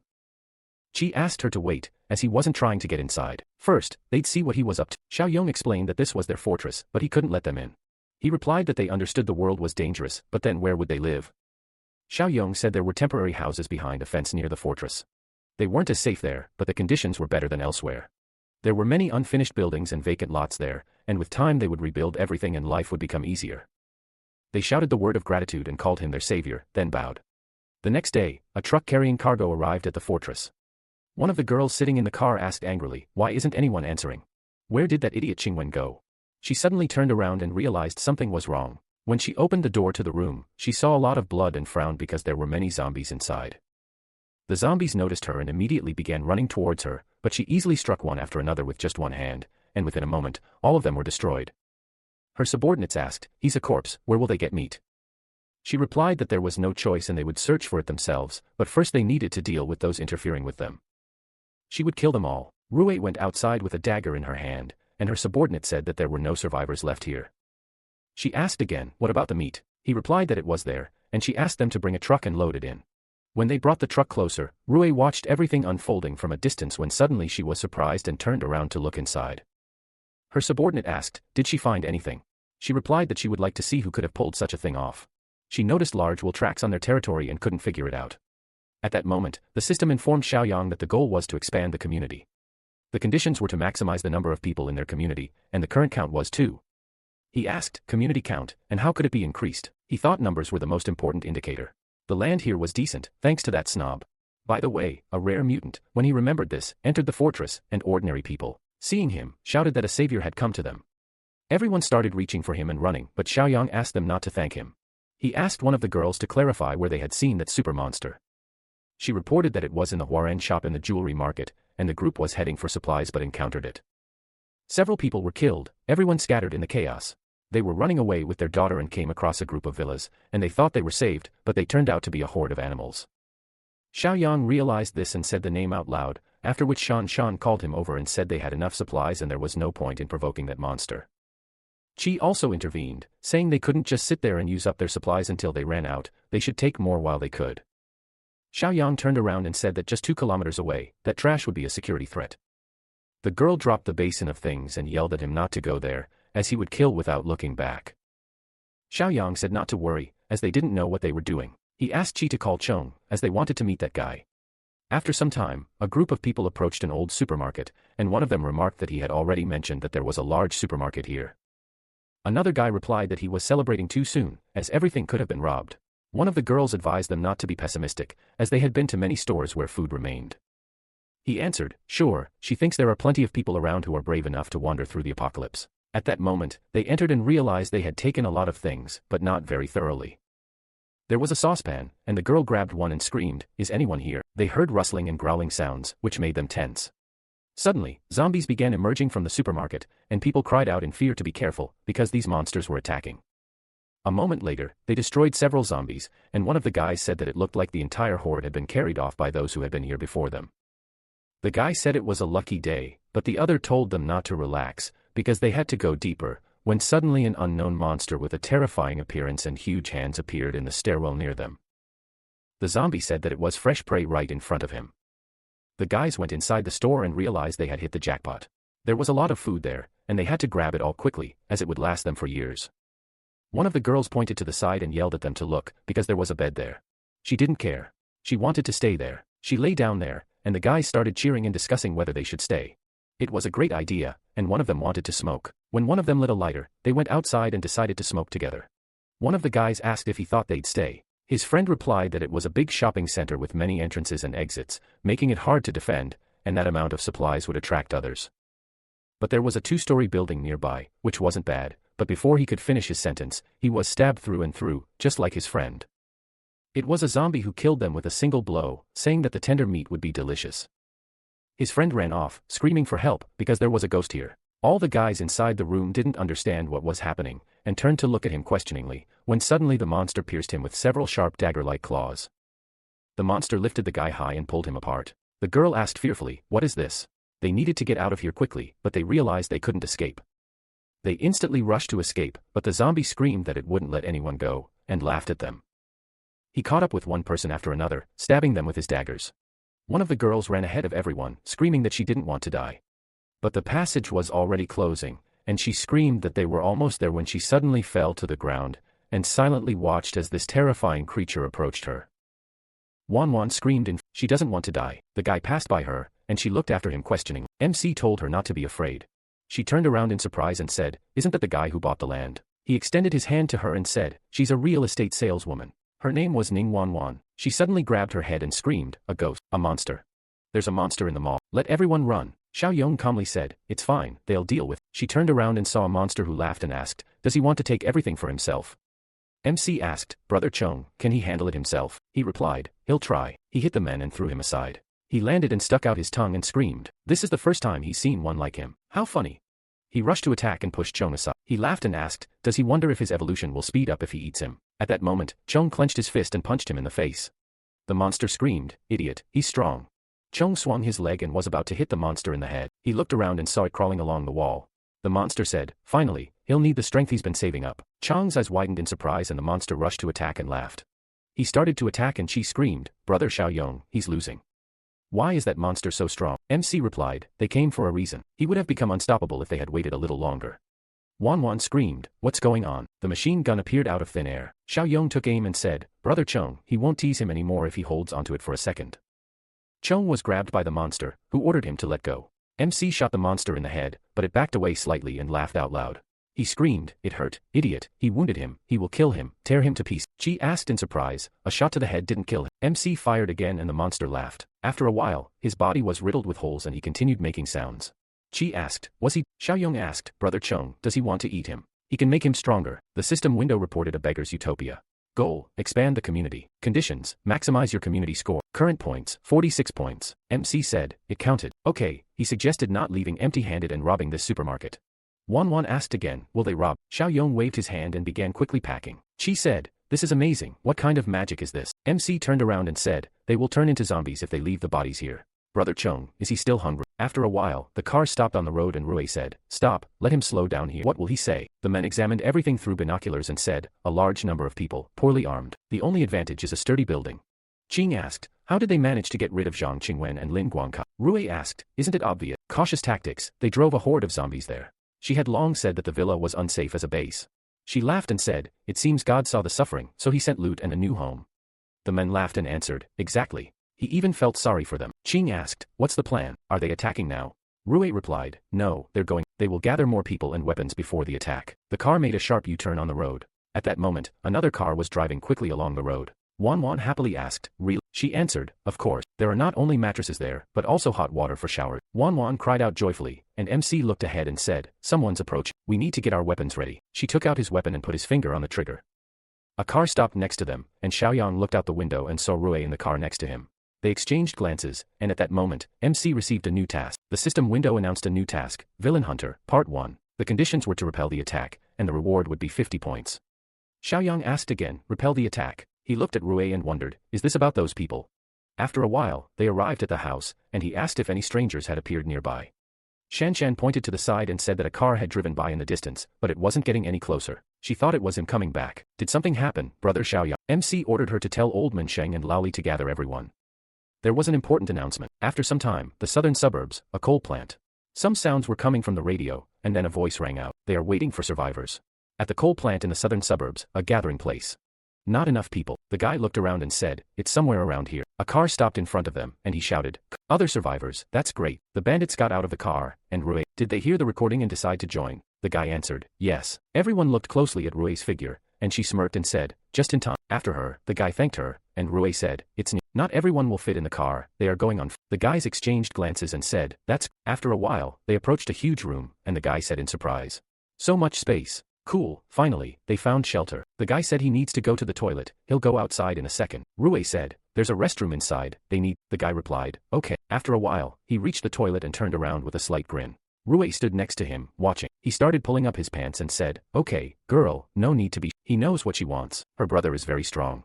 At that moment, Rui attacked him, and he quickly fell to the floor. Rui said, she expected a good catch, but it turned out to be nothing. After a while, she returned, and Qing said, everything is ready. Rui said, they also need to be dragged to the toilet. Let him call second and third. At that moment, a lot of people gathered in the room. The men asked who was targeting them. Xiaoyong replied, they don't know anything about the enemy. They can attack at any moment. Zhang Qi, Brother Chong, they are coming with him. They will clear out the unfinished building in the southeast. The survivors will temporarily take refuge there. In their current location, they will become cannon fodder. Shanshan clenched her fist and said, Brother Xiaoyong, let him take her. Xiao Kai said, and him too. The guys said they wanted to. Shui raised his hand and cried out, he will help. Xiaoli frowned and said, the only thing missing is a child. Wan raised her hand and asked, should she help too? MC said, it shouldn't be that dangerous there. Old Man Sheng and Laoli will stay to guard the fortress. The rest can go with them. After a while, they armed themselves and went outside. MC saw monsters and started shooting at them quickly. After a while, they dealt with the monsters. And Xiaoyong looked around and asked, is everyone okay? Check. They answered, yes, MC, there will be an attack in the next few days. Let them sit out here. The girl said, they can fight. The guy frowned and said, yes, they are ready to help. MC answered thoughtfully, okay, first, let them restore order here. He will give pistols and ammunition. During the attack, they will keep in touch by radio. Let them listen to his command. The guy replied, no problem. At that moment, Rui watched as the men unloaded various goods from the car. A shout sounded behind, boss. She turned around and saw Third asking, everything okay? Two screamed, meat men, we have it. Rui said. Oh, someone took out the Baikasheni villa, they'll have to get food themselves. Third asked, who? Two screamed irritably, no meat, he's angry. Rui replied, a group from the eastern suburb. Tomorrow morning, she'll take two and the team, they'll kill everyone. After a while, MC sat in the room and said, 46 points. He better check the new boxes. The system window reported, system store. A box of the Force Awakens level 2 supplies for 25 points. A level 2, Apocalypse Cultivator, supply box for 15 points. A level 1, meat, sugar, and protein supply box for 5 points. Xiaoyang said, this is something. 2 level 2 boxes, together they're worth 40 points. He'll see what's good about them. The system window reported, level 1 physical overload has the property of increasing personal attributes by 25%, a weakened state after the effect wears off. Xiaoyang asked, 25%, he currently has 33 strength points. The increase will raise it to 40. That's 8 times stronger than an ordinary person. He clenched his hand and said, he can't wait to test this new ability. After a while, cars and motorcycles drove along the road. The man asked, Sister Rui, what's the plan? She ordered to tell everyone, they will first drive up and kill all the survivors outside. The other will start breaking through the gate. They will hide behind the modified cars and suppress them with fire. The other shouted, excellent, he's hungry, kill, yes. At this point, Lolly said that this place is hidden, but the view here is much worse than from the tower.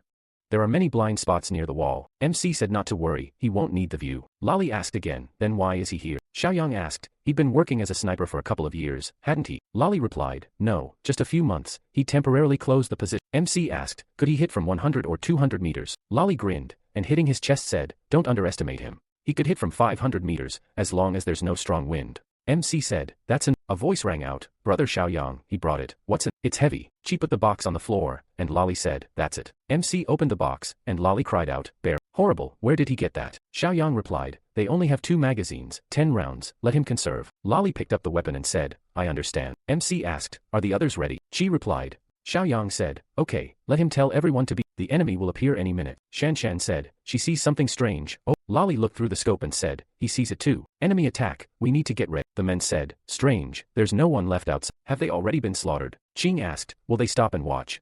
Rui said, no, forward, they're too next time it will be harder to attack if they're spotted. The order rang out to move forward and hide under the wall. Shanshan screamed, we're within firing range, we need to shoot. People started shooting at the cars, but the people behind the wheel didn't have time to react. One car skidded and the radio reported, horror, they've been spotted. Rui screamed, what? This is impossible, what now? Forward, we need to hide under the wall. The cars drove up to the wall and the other one got out of the car. He screamed loudly, kill, kill. He started to break down the gate and Shanshan screamed, horror, they're breaking down the gate, we need to shoot. Rui screamed, suppressing fire, we need to cover the other one. Bullets flew towards the people and Chi cried out in fear. Xiaokai, he caught him and said, they have a lot of machine guns, weapons no worse than theirs. The men turned around and ordered them not to be afraid and hold their position, they have enough bullets. Gua said, they are breaking through the main gate. Lolly said, they will have problems. MC said, calm down, everything is according to plan. He left the room and ran towards the tower. Qing said, half of the bullets remain. Rui screamed, second, not all. Second answered, almost a little. He opened the gate and Shanshan turned and screamed. The gate opened. We need to provide supporting fire and not let them pass. Rui smirked and said, they will see how the newbies cope with the nightmare of evolution. Behind her, they are hiding behind second. We need to capture the perimeter when they enter. The second continued to break down the gate and said, Lolly at his command, the biggest guy. Lolly aimed his sights at him and said, he sees. The second screamed and the man asked, is this even a human? They started shooting at him, but the second's skin was impenetrable. The bullet stuck in his skin and Bo asked, does he regenerate? Rui asked, are they shocked? Right. Is this their first time meeting an evolver? MC said, this guy is healing, a weak weapon won't do anything. Lolly aimed and said, they will try. He shot and killed the second. The people screamed, what happened? How is this possible? Rui asked, where did they get such a cal? MC went around them from behind and started shooting at the bandits. Rui screamed, the enemy is from behind. They are surrounded, nightmare. They miscalculated. They underestimated their strength. They are leaving, back to the cars. She frowned and said, it's the guy they crossed paths with on the road. She grabbed Qing and held him in front of her as a shield. Xiaoyang said, she reacts too fast. Is she an evolutionist too? Rui threw Qing toward MC and he screamed, she's about to run away. Lolly took aim and asked, she's running away. She forgot to ask his gun's permission. He shot her in the leg and said, my god, he missed. The men grabbed her arm and screamed, boss. Rui ordered him to drive quickly. They started to drive away and Lolly screamed, she's run away. He said, if they come back for revenge. Xiaoyang said, that's nope. The system window reported, Villain Hunter, Part 1, quest completed. Current points, 76 units. He said, he knows where they're going. The system window reported, new quest, Villain Hunter, Part 2. The conditions are to attack the enemy base and exterminate the cannibals. Reward, 50 points. Shanshan cried out joyfully, victory. MC asked, what were their losses? Chi reported, everyone alive, a few wounds. Xiaoyang ordered them to be sent to the infirmary. They need quick disinfection. Put the corpses in the refrigerator. They'll leave them with Chen Chong. After that, we need to pick up the survivors from the abandoned building. It's safe here for now. He smiled and said, 76 points for the wave. He's going to go wild today. After a while, the car stopped near the open gate. The guys helped Rui out and the third stepped forward and asked, what happened? Rui replied, what a night. They were too careless. She didn't think they'd have heavy weapons. She screamed, what are they staring at? Let them drag human flesh. The third looked at her with a smirk and remained silent, and Rui ordered them to move. Useless idiots. They are not worth a finger of the second. The third said, fool, she can't keep her mouth shut. Even in this state, Rui asked, is he not going to obey? She ordered to grab him, but the guys did not even. The third said, she is wounded. The second is dead. Now he is the strongest among them. The guys have already suffered through everything from her. He screamed. Is he speaking correctly? Rui ordered them to go. Have they decided to rebel against her? Let them not even think that she cannot handle. The guys surrounded her, and she asked to wait. The third grabbed a pipe and laughed loudly. The guys started hitting her with pipes and Rui screamed. The guy said, the third. He turned around and screamed in irritation. What did he call him? The guy bowed and shouted, boss, let him forgive him. He misspoke. The third one waved his hand and said, let him tell us, but quick. The guy stood up and said, that woman is dead. The second one too. A lot of their people died. Their combat power has dropped greatly. If they meet that guy, the third one said, the tentacle one. He waved his hand and told him to forget it. They will just go to the guys from Saigon.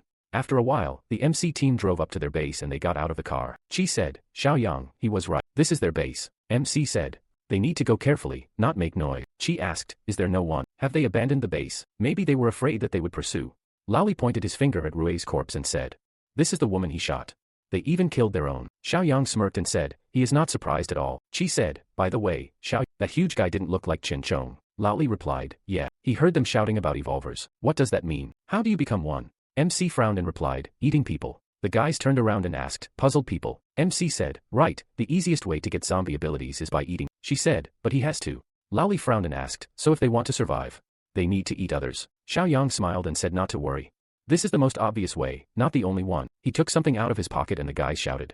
What is this? MC replied, evolvers and zombies can be generalized to mutants. A mutant needs to absorb alien energy to evolve. In ordinary people, it is scattered throughout the blood and flesh. A small thing, but better than nothing. In rare mutants and evolvers, everything is concentrated in the core. The longer the disaster lasts, the greater the chance for zombies to accumulate energy in their core. Laoli asked thoughtfully, so they have it too? If you eat zombie flesh. Chi shouted, let him do it himself, he won't. MC said, ordinary people will just get infected. Only mutants like Chin Chong can become stronger by absorbing zombies. The system window reported. Villain Hunter, Part 2 quest completed. He earned 50 points. The current number of points is 126. Xiaoyang thought, completed. It looks like the base without people ceases to be a threat. A cry rang out, let him be careful. MC turned around and saw a zombie running next to him. He attacked the monster and said, he was able to sneak up on him unnoticed. He saw a glowing stone in the zombie's body and said, interesting skill. He thinks the hunt wasn't in vain. He handed the guys the stones and Chi waved his hand and said, he won't. Let him give this to Lao. Laoli picked it up and looked at it carefully. He frowned and said, what a nightmare. Okay, he ate it and widened his eyes in surprise. He cried out and said happily, it feels so good. MC said, he's only on the path to evolution now. This power won't be enough to rule the apocalypse, so there's no need to rush. He got it, no need to worry. MC said, okay, the problem is, they're going back. At this time, bandits arrived at the Sungung steel factory. The men ordered them to stop. Who are they? The third spread his arms and said, it's him. The third from the coal factory. The men asked again. The third, let him wait, he'll tell the boss. They entered the factory. Daffin laughed and asked why he came this time. Huang asked, where are Jean Rui and the second? The third replied, they were attacked. The sister and the second tried to protect them but they were not saved. Daffin smirked and ordered the guys to be taken to a safe place. He approached Huang and she replied, yes, she thought so too. After a while, the guy said, the third. He yelled, what did he call him? The guy asked for forgiveness. He had a bad feeling. The third said, he's paranoid. What is he talking about? The guy said, look, there are steel windows and it looks more like a prison. A man entered the room and ordered the guys to get out. They left and the third asked, boss, did something happen? Huang asked, what do you think they should do with the men who killed their leader? The third asked fearfully, what is she talking about? Brother Daypen, Sister Lin, is there some kind of misunderstanding? Huang asked, a misunderstanding. She chuckled and ordered Li Chen to explain himself before he died. Li Chen spoke, he was at the coal factory. Jean Rui's bludgeoned body lay in the courtyard. The second was not there, he had disappeared. There were no signs of a battle. He pointed his finger forward and shouted. A reasonable explanation would be betrayal. They took advantage of the wound and killed her. The third shouted in displeasure. No, where is the evidence? This is just guesswork. Daypen asked again, evidence? He laughed and asked what world he lived in. Why did they need evidence? Honestly, they would have killed them long ago if not for the strength of the second and Rui. He smiled and ordered them to be finished off. The guy folded his hands in prayer and asked for mercy. He has information. Huang asked thoughtfully, what kind? The guy hit himself in the chest with his hand and shouted. A large group of people has gathered to the east of the city. They have a lot of supplies. The second and Rui have one, they have one. He asked not to kill him, he will take him there. Huang looked at him and asked. How strong are they compared to them? The guy answered, they are about the same. Huang looked towards Daypen and thoughtfully said, this is a serious threat. The guy frowned and said, they don't know how to become evolutionists. He didn't see a single one among them. Li Chen thought, evolutionists. Daypen asked, why did they lose? The guy answered fearfully, they had heavy weapons. Regular bullets won't take the second one. They killed him with one shot. Huang answered, this is good information. The guy pointed at himself and said, then Huang smiled and ordered to kill them. Everyone's eyes widened in fear and then began to beg for time and mercy. After a while, the guys' corpses were lying on the floor of the room. Daypen looked at them and asked, what will they do? Such a problem needs to be dealt with quickly. Huang asked, heavy weapons. Attacking is too risky. They need to become even stronger to win for sure. She ordered reconnaissance. They need to make sure they don't know about evolution. At that moment, MC was sitting on the couch and asking, 126 points, what can I buy? The system window reported the current number of points. 126, a system store which costs 4 points to upgrade. Xiao Yang said, another level 2 crate. Luck is clearly on his side. He pressed the button, after which the system window reported. The supply crate oil, sugar, protein received. The level 2 dark technology supply crate received. Points have been deducted. The current number of points is 71. From the crate was obtained 500 kilograms of high-quality lotus root starch. 200 kilograms of good friend bars with cocoa butter and 150 liters of edible oil. From the dark technologies crate was obtained a strength-enhancing potion that increases strength by 20 points. Suddenly there was a knock at the door and the MC said to come in. Shan Shan entered the room and said, Brother Xiao Yang. He asked what. Shan Shan replied, they caught a suspicious person. The MC got up from the couch and said, he'll check. He went outside and saw the guys holding the men by the shoulders and he ordered to call his leader. He's not an enemy. Xiao Yang asked, was he looking for him? Asen shouted happily, leader. The MC answered. He ordered to speak and Asen asked how to address him. The MC answered, Zhang. Asen said, yeah, Brother Xiao. He'll introduce himself. He's Shusin. He came from the Shurgan steel factory. San frowned and asked again, Shurgan. Yes. The MC looked at him and asked, does this place sound familiar? Xian replied, it's a factory in the southwest. The largest in the area. It looks like it's become a settlement like the coal factory. Xiao Yang asked, is it far from them? San replied, 3 kilometers beyond the coal factory. MC approached Asen and asked why he'd come so far. Asen asked, there's complete chaos all around. Shouldn't the survivors huddle together? Xiao Yang said, okay, let him Asen said, their leader sent him to search for other settlements to take the survivors to them. Xiao Kai turned around and told MC not to trust him. Asen was circling the base. He handed it to MC who thoughtfully examined the map and activated his mind's eye. He asked, Shusin, right, I see. He pulled out a gun and pointed it at Asen's head.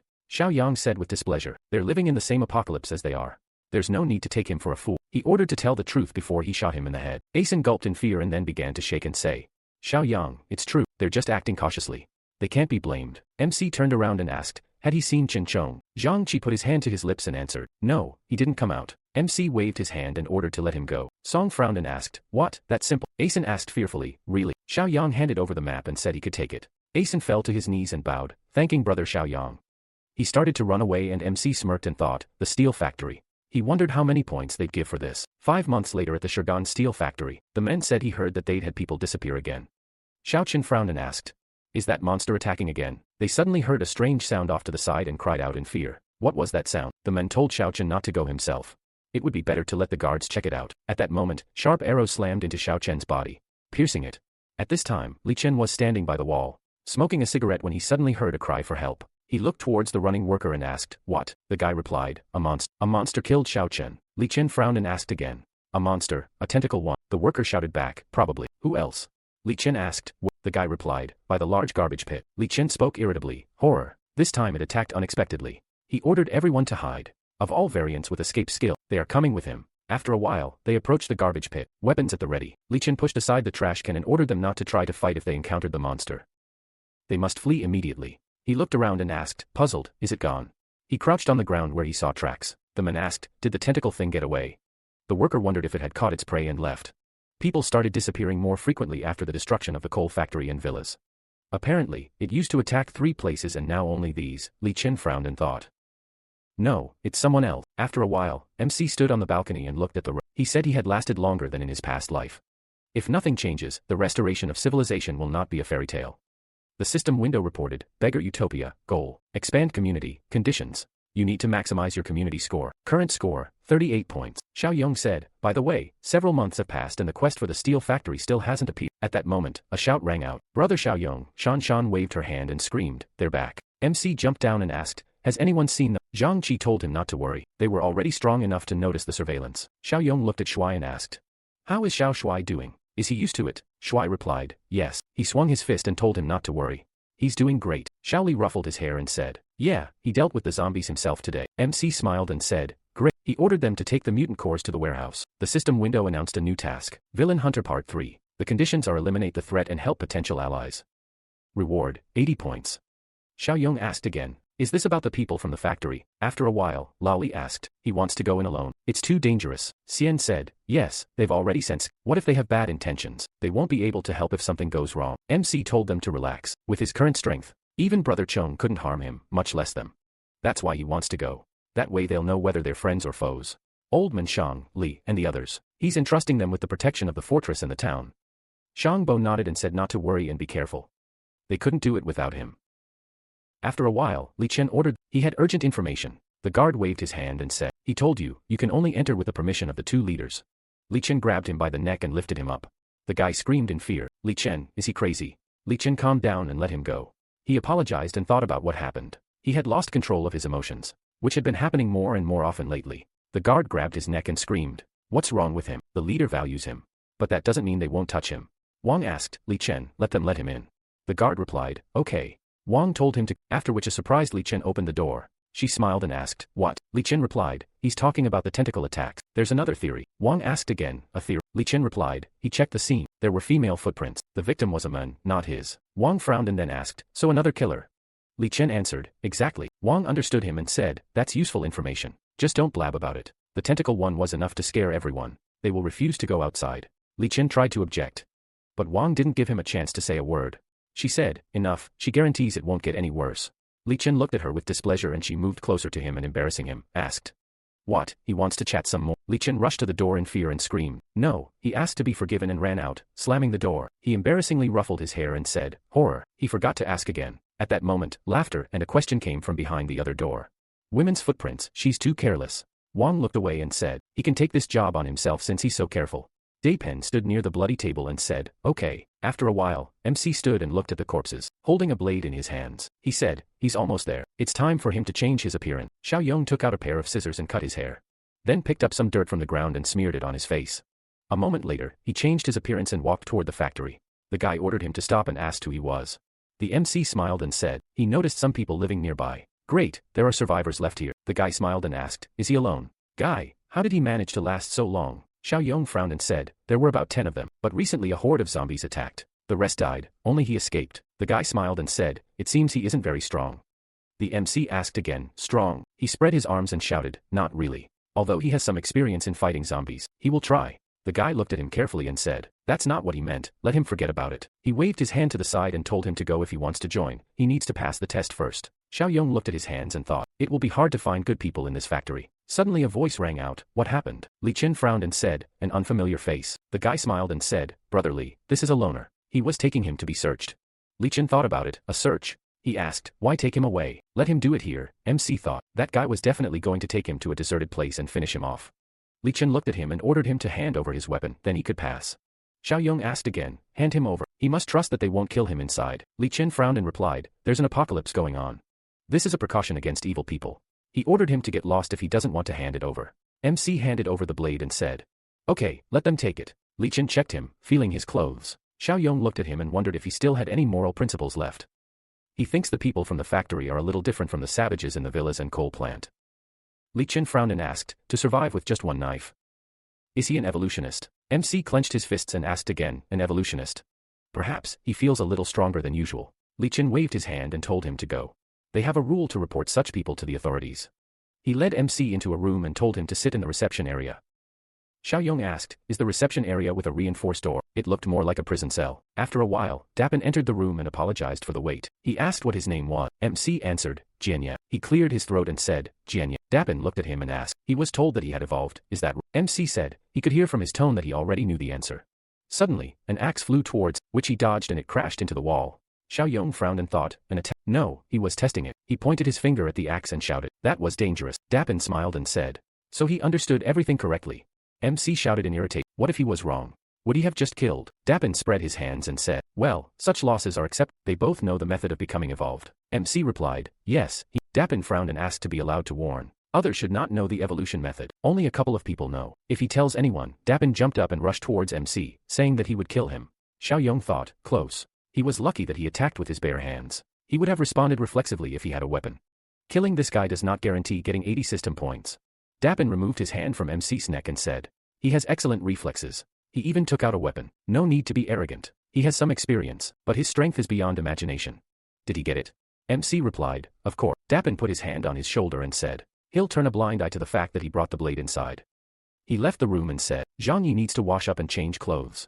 And then we need to take him to the meeting hall. The guy replied, he understood. After a while, Dapin ordered him to pass and the guard said that he had brought him. Dapin asked to allow him to introduce the new team member.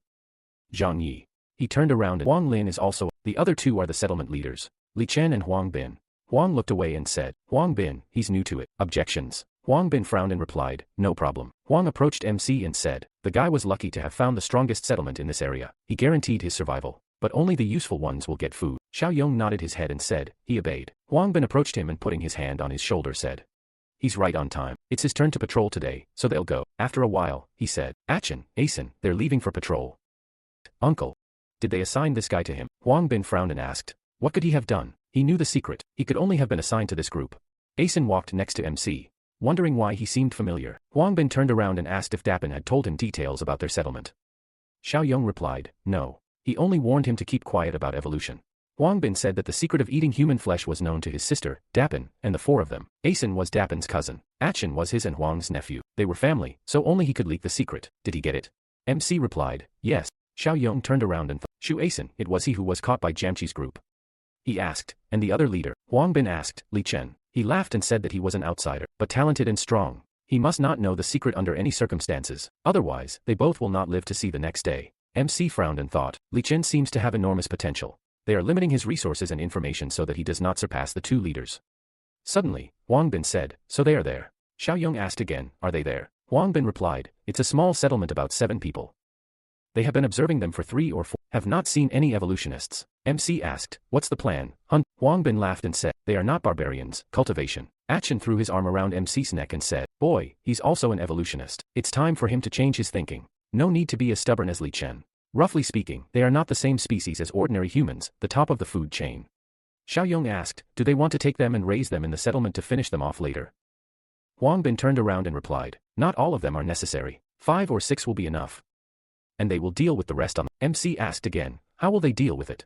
Huang Bin laughed and ordered to watch and learn. After some time, the guys were plastering the wall. One of them threw the spatula over his shoulder and said, finally, he's almost done, this work is so tiring. Suddenly, the men pointed forward and asked, what is this? The zombies quickly rushed towards them, and the workers screamed in fear, horror. Where did this horde come from? We need to prepare for battle quickly. The monsters pounced on the guys, and they took out their pistols and ordered them to stay back. The guy clutched the stake in fear and said, there are too many of them. MC asked, is this his brilliant plan to set the zombies on them? Huang Bin spread his hands and said, their resources are limited. They can't take a large number of people. If they bring more than 10 at a time, they could form a group that would be difficult to manage. Now it's their turn. The boys advanced, quickly attacking the monster, attacking the girl. Achin extended his hand and she asked, is she safe? The boy asked in surprise, who are they? Huang Bin pointed his thumb at himself and said, they are evolutionists from the Shurgan steel factory. The workers asked, evolutionists, who are they? They were saved. MC looked at them and thought, guys in their early 20s, physical strength comparable to Zhang Qi's group. Suddenly he heard a noise and turned around. Seeing a light coming from a house window, he asked, is it his imagination? At that moment, Huang Bin shouted, Jiang Yi, stop standing there and watching. Let him help clean up the mess. He turned around and replied, yes. At that moment, there was a tentacle-like creature in the window where Xiao Yang had seen the suspicious light. The guy said there were some supplies left in the warehouse. Huang Bin turned around and said, Jiang Yi, let him stay here and drag everything to the entrance. You'll make arrangements. A small truck will come here. The bodies of the dead people are piled up. They'll take them too. MC replied, okay. Huang Bin pointed his thumb at himself and said, the rest of you follow him. They started to leave and Xiao Yang took out his blade and smiled. He said, it's. After a while, the guy thanked the evolutionists for their help. They saved their lives. The girl happily asked, is there water in their settlement? Will they be able to wash? Achin hugged the girl and said, not just water, but hot water. There's even shower gel. The girl asked sheepishly, really? Suddenly, Asin stopped and turned around fearfully. Huang Bin asked displeasedly, is there a problem? Asin replied, there's something there. Huang Bin stopped and shouted loudly, attention. At that moment, Achin hugged the girl and told her to stay behind. He would protect her. The guys looked around and asked, where is he? They couldn't understand. Achin smiled and asked, Asin, when did he become paranoid? Asin turned around and tensely answered, it's not a mistake, it's definitely here. Suddenly, a tentacle pierced his neck and someone screamed in fear. Asin, Huang Bin screamed. Someone asked, did he dodge? He's too fast. A scream rang out from behind. Huang Bin turned around and saw the face of a monster next to him. At that moment, MC was gutting the zombie bodies from which he extracted stones. He said, there are 2 whole cores from these zombies. This is not bad. He heard a loud cry for help. After a while, Huang Bin said he's finished. The tentacle was squeezing his body, breaking everything inside. The survivors looked at him in fear and blood splashed on them. Achin's eyes widened in fear and began to cry from what he saw. The tentacle turned to him and Achin said in fear. He grabbed the girl by the hand and threw it towards the monster, which quickly squeezed her body. She started to lose consciousness when she suddenly fell to the ground and the monster's tentacles flew everywhere. Achin screamed, Jiang. MC asked, is this the tentacle one they were talking about? Achin pointed his hand towards the monster and said, no, it's his son. MC asked again. Achin replied, yes, that's what they call. That monster keeps muttering something about a son. He has the ability to turn ordinary zombies into ones like himself. That's why he's the tentacle one's son. He frowned and thought.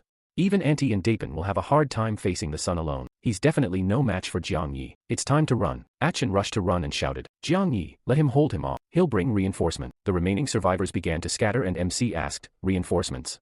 He's just trying to buy time to escape. The monster extended its long tentacles and tied Xiaoyang's hands. He smiled and said, son of the tent, that's a funny idea. He swung his hand and pulled the monster towards him. MC said he was able to interest him. Suddenly, the monster stopped abruptly and he attempted to destroy it with his own powers. Smiling, he said he had no reason to test his awakened abilities. So he would test everything. Suddenly, the ground began to crunch under his feet and he shouted a physical overload spell. A bright bolt of lightning appeared around him and the monster was thrown aside. When the creature hit the ground, he stepped closer and kicked it in the head and the monster simply roared, unable to do anything. The girl covered her face with her hands in horror when she realized he was simply tearing off the monster's tentacles with his bare hands. When the monster was completely disassembled, Yi, covered in blood, approached the girl and asked if she was okay. She answered yes when suddenly he reached out to her and she cried out in fear. He told her to be calm because he was a man, not a monster. Sometime later, people ran to the fortress, shouting that they were finally there. Everyone was wondering what had happened. Where were Xiaobing and Asen? The guy blurted out that they had been killed by the tentacle monster's son. He asked again, what about the newcomer? He told him not to even ask because he was definitely dead and the 3 of them couldn't handle it. Suddenly, the men became extremely angry and the veins on his forehead bulged. He then said that it was all for the sake of useless people. Dabin swung his axe and destroyed the guy who had told him all this and his subordinate asked him to calm down. When he saw the severed tentacle of the monster nearby, everyone turned to Yi who had brought it to them. He looked confidently ahead and the guys couldn't understand.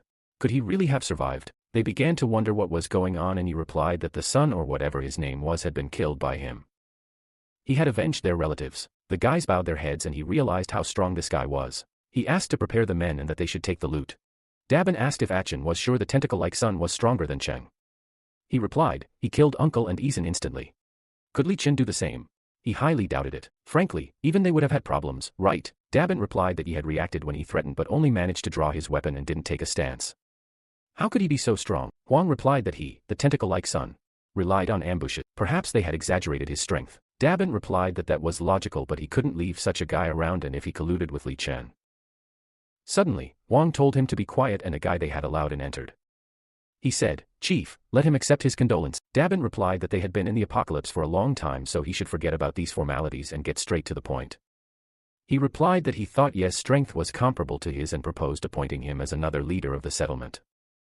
Dabin said no, they didn't know the past but at that moment, Huang waved her hand and he looked at her questioningly.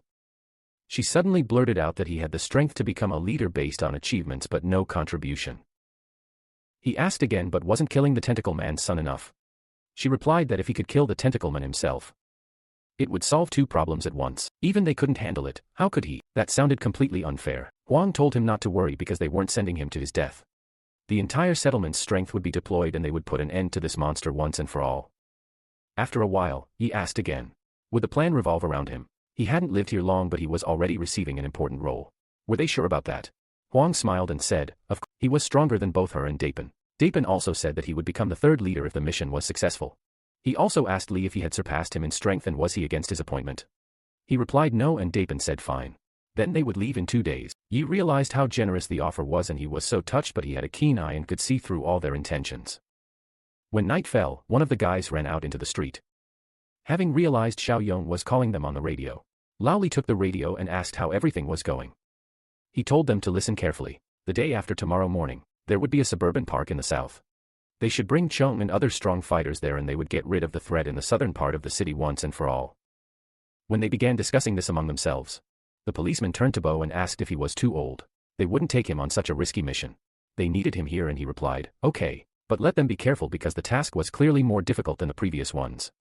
Lao Li answered, of course, and then named the other guys who would be going with him. There would be 7 of them. They answered when suddenly Shuai shouted that he would also go with them. His mother asked, why should he interfere? This fight was for adults. Shuai shouted that he was no longer a child but a man when suddenly a guy approached them and asked them to relax.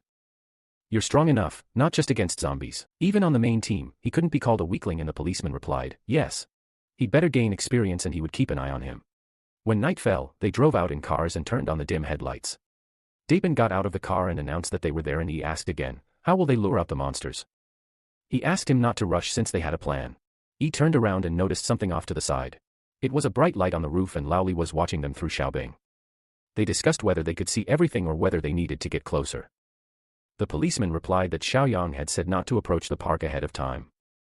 That they should prepare the ropes for now and that they would strike from the flank when everything started. At that moment, Wang called over a small guy and told him to come here. He asked again, what did she want? She smiled and told him to go to the park, and he asked in a trembling voice. Weren't they hired him to carry things? One of her subordinates asked, what's going on? Wang replied that this thing keeps muttering about a son and that they'll give him a son. They shouldn't worry because they'll finish off the monster when they show up and the guy won't be hurt. The guy screamed that he didn't want to be bait.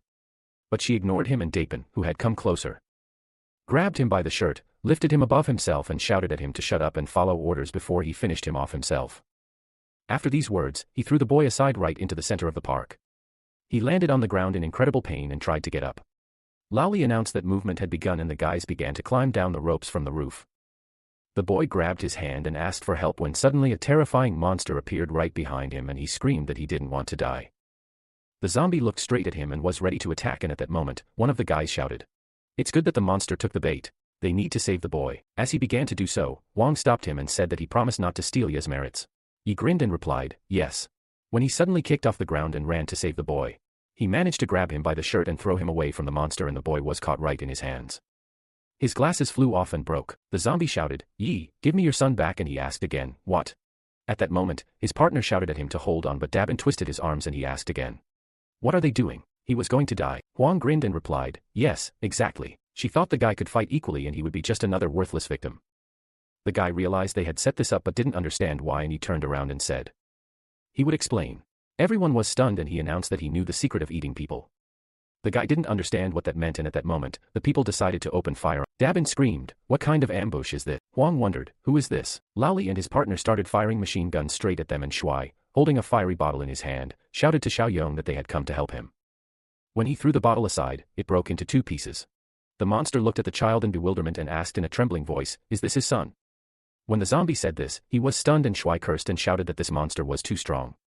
The monster cursed angrily at him and she didn't understand. This is not a simple zombie. At that moment, Chong jumped ahead of everyone and the guy shouted at him to be careful. He approached the monster closely and the bandit teams were confused. What was it? Was it some other mutant? Huang saw that he was fighting on the human side and was surprised. Chong confidently walked towards his target and was enveloped in tentacles when he suddenly blew the monster into several small pieces. They shouted at him to watch out as one of the tentacles was approaching him, but Chong managed it and was slightly thrown aside.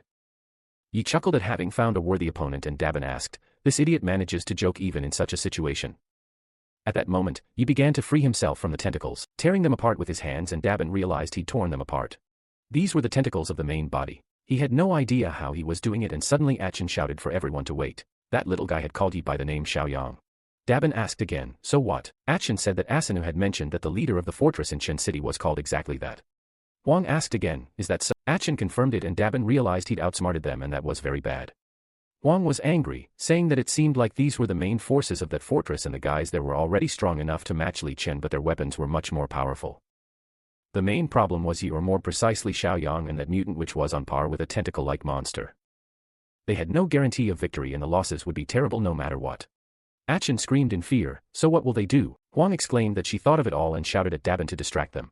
To let them cover her. Dabin shouted that he understood and picked up the axe. Then threw it aside. A moment later, people were shouting to watch out because a huge explosion appeared behind the tree. Columns of dust rose from the multiple blows and a policeman asked, "They've wreaked havoc. But what are they planning?" Huang found herself right next to the child, Shuai, who was looking at her in fear when one of the men shouted to be careful because they were aiming for him. Huang kicked the men in the head and sent him flying. They realized the girl was strong and an evolutionist. Huang reached out to Shuai and picked him up. Then asked, "Is he caught now?" Shuai exclaimed that she shouldn't even think about taking him hostage, and Huang realized he had power too. At that moment, she punched him in the face and the monster screamed in fear, "Son!" Chong, sitting on it, froze and realized something was wrong when Xiaoyang suddenly told him to calm down and let go of the monster. Chong was surprised and let go of the monster. After which, Xiaoyang said he was ready to risk his life now. Not getting in its way would be the right decision. Huang shouted to lower their weapons if they didn't want to see a headless child, and the people screamed in fear for her not to touch him. Laoli shouted at her to let go of him too, as he would become a hostage in his place. Huang chuckled and said how worried they were. She picked a good target. Laoli exclaimed, "How will he explain this to his mother if something happens to him?" Huang shouted for everyone to put down their weapons and retreat 100 meters. Laoli shouted to obey and Huang shouted to order her monster to finish off the tentacles. When suddenly Depan shouted at her to watch out. At that moment, the tentacles pounced on her and she was thrown aside. Achin was destroyed and Depan screamed his name in fear.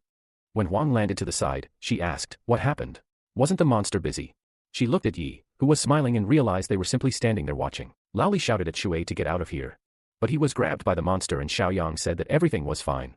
He was in no danger. Laoli didn't understand, what did he mean? And at that moment, the monster lifted him above itself and said, "Son, Shui." Shui looked at the creature in surprise and Xiaoyang said, "Shengjie, he kept his word. His wife and son are fine." Shui exclaimed, "Seriously, is this dad in front of him?" Xiaoyang replied, "Yes, it is his father. He wasn't mistaken, he has become just like Chong." Shui hugged his father and began to sob loudly. When Depan suddenly shouted, "What kind of drama are they causing?" He didn't care, they had to retreat immediately. When he shouted this, Shengjie, hearing this, immediately released his son and rushed towards Depan to destroy him.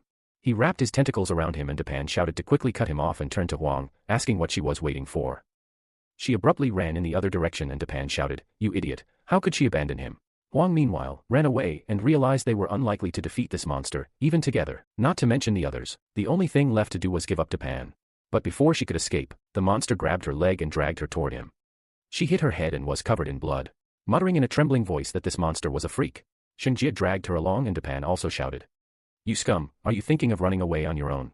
Serves her right." At that moment, he shouted at Li Chen that they were the only ones left and he realized he had no choice. At that moment, Xiaoyang approached him from behind and patted him on the shoulder. Li Chen turned around and asked, "When did he sneak up on him?" Xiaoyang begged him not to move because he would help him get out of this alive. Depan screamed, "Li Chen, you freak, is he a traitor too?" He was lifted up by the tentacles and a moment later hit the ground so hard that blood splattered his face. Shengjie then struck him several more times and she begged him to let her go. Terrified but unable to escape, her eyes rolled back in her head from the horrific pain she was experiencing. While she screamed loudly in incredible pain, the monster's tentacles crushed her to death and body parts fell to the ground. The system reported that the villain hunter mission in Part 3 had been completed. The conditions were, eliminate the threat and help the potential ally. The reward was 80 points. Current points were 151. The guy stared at her body in bewilderment. After which Xiaoyang grinned and asked, "Is this potential ally Shengjie?" He turned to Li Chen and asked, "Does he have any questions?" He asked again, "Did he come from the eastern suburbs?" Yi answered, "Right," and Li Chen asked, "What did he mean by eating people?" He asked again, "Does he think revolutionaries become revolutionaries by chance?" At that moment, Li Chen realized that this was what they had to do for evolution to begin. He recalled the situation when he looked at his device and a child next to him asked his mother that he was really hungry. The mother replied, "Stop being naughty. Uncle needs strength to protect them." She apologized to him for her daughter's lack of understanding and Li Chen replied, "Never mind, let her eat a little." Her mother screamed, "No, this isn't necessary." And at that moment, people suddenly started shouting that the monster had returned and several people were missing. They ran out of the hallway in a panic, screaming, "Did anyone see that?" Another guy answered, "No, otherwise they wouldn't have escaped alive." The girl didn't understand where her daughter was. Had anyone seen her? And at that moment, Li Chen's realization was shattered by the stress he'd experienced and he began to get very angry. He ran to the dead man's body and screamed, "Depang, you bastard." He began beating him until he was completely covered in blood. And when he was finally able to exhale, Li Chen turned around and shouted, "Yi, has he also obtained the power of humans?" Laoli replied, "Who did he take them for?" Yi asked him to relax because he didn't know any more than he did. There were other ways to gain power, let them use this. At that moment, he tossed a magic stone into Li Chen's hand and said that these were mutant cores and they could be obtained from zombies or revolutionaries. This was harder to find than humankind's and it was more effective and dense without any side effects. Li Chen asked again, what are these side effects? Yi replied that he thought he'd already noticed that after evolution, it had become harder to control emotions. Violence and murder were starting to stimulate him. Li Chen realized this and responded then, too, but before he could finish, Yi replied that there was no turning back. But the symptoms wouldn't get worse if he didn't eat flesh. Then he turned and addressed Xingjie, saying, now, Xingjie, can he speak? Xingjie waved his hand and thanked him in fragments for saving him, and at that moment, Yi screamed. Why did he start pressuring his emotions? Xingjie shook his head and tried to explain that it wasn't so when suddenly he chuckled and told him not to think about it because he understood everything. It reminded him of Chong. His speech center was damaged, but his mind was intact. He looked terrible and returning to his previous state would be difficult, and Xingjie said that was unnecessary because he had seen his son and it was a relief. Yi asked again, had he gotten used to this place and was glad his son was safe? Xingjie smiled and said, high intelligence, smart. The protagonist sadly said, that's what they call smart. After which, he turned to Li Chen and announced that all threats had been eliminated. But he would have to take the remaining people from the factory with him. He shook his head sharply and said, no, he had eaten human flesh and they would be in danger if he became leader. Yi pondered silently, then suddenly turned to Lao Li and asked, will he take control of the factory? He answered without thinking, okay, and he announced that Li Chen would go with him. He patted him on the shoulder and whispered in his ear that he would look after the demon in his heart. Sometime later, they found themselves in a neighboring town on the outskirts of the city. People screamed for help and came to their aid while zombies attacked them. One guy held another and screamed that their friend could no longer be saved, but he continued to reach for his loved one who was surrounded by monsters and a moment later was destroyed. And he screamed with tears in his eyes and ran away. The guy was shocked that no one came to his aid, and moments later, the monsters destroyed and beat him. When there was nothing left, they simply laughed and collected the remaining blood, then ate it. One of the girls leaned against a tree, trying to catch her breath because she couldn't run any longer. Her friend told her to run anyway because they would be torn to pieces if they were caught. Suddenly, one of the guys asked everyone to stop and another guy asked again, what? He told them to be quiet and listen. He felt the wind, it was the sound of the wind, and all the guys rejoiced and realized that they were approaching the edge of this jungle. Suddenly, they heard a strange sound and decided that the monsters had caught up with them. So they didn't have time and had to run faster. Everyone rushed to run and the girl's friend shouted to her that they were almost there and couldn't die like this. He pulled her along with him to make her run faster, and up ahead, the guys saw light and realized that they were at the edge of the jungle. The girl said that everything worked out and it was now safe. When suddenly she was shouted to watch out and she was grabbed by the monster's claw, which opened its mouth and tried to swallow her. A moment later, she was destroyed. Half of her body fell to the ground and the guys looked on in shock, causing them to cry and scream in grief. When they heard more sounds of monsters approaching, the guy said that the plants were already here. He punched his friend who couldn't calm down over the death of his girlfriend in the face and shouted that she was already dead and he should pull himself together if he wanted to live. He shouted words of apology, saying he couldn't save her. After this conversation, all the guys fled again, but the monsters began approaching them from different directions of the forest, and when one of them broke a stick along the way, it made a loud sound that could be heard throughout the area. A moment later, there were even more of them approaching the residential building. The guys walked in and a guy said he knew this place. It's a suburban park near the city of M. Which means they've made it. Another guy said it was weird. But why is there no one here? He said it looked pretty abandoned and thought they have to oversee the neighboring cities after what happened in the city of S. One of the guys pointed and asked, what is that? Right behind a pole near them stood a zombie peering out. But they didn't realize it was a monster in human form. The guy waved and shouted that it was a survivor. It seemed some people had escaped earlier. Guy, where's the extraction point? It was Xingjie who hid behind the pole again, and they realized it was the same terrifying plant and began to run away in fear. Xingjie silently watched them go and continued to stand there when suddenly the guys ran to the side, turned around and realized the monster wasn't chasing them. They didn't understand what was happening. Are they outside the jungle? So all is lost here too. But why isn't the jungle spreading further? What will they do now? The monster started making noises near the guys again, causing them to become terrified and realize the plants were right next to them. They were surrounded and this was the end. The guy clutched his head with tears in his eyes, repeating that they shouldn't have run. They could have hidden in the jungle for another couple of months and his girlfriend would still be alive. He fell to the ground in despair as the monsters approached them, and at that moment, his friend with tears in his eyes pulled out a dagger and screamed in a trembling voice that he wouldn't let them tear him to pieces and die like that. As he tried to kill himself, Xingjie decided to intercede for them and destroyed the plants, leaving all the guys alive. None of them understood what had just happened. Sometime later at the base, the protagonist watched from the balcony, remarking that it was windy today. The system reported the task, Utopia in progress. The goal is to expand society. Progress has been made, a branch and a factory have been established and the remaining Sagans have been added. The reward has increased by 20. The current rating is 62. Bonus points have increased by 80 and the current score is 231. Xiaoyang realized that another 80 were still available. He didn't think he could get that much. Now he wanted to look at the new goods and click the button with the description of each. When he saw that it was, he realized he had unlocked physical overload on level 2 and now he would see what he got this time. The system reported that armed resistance, awakening of the force and dark technologies had been purchased. A level 2 armed resistance supply crate had been opened. Receiving an armored jeep and a level 3 awakening of the force supply crate had been opened, receiving a mark of slavery. The description stated that he could mark a target with a mark of slavery to make them his slave. The number of targets was 1. A supply box of this level 2 dark technology was opened and the resulting physical enhancement potion was increased by 30.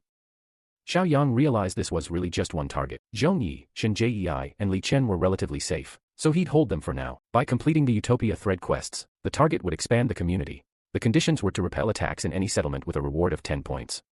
The new quest was Weed Killer, Part 1. The conditions were to eliminate the threat posed by weeds with a reward of 100 points. Xiaoyang was surprised. A threat from weeds?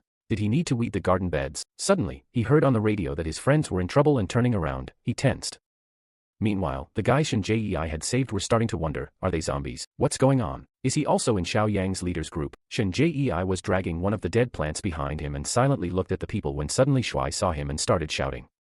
Shen Jei's dad, he was delighted and smiled when he saw his son and wife who were also running toward him. Shen Bo looked at the scene in surprise and asked, a wedding? Xiaoyang replied that he thought he meant wife since the mutation had damaged his speech center and he could consider him a patient with aphasia. The whole family hugged and smiled when they met and at that moment, Xiaoyang picked up a piece of the plant and asked, is this it? Shen Bo replied, a large dish. A stew with vegetables, a mess. Xiaoyang asked again, meat with vegetables. One of the guys on the team decided to explain everything. They came from a city with a jungle that had engulfed many people and mutated them into plants. They looked like these things. Xiaoyang thought about it. Plant mutants. It seemed that City M wasn't very safe either. They had seen it themselves along the way. The residents had turned into zombies. The guy confirmed that this was true, after which Xiaoyang turned to Shen Bo and said that there was an armored jeep walking near the ruined wall 2 streets away and that he should ask someone to bring it. Shen Bo replied, yes, after which he turned and invited the others to follow him and check the border between the cities. When the guys arrived near the forest, one of the guys said fearfully that the vines had grown even more strongly. Xiaoyang touched the ground and confidently said, okay, then they're going into the jungle. All the guys looked at him in shock. Not understanding what this meant. It was very dangerous there and they hadn't fled there to return. Xiaoyang replied that if they ignored it, the jungle would soon engulf the steel factory, which would disrupt daily life and production. But first they would deal with one more problem. Zhang Qi asked, what did he mean? Xiaoyang replied that they needed a force to handle the crisis themselves, so they should bring the steel factory team while they focused on hunting. The monsters continued to devour each other when suddenly one of them turned around and saw something strange behind them. It was Xiaoyang who was attacking him from behind and a moment later cut him in half.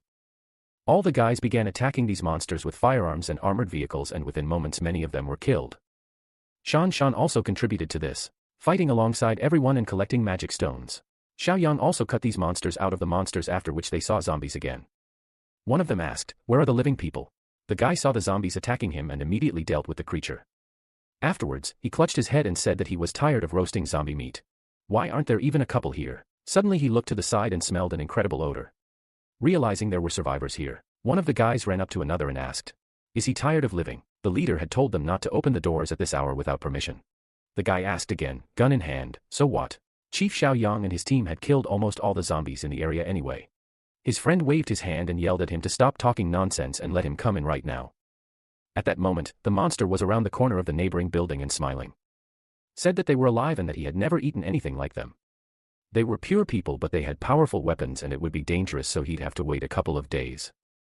Suddenly, tears appeared in his eyes and he started shouting that this was annoying him. The system reported that the update had been successful. The purchase completed and his current score was 3. The protagonist asked to gather everyone in the meeting room and informed the guys that the hunter team had worked hard and collected quite a bit in 3 days. He named the guys and said that they should divide the mutant cores between them, and Laoli asked if he was sure. After all, he deserved it the most. Zhang Qi also answered yes, it would be unfair to give everything to them alone. Xiaoyang told them not to refuse. They had enough weapons and ammunition and they needed elite hunters. This was much better than immature ones, and he replied, come on, let him just take it. Has Xiaoyang ever been wrong? Laoli answered okay, he has no doubt about it, and Xiaoyang turned to Shan Shan, who asked, what's wrong? He told her to follow him, after which they locked themselves in the room. Shan Shan turned around and asked what she should do. One of the guys replied, "Be quiet, be patient. It will hurt a little." The rest of the guys followed them and eavesdropped on their conversation from the door. Suddenly, the door opened and Zhang Qi blushed with embarrassment and Xiaoyang silently looked at the guys. Zhang Qi didn't understand so quickly. Xiaoyang grabbed him by the ear and called him a little brat, and Zhang Qi asked him to please cool down, after which Xiaoyang kicked him into the room and said he was just in time. Shan Shan was surprised and asked again, "What?" Zhang Qi scratched his head in confusion and asked, "Was she vaccinated or something?" He replied that he absorbed many cores and became one of these best fighters, and he grinned and said that it was all thanks to him.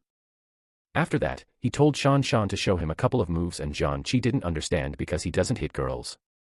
Xiaoyang grinned and asked, "He doesn't hit?" He asked Shan Shan to give him a little punch in the face, and she asked again. Xiaoyang said he could handle it and let her hit him with all her might. Zhang Qi grinned and said he was damn strong, so she shouldn't hold back. At that moment, she slapped him across the cheek, sending him flying and hitting the guy standing in the hallway. Shan Shan was surprised and looked at her hand, after which Xiaoyang announced that she had received a power-up potion and that no one but him and Chong would lead her now. Zhang Qi clutched his head with tears in his eyes and realized he thought he and the old man were much closer. At that moment, he screamed, "Of course not. He doesn't like men, so why would he get close to him?" The protagonist said, "Chong, Shenjia, Li Chen and one of the ordinary guys he pointed at. They're going to the city." He was scared and asked again, "Really?" "No, he just ran away and doesn't want to go back there." Li Cheng said they were going to save his friends and family and he wanted to sit it out here. The guy replies that he has no one else and asks to just leave him here as a worker and not take him anywhere. At that moment, Xiaoyang turned to the guy who shouted confidently that he would go with them. It was the young man who had lost his girlfriend. Sometime later, they found themselves in the western suburbs of City M, and the monster entered alone and said that it was somewhere around here. His brain was working more and more slowly, and he was afraid to imagine how much worse it would be if he didn't find human flesh. At that moment, he heard the monster sound saying that he knew it was somewhere around here. As he approached one of the doors, he abruptly opened it and saw the naked bodies of men and women engaged in indecent activities. He grunted and everyone silently turned to look at him, and one of the guys asked, "Did he dare to return to them?" The guy told them not to rush because this time he didn't come to steal and he had information. One of the girls asked, "Does he want to share it?" "How generous." Another girl said there was no point in lying. Everyone here was a monster. The guy shouted that there were a bunch of pure people there. True, but they had weapons and he himself wasn't improving, so he needed their help. The guys and girls looked at him silently, after which one of them smiled and said, "Okay. They'll believe him this time, but he'll become their dinner if it's a lie." The guy nodded and said, "No, it's all fair," and the girl stood up and said that since he was now one of them, she suggested they enjoy each other. He reached his hands to her naked body and shouted thanks for the treat. After a while, the new member of the group told the others as they entered the jungle to be careful because danger could lurk behind every tree. Xiaoyong asked him again, "By the way, what's his name?" The guy replied that his name was Xingkai, and Xiaoyong asked again, "A real man?" His friend chickened out coming back here. Xingkai replied that he needed revenge on the mutant who killed his girlfriend and that his parents were still somewhere in the jungle, so he'd take any chance to help. Xiaoyong responded, "Okay, he'll lead the way with Li Chen at his back. Chong and Xingjie should be on either side and encircle him. He was their only guide. Without him, the mission was doomed. Thanks for his help, don't misunderstand, but they simply wanted to stop the jungle's expansion." Suddenly, one of the tentacles appeared above Xiaoyong's head and he wondered what that sticky stuff was. Xingkai realized what it was and shouted. When suddenly the protagonist was enveloped by those tentacles right around the neck and panicked. He started screaming in fear, and Xingkai realized that no one had ever escaped from that mouth, but at that moment, Xiaoyong grabbed the tentacles with his hand. He landed lightly and pulled the tentacles toward himself, after which something strange jumped out of the creature's mouth and Xingkai said in surprise, "Wow." When Xiaoyong pulled the unknown substance from the monster, it began to spread across the ground and the monster rose into the air. Xiaoyong was surprised. Is it trying to escape so quickly? Don't let him miss this, Xingjie. It dared to wave its tentacles before his eyes. At that moment, Xingjie ran toward the new plant and enveloped it in its tentacles, then threw it straight to the ground and destroyed it. When the dust cleared, Xiaoyong smelled a pleasant aroma and was surprised, then realized that this smoke smelled strange and was hardly safe, so they should be more careful. Suddenly, he turned around and didn't understand where everyone was. The guys found themselves in an unknown space and didn't understand how strange it felt. Xingkai was shouting for his savior, confused about what was happening to the guys, when he suddenly heard a rustling in the bushes and didn't understand what it was. It was his girlfriend shouting his name. He looked at her in shock and asked, "Xiao Tong, is she alive?" She waved and said it was dangerous, so he should quickly come here while the others waited. He obeyed her and replied, "Okay." Meanwhile, the same evil monster pointed at his teammates. "Can they see it?" They arrived. One of them laughed and said that human flesh was excellent, pure meat. The guy asked him to calm down, but he didn't listen and started running toward the people, screaming that he couldn't take it anymore and wanted to swallow them. The people who saw the approaching monster were dumbfounded with fear and asked who it was. The monster grabbed the first person they saw and bit through his shoulder, after which the people realized what it was and started shooting at it. Lowly heard a rustling sound and cried out in fear, and while the boy lay there with a bloody shoulder, the others didn't know what to do. They fired bullets at the creature, but nothing worked and the monster attacked the others. Suddenly, Lowly stepped in and kicked it in the stomach, sending it flying off and landing. Lowly wasted no time and started shooting at the monster, but it began dodging the bullets in all directions, and Lowly shouted to quickly take the boy to the infirmary and stop the bleeding. The monster clutched its chest and began groaning, then fell face first to the ground. One of the girls approached it and said she'd warned it. Where was it going? Was it wounded? It replied, enough jokes, let me get it some meat. It needs to recover. Its friend asked, who was he ordering? He shouted that now is not the time for this nonsense, that they had to do it quickly, when suddenly the girl put her heel on his neck and said that fewer mouths to feed meant easier feeding. He called her names and she crushed him with her heel, spilling his blood. After that, the guys started discussing their plan. Their lunch was closed at the factory and they had weapons. One of them replied that it was easy, and the guy asked again, what is she talking about? She replied that they had forgotten that they were people, that they were zombies and that they would enter through the front door. Meanwhile, Shinkai in the forest couldn't understand why he felt like he was flying. Xiaotong told him to stop slowing down and go quickly and come here. He replied that he was coming, but at that moment, someone threw a dagger, killing Xiaotong again and cutting off her head. He began to shout her name with tears in his eyes, and Xiaoyang said that it had a surprising effect even on him, after which Shinkai asked again, why did he kill her? Xiaoyang asked again, let him look carefully, does he see that thing? Shinkai turned around in fear and realized it was actually a monster, and his hands began to shake. Xiaoyang approached Chong and tapped him on the head to wake him up. Li Chen asked what was going on. He felt like several years had passed. Sheng Jia said historical films, fast cars, his son returning to Earth, and he dreamed of picking him up from school. Xiaoyang replied that the flower had released some kind of hallucinogen and hypnotized them, and Li Chen asked what he was doing. Xiaoyang approached the monster and began poking at it with a knife, saying that he was checking its internal structure and searching for the mutant's core. It seemed he'd overthought it and that it was just a doll, not the main body. The vine was sinking underground and it seemed the real body wasn't nearby, when suddenly he looked ahead and became frightened. He didn't understand what was happening, but suddenly pulled out the creature's heart and wondered, was it a potato or a container? It resembled a nutrient storage device, so they would take it since it could be edible. He turned to Shinkai and asked if he knew anything about these plants. He replied that he only knew that they were dangerous and ate everything living.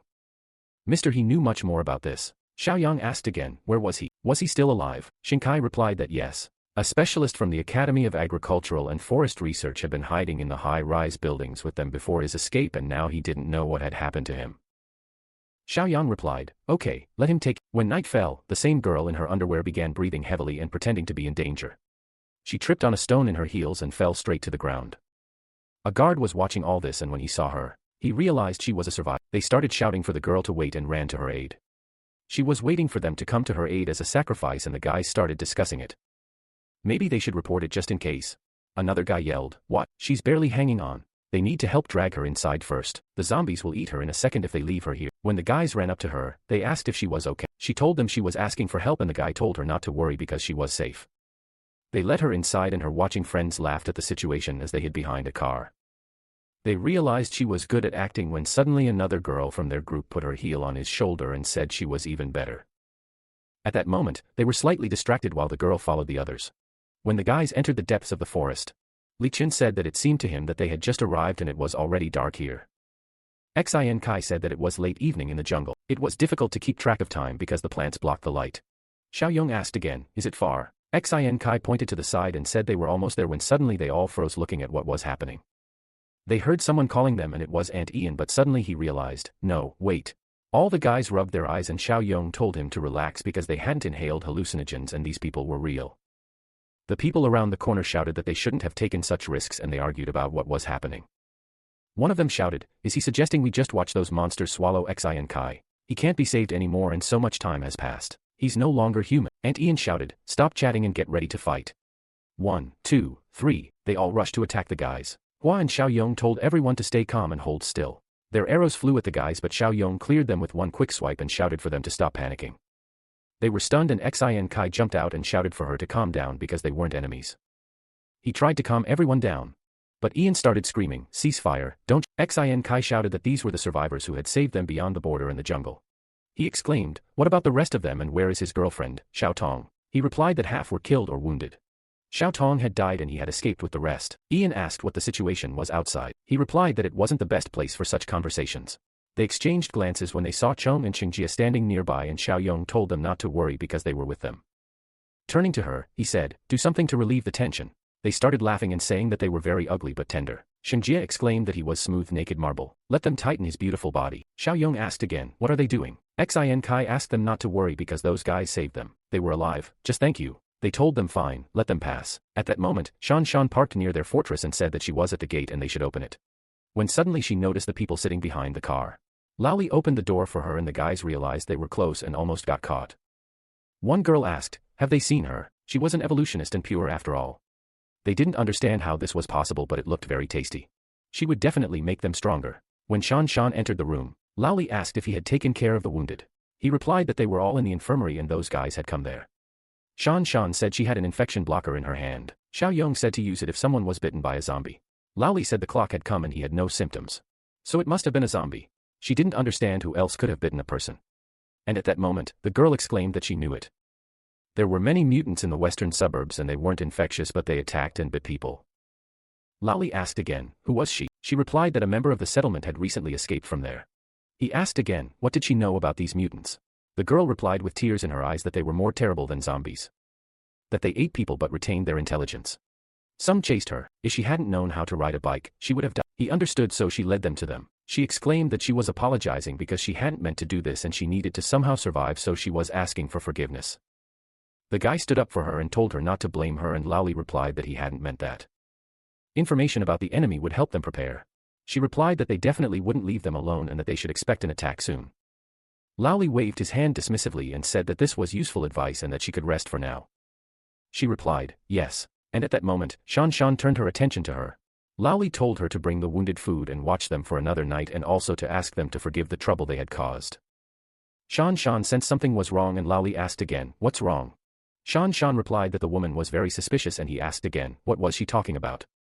She replied that she couldn't explain it. Perhaps she was overthinking things. He suggested that perhaps she was overly nervous. Xiaoyong entrusted such a difficult task to such a young girl. After some time, the guys arrived at the desired high-rise building and Xiaoyong asked why the base was here. They passed several warehouses and factories which were sturdier and had fewer windows. Xing Kai remarked that the disaster in City C was different from theirs and Ian exclaimed that if they stayed there, they wouldn't have lasted even a week. Xing Kai asked again, do they see that fog? The lower you are, the denser it is and you can become a plant if you inhale too much. It's only manageable above the 10th floor. Ian pointed toward the stairs and told them to hurry up as they wanted to talk there. They entered Mr. K's office and announced that it was Xiaoyong, their savior. He greeted them and said he would begin by explaining the situation in City M. It was like this. The situation was no better than the jungle. Old Man K clutched his head and cold sweat dripped from his face.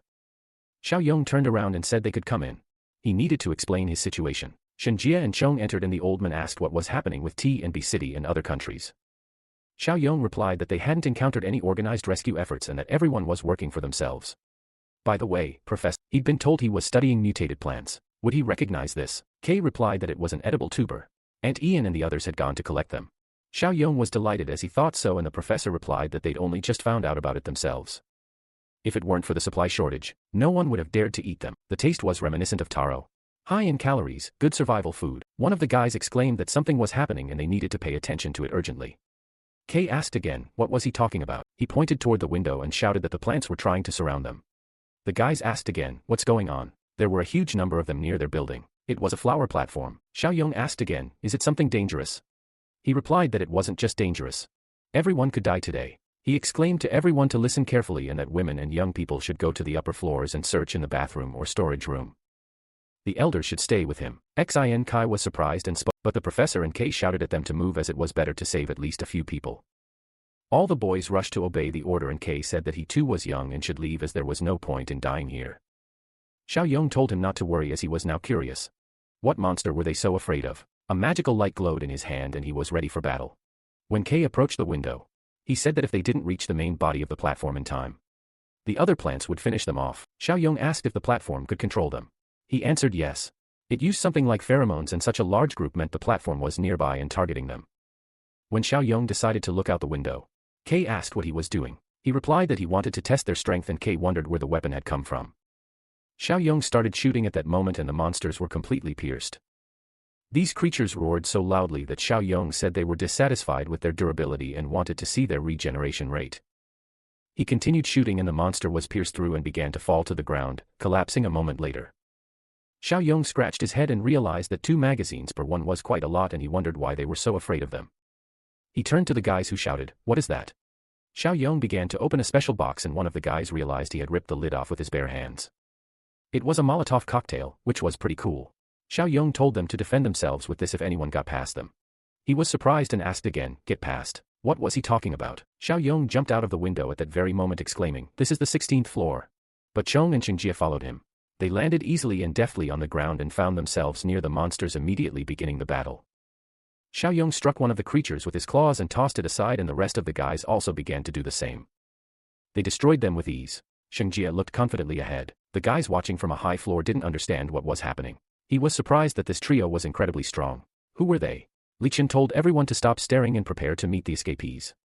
They should grab the bottles if they were confident they could handle it and defend the stairs. The rest should drag flammable items away from the entrance. The guys set to work and shouted that they were coming. The monsters continued to die one after another and Xiao Yong said with relief that they were finally finished. The rest should search the bodies for cores. He decided to check that platform and turning around realized that it was improving much better. But all thanks to Zhang and Li. He shouted to tell the others that the danger had passed and how things were down there. He was told they were finished there too. But the plants began to approach them again and Xiao Yong realized it was a creepy thing. Could this really be the exact platform? And what about the main body? When the plant began to unfurl petals with sharp tentacles, Xiao Yong became frightened and realized what was happening. Instantly jumping aside, he landed and realized he was on the Xingjie level. After which the monster was again right next to his face. He realized that he had recently fought tentacle monsters. So he pulled the creature and began to pull it toward himself. This trick wouldn't work on him twice and he exclaimed and cleared his throat. Took a deep breath and pulled the monster toward himself.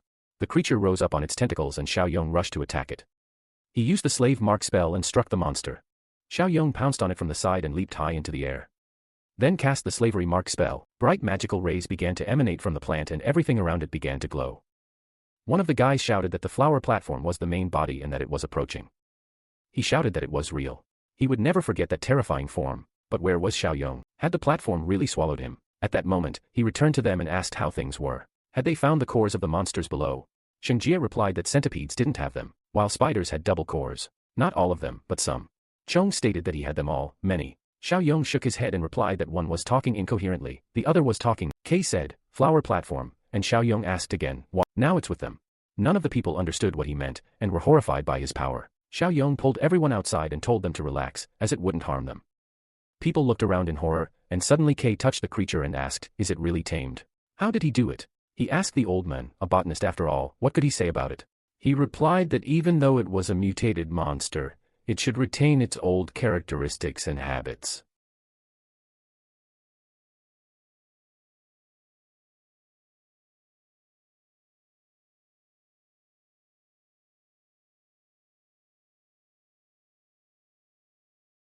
He thinks the flower platform repeated this process. Having lost the ability to receive light after the mutation began, it became more aggressive. It also developed the ability to hunt animals. A silence fell between the guys, and suddenly Li Qian noticed something was wrong and shouted, "Be careful." Tentacles began to sprout from the monster, and Xiao Yong looked at them questioningly. Then turned to the guys and told them to stop and not attack, as this couldn't disobey his orders. He suggested they watch. When the monster's tentacles reached the protagonist's neck, he didn't resist, and when it touched him, he suddenly froze. He began breathing heavily, and Li Qian asked, "What will he say?" Xiao Yong replied that Kay had hit the nail on the head. The city had become a field for plants. Those who couldn't get sunlight now rely on consuming animals. The servant's survival was his responsibility, so he offered the monster an exit. At that moment, the creature began to open up, and a green core erupted. The protagonist grabbed it by the vines and examined it carefully, after which it landed right on his hand. Li Qian asked, "What is this?" It replied that it had become a part of him. He abruptly threw it aside, and new vines emerged from his hand, attaching themselves to the tree and enveloping it. The protagonist jerked his hand sharply, pulling out a tree. Shang Jie exclaimed in surprise, "An easy year of noodles," which meant it was stronger than his tentacles. The system reported the Gardener achievement, bonus points 150, current points 153. Xiao Yong was surprised. This was a first. After this, the guys left the place and everyone returned. The same girl in the fortress grinned and said, "It seemed another fish had gotten caught in the net." She opened the window and asked. The men said he'd brought her a small snack, a cherry pie. She asked who asked. He replied, no one. He decided on his own. The girl realized he liked it and stroking his neck, said thank you. At that moment, the guy became very excited and began breathing heavily. Suddenly, he reached out to her and she asked in a trembling voice, what is he doing? He apologized and said he was thinking about something else. And the girl replied that there were a lot of people around and the walls were thin. Maybe they would go outside the factory and play an exciting game. He said, of course, after which the guys went outside. When they went outside, they made love, and the guy was delighted with this girl. He said she was so beautiful. By the way, what was her name? Something was wrong and the girl asked again, any problems? He looked at the trash can and realized that the sleeve resembled his friend's vest. Why was it there? When he opened the can, he was dumbfounded by the horror he experienced and realized what it was. The girl hugged him around the neck and grabbed him in her arms. After some time, the guy sitting in the car fell asleep and his friends hit him and told him to stop sleeping. He replied that he was watching and the guys yelled that he came right up to him and he didn't even notice. How long was he going to see the signal? How long had he been sleeping? The guy yelled that he hadn't slept. He had just dozed off for 10 minutes. The guys were discussing how useless he was and why they needed him. The girl tried to avoid a fight and said they'd been on duty for so long and still hadn't received a signal. She thought she was going to take everything for herself. So she suggested checking the factory's surroundings and looking for the creature's people. When they got closer, one of the guys said he'd smelled fresh meat. The other guy replied that she was right because she wanted to steal everything. The girl told him not to worry because she could seduce them and get inside too. He grabbed her by the throat and screamed, is she going to take all the meat? He knew perfectly well that she was the same way. The girl didn't know what to say and suddenly screamed to calm down because they wouldn't get inside if he finished her off. He threw the girl to the ground and she fell to her knees. The guy yelled at her that he swears he'll fly in there and take her with him, even if it costs him his life. If she does what the other girl did, she says she understands and after a while, she knocks on the fence asking for help. The gate opens for her and the guys ask who she is. She says zombies were chasing her and she barely escaped. The guys realize they've been having a good time with women lately and are laughing at this one for being a better character when suddenly the first girl yells at them not to believe her, saying she was a mutant in human form. A fight breaks out between them and the girl screams that she's a bastard but she asks them to shoot faster. The guys listen to her, start using their guns and stab the girl through and through several times. She falls into a pool of blood and dies and the guys yell that they're going to get gas. When they run to the spot where there's a lot of her blood, they ask where she is. Did she really escape with such wounds? They needed to leave someone behind and they entrusted Shan-Shan and Lao with the task. When the girl ran up to the guys, she tripped and fell to the ground at their feet, begging them in a trembling voice not to kill her and to sit down. She would follow all orders. They replied that they were birds of a feather and she knew perfectly well what that meant. At that moment, he grabbed a huge rock and said that they would have to find another plan to seize the food from the factory. The girl was dumbfounded when she saw the rock approaching her body and he tried to kill her with it, but another team member stepped in and destroyed the body and the enemy. The girl was delighted and thanked him for this. He said she had enough to heal and the rest would be his. She smiled and replied, okay, and thought that the bald man was right. No one understood their species better than they did. He wouldn't have gotten anything from her corpse. The bald man would have taken everything. That's why he attacked unexpectedly when she was wounded to gain an advantage. Some time later, discussions were taking place at the factory and Lal asked what was going on. Things still hadn't been found and they were seeing more disappearances. He turned to Shan-Shan and asked what she was planning. She replied, nothing, just going to look for clues around the factory. When she left the factory, she looked questioningly at the trash can where there was a lot of blood. She brought everyone else and the guys figured out that it was definitely their guy's jacket and the shoes were Young Hai's. He was the only one who wore that brand. The girl realized that Baldy and Gowan had dug up the bones she'd hidden in the barrel. Shan-Shan mentioned that there were no signs of a struggle in the surrounding settlement. What did that mean? The girl trembled and asked again, why is she looking at me? Shan-Shan decided to attack her with a sharp dagger at that very moment. The girl backed away and dodged and the blow struck a tree causing an explosion. The girl clenched her teeth in anger and Shan-Shan adjusted her hand causing everyone to stare at her. She realized she'd been exposed, turned sharply and lunged at the first guy she saw with a gun. She held a dagger to his throat telling everyone not to move or she'd kill him. Shan-Shan replied that she wouldn't leave alive and the girl asked again, did this brat really threaten her? If she didn't leave, she'd take a couple of them with her. After a while, she moved away, yelling for the guy to give her the gun and for everyone else to hold still lest she sever his carotid artery. A moment later, he handed her the gun and she kicked it aside and shot him in the leg. The guy cried out in terrible pain and lay motionless and at that moment, Shan-Shan pointed her gun at her, stabbing her in the back and side. Blood began to flow from the girl's mouth but she continued running and Laoli asked where Shan-Shan was running. She replied that she would give chase and went for the tank. Laoli asked her to forget about it as they didn't know how many such monsters were nearby and it would be better to lock themselves in the factory for now. Shan Shan confirmed that he was right. All new survivors would be quarantined, but she would leave that to him. The old man and Zhang Qi didn't yet know what had happened, so she would go and sort it out. Lao Li replied that he understood and wished her to take care of herself. He hadn't thought such a young girl would be so decisive and reliable. After some time, new monsters and plants appeared in the forest and the fight continued, and Xiaoyong easily caught them with his vines. He destroyed several monsters in a row in an instant, and all the guys watched his actions. After the monsters were destroyed, the guy set them on fire with a lighter in case that he couldn't tell whether he felt safe or not. The system reported that this quest was a utopia in progress with the goal of expanding society and progress. One settlement must independently repel the invasion completed. Reward plus 10, current rating 72, bonus point 40, current score 193. Xiaoyong smiled when he saw these results and said that he hadn't been let down. When he returned to the factory, the people cheered enthusiastically. Finally, Xiaoyong asked where Shan Shan was. Old man Xingbo replied that there had been an incident at the factory and she had gone to help. He asked again, was it something serious? Xingbo replied no, a couple of people had been bitten and she had taken a suppressive to help. He noticed the new people and Xiaoyong informed them that they were survivors from the city of S. Mr. Qi, a botany expert from the Academy of Agricultural Sciences, and Xingbo introduced himself and said it was a pleasure to meet him. Welcome aboard. He thanked him for this and said that they were so grateful for having them, and Xiaoyong replied that it was temporary and in a few days he would lead them to the edge of the jungle of the city of S. Qi asked again, why? He replied that they would establish a third settlement, but at that moment Shan Shan rode up on a bike. She waved to everyone with a smile and asked, Xiaoyong, when did he get back? After that, she told them a new story and said that newcomers can't be trusted. Qi asked again, and them too? He told them to relax because he already trusted them. They were no longer considered newcomers. This was good news, and Shan Shan asked again, why? He replied that more quests would give better rewards. The system announced a new quest, Villain Hunter Part 4, requiring him to eliminate a threat in the western part of the city and its suburbs. The reward was 120 points. After a while, the girl groaned loudly from fatigue and leaned against the wall when suddenly she heard the sound of a blade scraping across the asphalt. Turning around, she saw her old friend, who asked what had happened. Had her new friends abandoned her? She replied that it was a misunderstanding and that she had a plan. The girl asked again. Her plan had almost killed her. She was screaming at her friend to finish her off, because everything had gone wrong. But they could have a feast on the corpses of the bald guy and that idiot. Let them take at least something. When suddenly the girl started coughing up blood, because she had been stabbed. She screamed. What a freak. The same trick twice. The guy told her not to be offended, because she had lived longer than she should have anyway.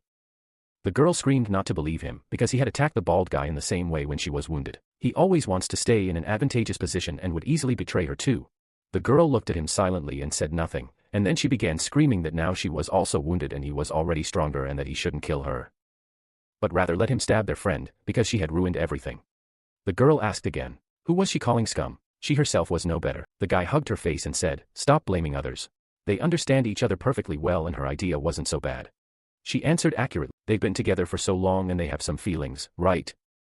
She's no worse than her. She's already done everything she can. The guy responded that it was a shame he preferred the redheads and killed her completely, causing her to fall to the ground. He said an arm and a leg would be used to treat the wounds and the rest would be his.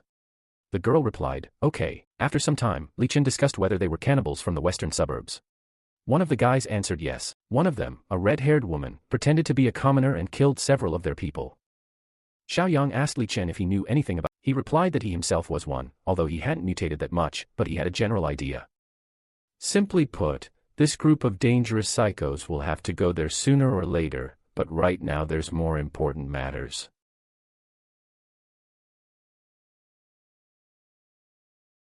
He turned to Lao Li and told him to keep a close eye on the steel factory and immediately report by radio if the situation gets out of control.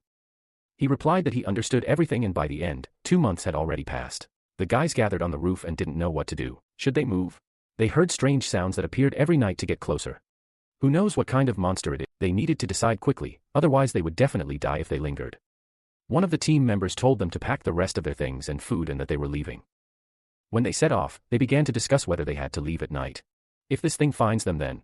But before he could finish speaking, the main one replied that the plants weren't so objective now, and would it make him feel any better if they tore him apart? At that moment, plant monsters began running toward them, screaming for them to be careful. And the loud sounds drowned out their approach. The plants began devouring these people, and they realized they were trapped. One of them said he had already told them not to walk at night, and that there was only one way left. They had to follow the sound. The guys looked in that direction and shouted that they were dead, but they had to take the risk anyway. What if it wasn't a monster but soldiers? After a while, they grew tired of running and began to tremble and gasp for breath. When they saw a bright glow in front of them, they didn't understand what it was. They needed to be more careful, and suddenly a huge tree began to fall straight to the ground. They headed behind the nearest trees and discussed what kind of monster had knocked down this tree with such a huge trunk. They needed to be quiet, because it turned out they were people, the ones who loved these trees. They were wearing masks and carrying chainsaws, and one of the guys shouted Shinkai's name, and another asked, "What is he doing?" Shinkai turned around and saw Long, and asked, "Is he still alive?" Long asked, "What's going on?" Shinkai replied that they had been rescued and were living in City M. Suddenly they heard the sound of approaching monsters, and Lien shouted that they needed to run from the plant. And they were caught. Shinkai chuckled and said that it was a pile of vegetables and they had nothing to fear. And Lien, perplexed, asked, "What is he?" Shinkai picked up the radio and said, "The second squad has encountered plants." He repeated that the second squad had encountered plants. They replied that this was accepted, and Shinkai asked the rest of the guys to follow them. A moment later, they changed into the appropriate uniforms and took up special weapons, much to Lien and his other companions' surprise. The guys began shooting fire and killing the plants. Li Chen remarked that it looked like they didn't need to lift a finger to deal with this. Lien asked again. He'd gathered such strength, but how? Shinkai replied that it was all thanks to their leader, Xiaoyang, when suddenly Lien turned around and realized there were new monsters there. He saw Xingzhe and Chong, and Shinkai grinned and told him not to worry because they were protecting them. They just needed more hands, so they'd go to Xiaoyang. When the guys reached the clearing where the plants were planted, Lien asked, "Do you mean they're growing food in a jungle filled with monsters?" Shinkai pulled out his hand and told him to look at this. It was a potato in his hand that looked like the remains of a monster, and he abruptly dropped it in fear. And Shinkai told him to calm down. Liang didn't understand what this was, and Shinkai said that these were the same plants as the monsters they burned. He was surprised, so they were able to tame them. Shinkai said that the thing produces a large harvest that is easy to harvest. Was this some kind of deal with the heavens? They discussed how it was all thanks to Xiaoyang, who was standing nearby. Meanwhile, he was talking with Kei, who was saying that plants can change their properties at will.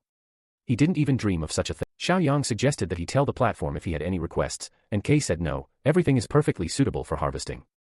Xiaoyang looked at the sky and thought, good, reclamation is going smoothly. His team will be able to deal with an attack by plants. He should deal with the stupid cannibals in the western suburbs. After some time, they reached City M, the western suburbs. Chong said that someone strong was following them. Xiaoyang replied that it was comparable to Li Chen's team, and Chong wondered what they would do. Xiaoyang asked again, what options do they have? They're feeding him everything. At that moment, the same naked girl said that this is the perfect moment, when suddenly the guy stopped her and she asked again, but why? They'll miss their chance. He replied that it was too late. There were others. Around them, there were many of the same cannibals who looked at them with pleasure and said that they had never seen better prey. They discussed, is this a pure evolutionary? This is the first time they've seen this. Who knows how much stronger they will become if they eat this? Wait, what's wrong with him? Does this guy really know how to control zombies? This is simply perfect. What if they get this ability too? With this power, they will be invincible, even against the guys from the northern outskirts. At that moment, the girl asked, great, now he will go to others. The guy told her to see if this is good or bad, and they began to watch from the roof as Chong began to pounce on these people and destroy them one after another, along with Xiaoyang. They didn't understand where such a strong monster came. They should run from here. Xiaoyang was covered in blood, while everyone around him was crawling and running in different directions and buildings. The guys hid on the roof and saw one of the cannibals climbing up to them, and the girl told him not to come here, because he'd kill them and to get out of here. When the guy climbed up to them, Xiaoyang grabbed a huge pole and threw it in his direction, destroying it in one hit. The guys were completely covered in his blood, and the protagonist said that they were strong and could have special cores. The guy looked out from the roof in horror and said, wow. The girl asked again, are they gone? He answered yes, they can go down. They only ate 3 bodies, and the rest will be theirs. He licked his mouth with saliva. Meanwhile, the protagonist was walking on the other side of the building, saying that his appetite was so weak, why did he only eat 3? He replied that he couldn't take it anymore with a body like that, when suddenly they noticed something nearby and turned sharply. The protagonist grabbed his weapon and was ready to attack, when suddenly the men shouted at him to back off or he would shoot them if they took a single step. Xiaoyang realized it was an ordinary person and was surprised, while the men bit his lip not knowing what he was doing. Xiaoyang begged him to stay still, and the men shouted again that he had already told him to stop, but Xiaoyang caught the arrow with his fingers, and the man was surprised. He really caught the bolt with his bare hands. Xiaoyang appeared right in front of the men and took his weapon, then told everyone to come out because they weren't cannibals. The people inside asked in fear, but who were they? So they'd found a way to fight zombies without eating people. That was simply astounding. Xiaoyang asked them again where they were going. The main one answered that there was a steel factory in the southern suburbs and that there was a radio broadcast from there, indicating that they were receiving survivors. They were planning to go there, but then decided it was better not to go to the common people since they couldn't fight off the cannibals. Xiaoyang asked again. So he meant there was a place safer than the factory. The men replied that there was a settlement in the northern suburbs where cannibals were being hunted, and they wanted to join them. The protagonist showed up, serious. Did such groups still exist? He replied that they'd heard from the cannibals, otherwise they wouldn't have even tried to go there. They said there was a strong leader there who wouldn't break a sweat in a fight with 6 or 5 cannibals, and that's how they survived. Xiaoyang asked again. One person. But there are at least 1,000 cannibals in the western suburbs. How could he protect himself from them all? The men replied that they usually worked alone and rarely formed groups. Another guy shouted that it wasn't true since he'd seen them meeting 2 days ago, and they were definitely plotting something. The men turned around and said he was having trouble with his head, that he was probably confusing reality with dreams again, and that he was only still alive because cannibals couldn't cooperate. The men asked Xiaoyang to listen, saying he wanted to go to the factory because his brother might be there. How many times did he have to? He had no chance of surviving. They would all die if they went there. He thought the factory had held up against the cannibals. They could be cannibals themselves. Xiaoyang chuckled and replied that he was right. The former leaders there had eaten people. The boys turned around and asked again, what? Xiaoyang replied that he had. What was his brother's name? Maybe he knew him. The boy replied that his name was Li Chen, and that he was a deputy officer in the southern suburbs. He'd heard of such a thing. Was he still alive? Xiaoyang chuckled and remarked on how coincidental that was. He and Li Chen were quite close, the boy asked, surprised and hopeful. Really? Xiaoyang replied that he was helping monitor the harvest at the steel. His brother was very surprised and asked, have they started growing anything? That's amazing. He told him they needed to go to the factory. At that moment, Chifren shouted, who is he? They couldn't believe such convenient words. He might as well say he was trying to trap them and eat them. Xiaoyang clutched his head and asked, why would he lie to kill them? A bright light flashed between them, and the protagonist dodged the bullet. One of the boys turned around and shouted, what are you doing? The other boy, holding a gun, exclaimed that he was apologizing, saying it was an accident. Since it had gone off by itself, suddenly, a loud growl erupted, and the people turned around in alarm, realizing the sound had attracted the cannibals. They needed to hide quickly. All the guys rushed to hide, and Ren, seeing Xiaoyang and Chong standing motionless, asked, do they want to die? Strong or not, they couldn't handle a group of cannibals. Xiaoyang turned to the guy and said that he'd said they'd fight among themselves if they gathered in one place.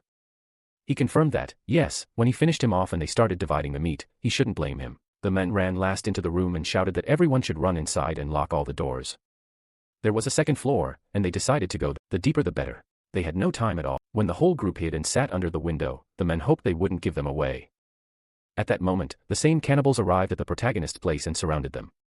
They started discussing him. Why was there only one? Maybe he ate the others himself. One of the cannibals replied that this was nonsense, since he had just arrived. The girl asked, have they noticed this? This was unusual prey. He would be no worse than 10 ordinary survivors. The guys who were watching from the window asked, so what's going on? Ren told them that there were already about 10, and the cannibals continued to gather. He knew they were finished, and there wouldn't even be bones left. When suddenly one of the cannibals pounced on the protagonist, shouting that he couldn't stand it, the first piece would be his. Xiaoyang easily cut his neck in that instant and confidently looked ahead. All the cannibals realized how fast he was and were dumbfounded. Xiaoyang replied that he didn't have time, so let them attack together. They asked, is he really looking down on them? Then they would all attack him and kill him first. Xiaoyang turned to Chong and told him to take care of them, to expend some energy to eat more. He nodded, yes, and Xiaoyang grabbed his sword when one of the cannibals attacked him from behind and suddenly leaped into the air, leaving the cannibal confused. Ren didn't understand what was happening and how he jumped so high. Was this guy a monster too? The cannibals realized he was far stronger than them and they couldn't defeat such a monster.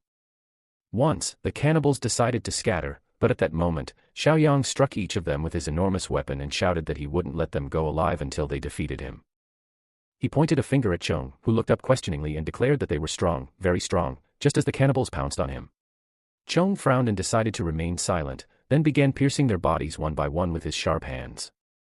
He performed surprisingly dexterous movements, managing to dispatch each of the cannibals, and the remaining ones screamed that it was impossible, that they couldn't even defeat that. At that moment, their heads were also pierced by a bright beam of light, and the guys watching from the side argued in trembling voices that those guys had seriously slaughtered a group of cannibals without even breaking a sweat. Xiaoyang turned to them and told them they could go. When the group emerged, they cursed in horror, and Ren said they had decided to join the settlement at the factory. Would they allow it? Xiaoyang replied yes, but first, he needed to visit the settlement in the north they had mentioned. Fan asked again why they needed to go there. He replied that he wanted to see if they would have to kill them all. After a while, people at the factory began shouting that it was an attack. 7 cannibals wanted to breach their fortress. What should they do? Fan came to their aid and the men started screaming, and his daughter turned to him and said that this was too much, even for him. He asked them to lock the gate and not let anyone in or out. The guard told him, okay, and at that moment he lunged and his daughter screamed to be careful. Fan landed nimbly and the cannibals realized it was him. They needed to kill him and then the entire meat supply would be theirs. Fan became enraged and blood clots appeared on his body, transforming him into a huge terrifying monster with sharp fangs. He was so enormous that the cannibals were so frightened that they didn't even understand. Could this really be his strength? Let them just look at him. He was more terrifying than they. They should attack together, and at that moment, the cannibals pounced on Fan. They were confident and screaming loudly, but a moment later, their entire bodies were cut into tiny pieces. Fan roared at the end of their battle, and a moment later, they finally won and the cannibals were dead. But Fan was on the verge, lying in a pool of his own blood, groaning. The guys who were in the fortress discussed. Should they leave him like this? Another answered that there was no choice and now he couldn't control himself, so he said not to help. His daughter watched with tears in her eyes and they began shouting that he couldn't move. How could he eat the cannibals without their help? It was simply a death sentence.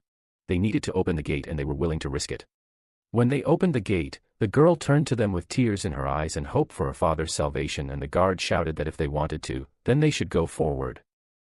The guys went out to the monster and Fan shouted, "What are they doing?" They answered that they couldn't leave him. They wouldn't last long on their own. At that moment, the guy shouted, "Don't come closer and leave them now." Fan, watching the scene, was devouring one of the cannibals and the boy exclaimed what a horrific sight it was.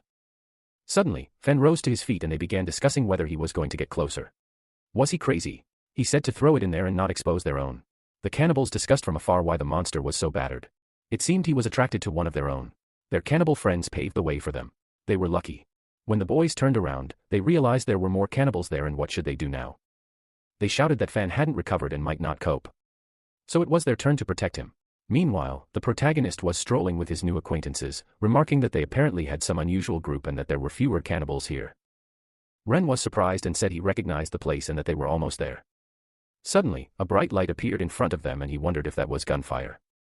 Xiaoyang replied that it was less than a kilometer away and they were just a step away. The cannibals were killing people who tried to fight them, and Fan's daughter fired and screamed that she would fight to the end. When one of the cannibals approached her, he said that her meat looked quite tender, causing her to tense up. At that moment, the monster took her weapon and threw it aside, saying that they would now see what she could do, when suddenly her father defended her and struck the guy. The girl fell to the ground, having been caught, and blood spilled from her hand. The cannibals realized that the monster was still snarling and they needed to finish it off. They pounced on Fan, who began to defend himself, and his daughter aid for her father began screaming, "Daddy!" Her partner shouted at her that they couldn't stay here. They had to run away. Fan was on edge and tried to get rid of the creatures when suddenly a huge rock appeared above them and began falling, eventually landing, killing several cannibals in one fell swoop. The remaining cannibals retreated in fear and no one understood what had happened. It turned out to be the protagonist who had saved them all with a single movement. He approached with Chong. A group of new acquaintances stood to the side, and in front of them were cannibals. The guys realized, could this really be another group of cannibals? But then they realized, no, this monster didn't look like a cannibal. What if all cannibals become this scary over time? The protagonist had gone crazy over what they'd said about Chong, and at that moment the cannibals couldn't understand. Was it theirs? Or wait. This guy smelled different. Was he a pure evolutionist? Was that even possible? Xiaoyong asked Chong to look into it, and he asked again, why is it always him who does the dirty work? At that moment, he suddenly jumped to the side and rushed at the cannibal, who said he'd killed countless zombies and would kill him right now. But before he could recover, Chong kicked him in the back and pinned him face down. The people around him realized this monster was insanely strong. Could it really be stronger than Fan? Ren told the others not to worry, because these were tough guys from the southern suburbs.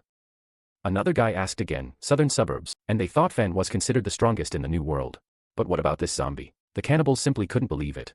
They were discussing how everything was fine, and there was no need to be afraid, since they could handle it together, when suddenly they froze and silently began waving their arms, then couldn't decide who would go first to kill Chong.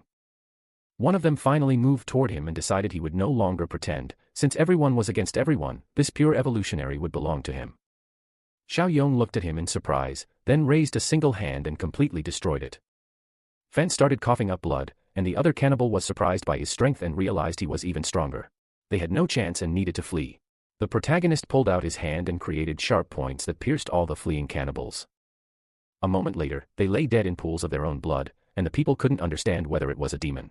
Ren asked them not to be afraid, because he was there for them. Fan also turned and looked at him in surprise, then tried to pierce him, cutting his hand. Suddenly, Xiaoyong turned to him and asked, "What's going on?" He extended his sharp claws toward the monster and bound it with vines. Fan was surprised and couldn't move, and Xiaoyong shouted that it was an abomination. They would see if it could withstand falling. He swung his arm and was about to slam Fan into the ground when his daughter screamed. Daddy, no. Xiaoyong heard her voice and paused, then looked at her questioningly, and she begged him to let him go. Xiaoyong asked again, who should I let go of? This strange piece of meat. The girl screamed. Yes, it was her father, and he attacked them because he lost control. Let him not kill him. Xiaoyong asked again, does she think this monster can return to human form? When he released the monster, he asked again, is that all? At that moment, a terrible smell emanated from the monster, causing them to wave it off, and Xiaoyong said, turning to Chong, who's talking? His lunch smells just as bad. A young man approached them and suggested they go to the base. Fan could be left there. When they arrived at the new base, the people inside knelt down and cried out, Savior. They wouldn't have survived this day without them. Xiaoyong replied that it was nothing and that he was just helping them. How long has this settlement existed, and what's with this fan of theirs? The girl replied that it was her father, infected with mimic flesh. He asked puzzled what that meant. It was a magical, but extremely dangerous organism. It was found in wild animals and mistaken for a simple disease, but after cultivation, they were surprised to discover that it could take the form of any tissue. This organism is capable of mimicking the cells it absorbed, not just repeating them, but improving their functions and properties. Although this violates ethics, her mentor decided to ignore the rules and conduct experiments on humans. They were delighted. As the week had passed, the cancer cells were almost destroyed, and they had discovered the God cell. By then, the catastrophe had already begun. Cities were plunged into chaos, refugees were flocking from the surrounding areas, but they believed that the God cell would be the key to salvation. They could not have imagined that this itself would turn out to be a catastrophe. MC asked, is everything out of control? She confirmed it. The mimic flesh devours all the cells of the host's body until it replaces every one of them. The infected loses their humanity and gains the instincts of the mimic flesh. They develop an uncontrollable urge to infect others. Over time, the flesh forgets the structure of the host's body, turning into an irreversible mass. It loses coordination and mobility, withering after depleting nutrients. Therefore, the mimic flesh tries to gather itself together while it can maintain a human form. This instinct determines its final destination, the sea of flesh. Xiaoyang thought about it, and Xiaofeng said that he was now one of them. He noticed his shoulder and asked if this was a wound from his attack. He confirmed it, and he sighed heavily, regretfully saying that his days were already numbered. He told him not to worry. He had already extracted the dangerous flesh, and he asked in surprise how he did it. He answered with a smile that he was many times stronger than an ordinary person. This also applies to his immune system, and besides, a more amazing and deadly life form was hidden within him. He spread his arms out to the sides and plants immediately grew around him, and everyone's mouths dropped open at the sight. He asked if flesh could mimic, would it be possible to use it intentionally? He extended his hand to the man, asking him to infect him again. He would try to tame this thing. He didn't argue, squeezed a piece of flesh from his fist and threw it to him. The mimic flesh bit into his palm, and he said that nothing was working. The creature immediately attacked when it tried to merge. All he could do was kill it. And how did he control it? He answered that he didn't control it. He was this flesh. All the cells of this body had become mimic flesh. From a biological point of view, he was no longer human. He asked, but did he still retain humanity? He answered that there was nothing left of humanity. Only a sense of responsibility based on reason supported him. The structure of the neurons in the brain had not yet completely degraded. He thinks like Zhou Xiaofeng and tries to fight the instincts of the flesh, but he feels the remnants of common sense disappearing. So soon he will not be able to maintain human form. Let him protect Xiaoping and the others. He will do anything as long as he can. His daughter burst into tears, and the system informs Xiaoyang that more than 2 types of disasters have been studied. The Disaster Collector Quest series has been unlocked. The goal is to study more types of disasters. Progress. Super Devourer Virus. Adaptive Spore studied. Mimic Protozoa Colony not studied. He will receive 300 points as a reward. He thought that the Super Devourer refers to the zombies in City M. Adaptive Spores were in the jungle of City S. Then Mimic Protozoa is the mimic flesh they are talking about. He asked the men, so does that mean he will join the Sea of Flesh? He told him that this day was not far off, and MC volunteered to go with him. He was just curious about something. The man asked what would happen to his people then, and he answered that it was not a problem. He took out a radio and contacted Qi, asking who was free now. Very soon, Shenjia came to the base with his son. Shui immediately happily greeted Xiaoyang, and he asked his father in surprise why he brought him. His mother didn't mind. Shui said that he was not the same child he used to be. Now he would show him his strength. He didn't understand what he was talking about, and he turned around, loudly telling the people who had been following them all the way to get out. Otherwise they would come to them themselves. At first, no one answered him, but after a few seconds, the people emerged from their hiding places, asking if they had noticed them. They approached him, and their leader said that he looked like he was. This was the famous meeting place. He wanted to see who they should unite against. He pointed his finger at Shenjia and said that they were talking about him. He heard that he could deal with several of them, the new people, on his own. Shenjia shook his head, saying that he didn't understand anything, that he had just arrived. Meanwhile, the boy asked Zhao Feng what was going on, and he replied that they had confused him with him. The men, the new men, said that they were destined to fight. Why not do it when the numbers are on their side? Shui stepped forward, confidently telling his father that he would deal with them himself. And he told him to be careful. After that, the men rushed into battle. The boy pulled out a pistol and opened fire on them, but their leader easily dodged every bullet and called him an insolent boy. He's not even afraid of a tiger. An ordinary person couldn't handle that speed. But suddenly a bullet hit him in the shoulder, which he clearly did not expect, and Shui quickly reloaded the gun, asking who said he was an ordinary boy. He continued shooting. The men managed to get close to him and pounced on him in a jump, but before he struck, he quickly dodged and jumped behind him, then shot him in the head. The people were surprised by his strength. Meanwhile, a larger man attacked the boy and he cursed, since this time he could not dodge. Then his father came to his aid. He pierced the bodies of his opponents with tentacles. The people were afraid of his strength, and the opponents exclaimed that the rumors were lying. These guys are stronger. They decided to attack him simultaneously to test how many tentacles he uses at once. But they did not expect that he would grow even more tentacles and deal with them. Finally, all the opponents were finished. The boy ran up to Xiaoyang and asked how he felt about him. He patted him on the head and told him with a smile that his training had not been in vain. Shui happily said that it was all thanks to the harvest from his field. People become stronger when they eat it. MC thought that it seemed that the plants from the field remained the same creatures. Although their strength could not be compared with the wild monsters in the city, they still contained the energy of evolution, which was a pleasant surprise. The boy pointed at Xiaofeng and asked, "What the hell is this?" He said that now he understood the big picture. Zombies, plants, and here is a creature called mimic flesh. Each territory contains something unique, its own type of disaster, and he wonders what enemy will be next. Meanwhile, a fortress in the middle of a wasteland encountered a whole horde of huge insects. The military couldn't hold them off for long, as there were too many of them, and then they decided to escape. Getting into armored cars, they drove away, abandoning the civilians, and were devoured by the insects. At this time, Xiaoyang and the others entered the building. He said that the guys could easily defend this place from 20 or 30 cannibals. He noticed a man locked in a separate room, and asked if he was also a cannibal. Xiaofeng told him that he used it to find people infected with mimic flesh. He accidentally discovered that cannibals do not feel the urge to eat the infected. Not all infected can control the flesh instinct as he can, but they are more dangerous than cannibals, because they do not act openly, but quietly infect others, and he helped them find such people. Seeing them, the cannibal gritted his teeth in rage, and then with a smirk said that today they will do without unnecessary words. He will immediately tell you who is infected. Xiaofeng became worried, and the men said that he was curious whether a creature that has lost humanity would feel even a drop of sadness from the death of its daughter. Xiaofeng became wary, and the cannibal said that his daughter, whom he so desperately protected, was already infected with mimic flesh. He didn't think he needed to explain who did it.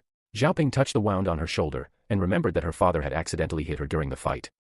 The man's face immediately darkened, and MC patted him on the shoulder and told him not to worry so much.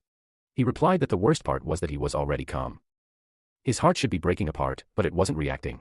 It seemed he had reached his limit. It was time for him to surrender to the sea of flesh. He turned to Xiaoyang and said that, although he couldn't remain the same person, he believed in finishing what he started. Would he be able to cleanse Xiaoping's body like he cleansed his own? He replied that it was a bad idea. His immune system wouldn't help others. Xiaofeng told him to forget about it then, and the guy approached Xiaoping, asking if she would also become that thing.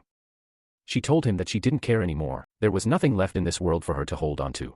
She hoped they would deal with her when she lost control. MC told her not to give up so quickly.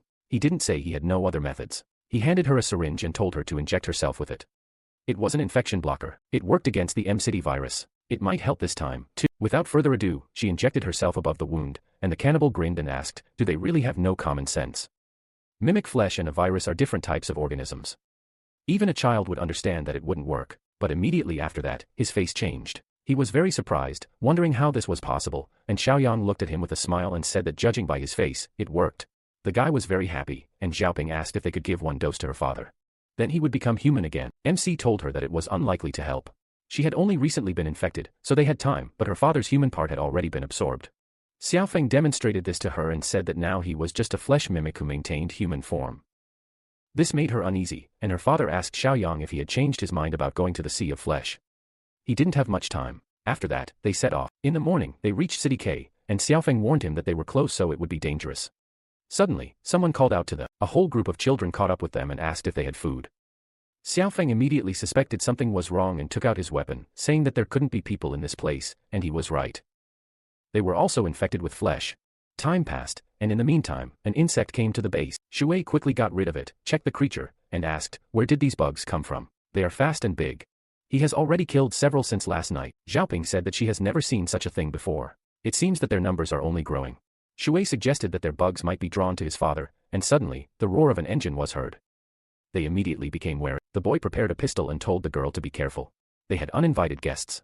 The others also armed themselves and went out to greet these guests.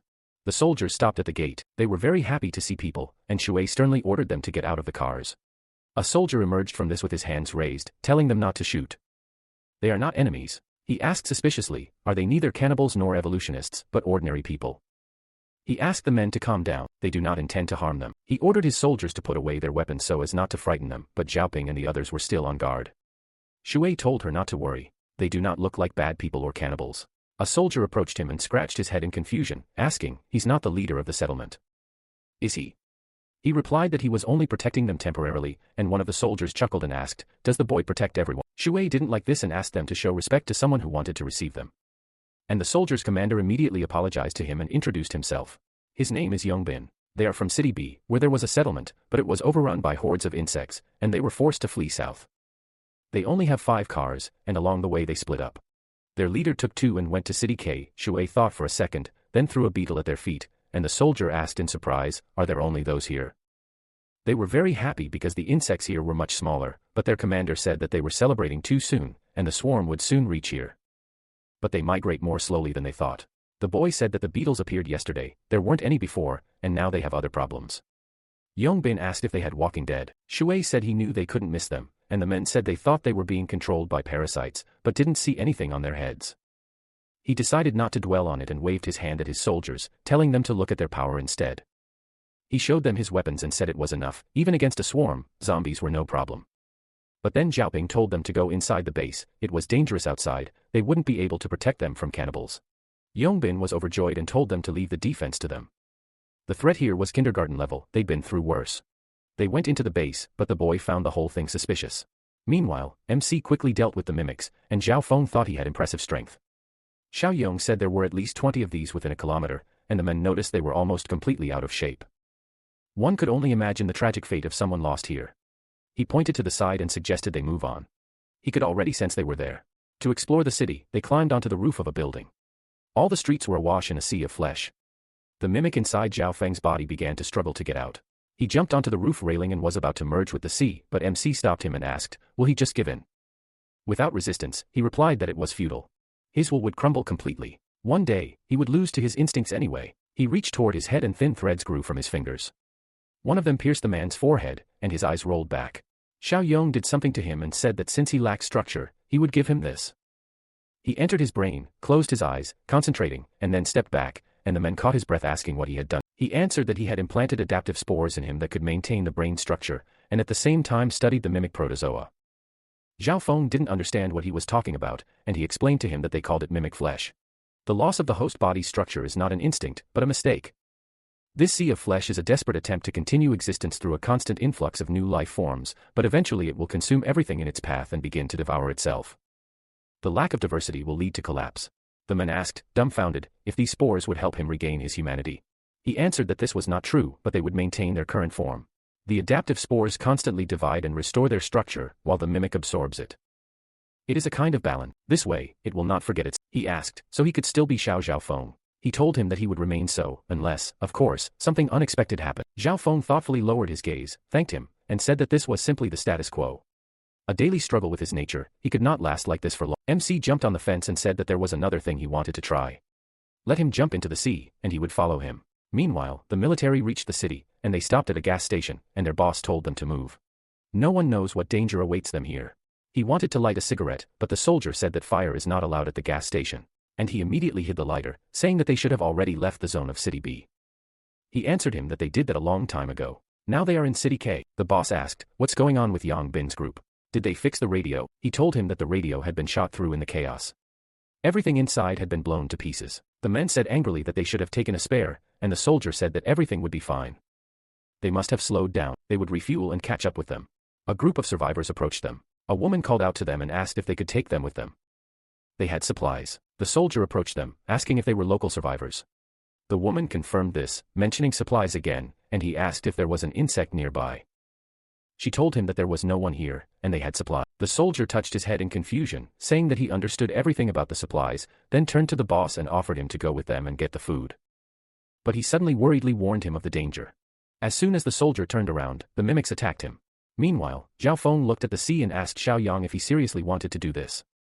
He said with a smile that he was going to jump in there anyway, so he should trust him. They both jumped into the sea of flesh, and as soon as they landed, the creature grabbed them and pulled them inside. After a few seconds, vines burst out of the flesh. They spread throughout the area, and MC got out of the sea of flesh and landed next to Zhao Feng. He told him not to stand. It was his turn now. He stared at him in shock, not understanding what he wanted from him, and then he felt something and screamed loudly.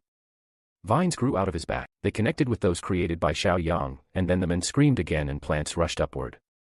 After a while, a huge tree grew in this place, and Zhao Feng, who became a part of it, looked around in surprise and MC asked how it felt to satisfy instincts. He didn't know what to answer, tried to do something, and another tree grew from the flesh. Looking at it, he asked in surprise, does it obey him? He himself became a sea of flesh. Xiao Yang told him that wasn't entirely true. He currently controlled only a fifth of the area. Capturing it all would take half a month. Another tree had grown nearby, the main trunk. The growth of a new tree meant that another part of the sea had come under his control. He would become it when this zone was filled with such trees. Let him remember, he controlled all the adaptive spores. He shouldn't even think of going against him or the residents of City M. He could take this power from him at any time. He replied that he understood everything. He wasn't foolish enough to betray someone he was grateful to. They heard a noise from the side, and realized something had happened. A group of soldiers ran toward them, followed by a mimic. A soldier shouted that he'd rather be killed by insects than by this thing, and then he suddenly froze, seeing something astonishing. A huge tree blocked out the sky. They were stunned by the sight, but the mimics were already close. The boss asked what they would do. Would they run further? A soldier warned the boss that the same flesh those monsters were made of lay ahead, and he said that they should run to the side. But he objected, saying they didn't have time. A shadow covered them, they raised their heads, and seeing a huge mouth above them, they realized that they were finished. But Zhao Feng came to the rescue in time. He killed one of the monsters, the others started to flee, then it split up and headed towards them. Even as it caught up with them, it devoured them all, and then returned to the sea. The soldiers remained in place, and the guy nervously asked, are they saved? The boss told him to shut up, not to make a sound. It hadn't noticed them. Zhao Feng said it was all nonsense. He could see and hear their every move. The voice was coming from literally everywhere. They started looking around for its owner, and then Zhao Feng emerged from the sea of flesh, and a soldier pointed at him in shock, asking who he was. MC approached them, and told them it was the embodiment of the sea of flesh. They were frightened by his appearance, because they couldn't even notice him, and he asked where they came from. After that, the military told them all about insects. Ferocious crawlers, agile flyers, giant beetles spitting poison for tens of meters, and brain parasites that turn everyone into slaves. Sometimes they coordinate better than humans. Zhao Feng received the same information in the camp. She thought for a second, and said that it looked like a eusocial species. These are insects, ants, bees, termites. They have no individual desires, only the will of the collective. They can be frightening with their unimaginable cohesion. Yang Bin shook his head and asked, so now they understand how dangerous these creatures are. Suddenly, they heard some sounds, and they turned around to see cannibals on the roofs of the building. Yang Bin asked, so they eat people? Shuai replied that now they would understand what kind of enemies they were facing. One of the cannibals said that their people saw their leader leave for City K, and now they were defenseless. It would be a shame for them to simply kill them on the spot. There was no benefit for either side. Therefore, they wanted to offer them their protection. It was enough for them to give up one person every few days. Shuai smirked and asked, are they going to tame them? The girl remarked that this was rude. She was giving them half an hour, after which the massacre would begin. Yang Bin cursed, saying that they had completely lost their conscience.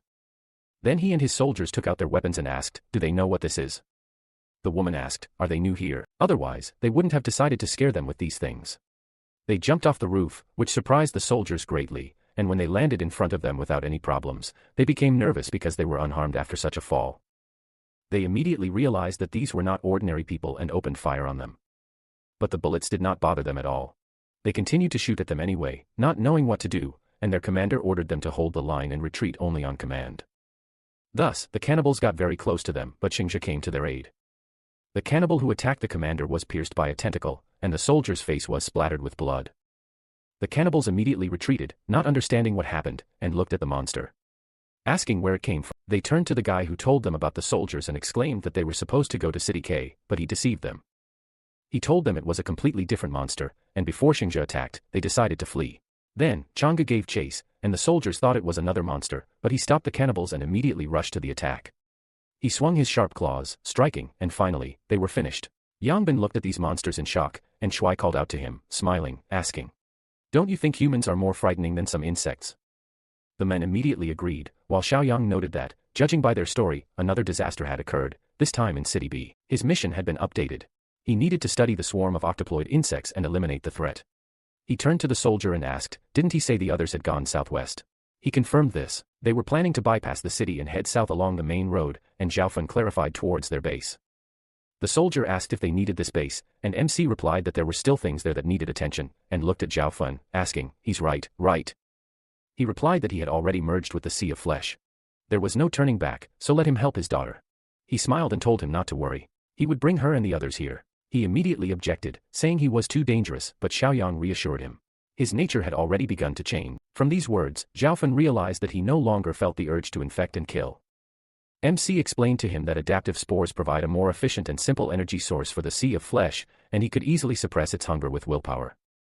He said goodbye to him, saying that he would help the soldiers return to the others, after which he led them to the base.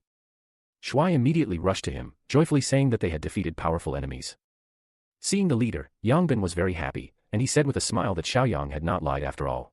They really were here. Yangbin asked where the others were, and he told him the sad news. They had died after encountering monsters. The soldiers fell silent, trying to comprehend the fact that their comrades were no longer there.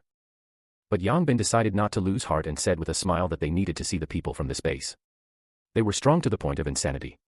The boss said that they also needed to show them something, then they would talk about insanity. While they were chatting, Zhaoping approached Xiaoyang and asked if her father had become part of the Sea of Flesh. He confirmed this, but he told her not to be upset. He had retained his sanity. He found a way to harness his power. It's much safer there now, so let them pack their things. They're immediately moving to a better place that they found with Xiaofeng. Having finished their preparations, a huge group of people moved towards the Sea of Flesh. And very soon they encountered monsters, but decided to go around them. Suddenly, a human voice was heard from the side. They immediately became wary, and Yang Bin, seeing a woman and child walking towards them, said that they didn't look like cannibal, and why were they so tense? The boss immediately opened fire, shouting that it was those monsters again, and Yang Bin anxiously rushed towards him and exclaimed, "What is he doing? These are ordinary civilians." He responded by telling him to take a closer look. These are not just civilians. And then, Yang Bin saw that it was just a monster disguised as humans. But they were not alone. Similar mimics began to approach them from all sides. They were surrounded. The boss called out to Xiaoyang and told him and the others to run to the Sea of Flesh. They had better weapons. They would cover them. Yang Bin told him not to panic so much. They were quite strong themselves, and he exclaimed that this was all nonsense. These things were terrifying, so let them run from here. They would hold them off. The soldier told the others to listen to their leader. Monsters were different from cannibals. This is where their guns would shine. MC patted the soldier on the shoulder and said that he realized they were tough. They could be relied on. He stepped forward, telling them to stay back so as not to be accidentally hit, and then fired a flare into the sky. Shuai looked at the bright light and asked, "What was that? Did he call Shan Shan?" He told him that he called another strong group. He turned to Changwu and Xingjie, telling them to move forward.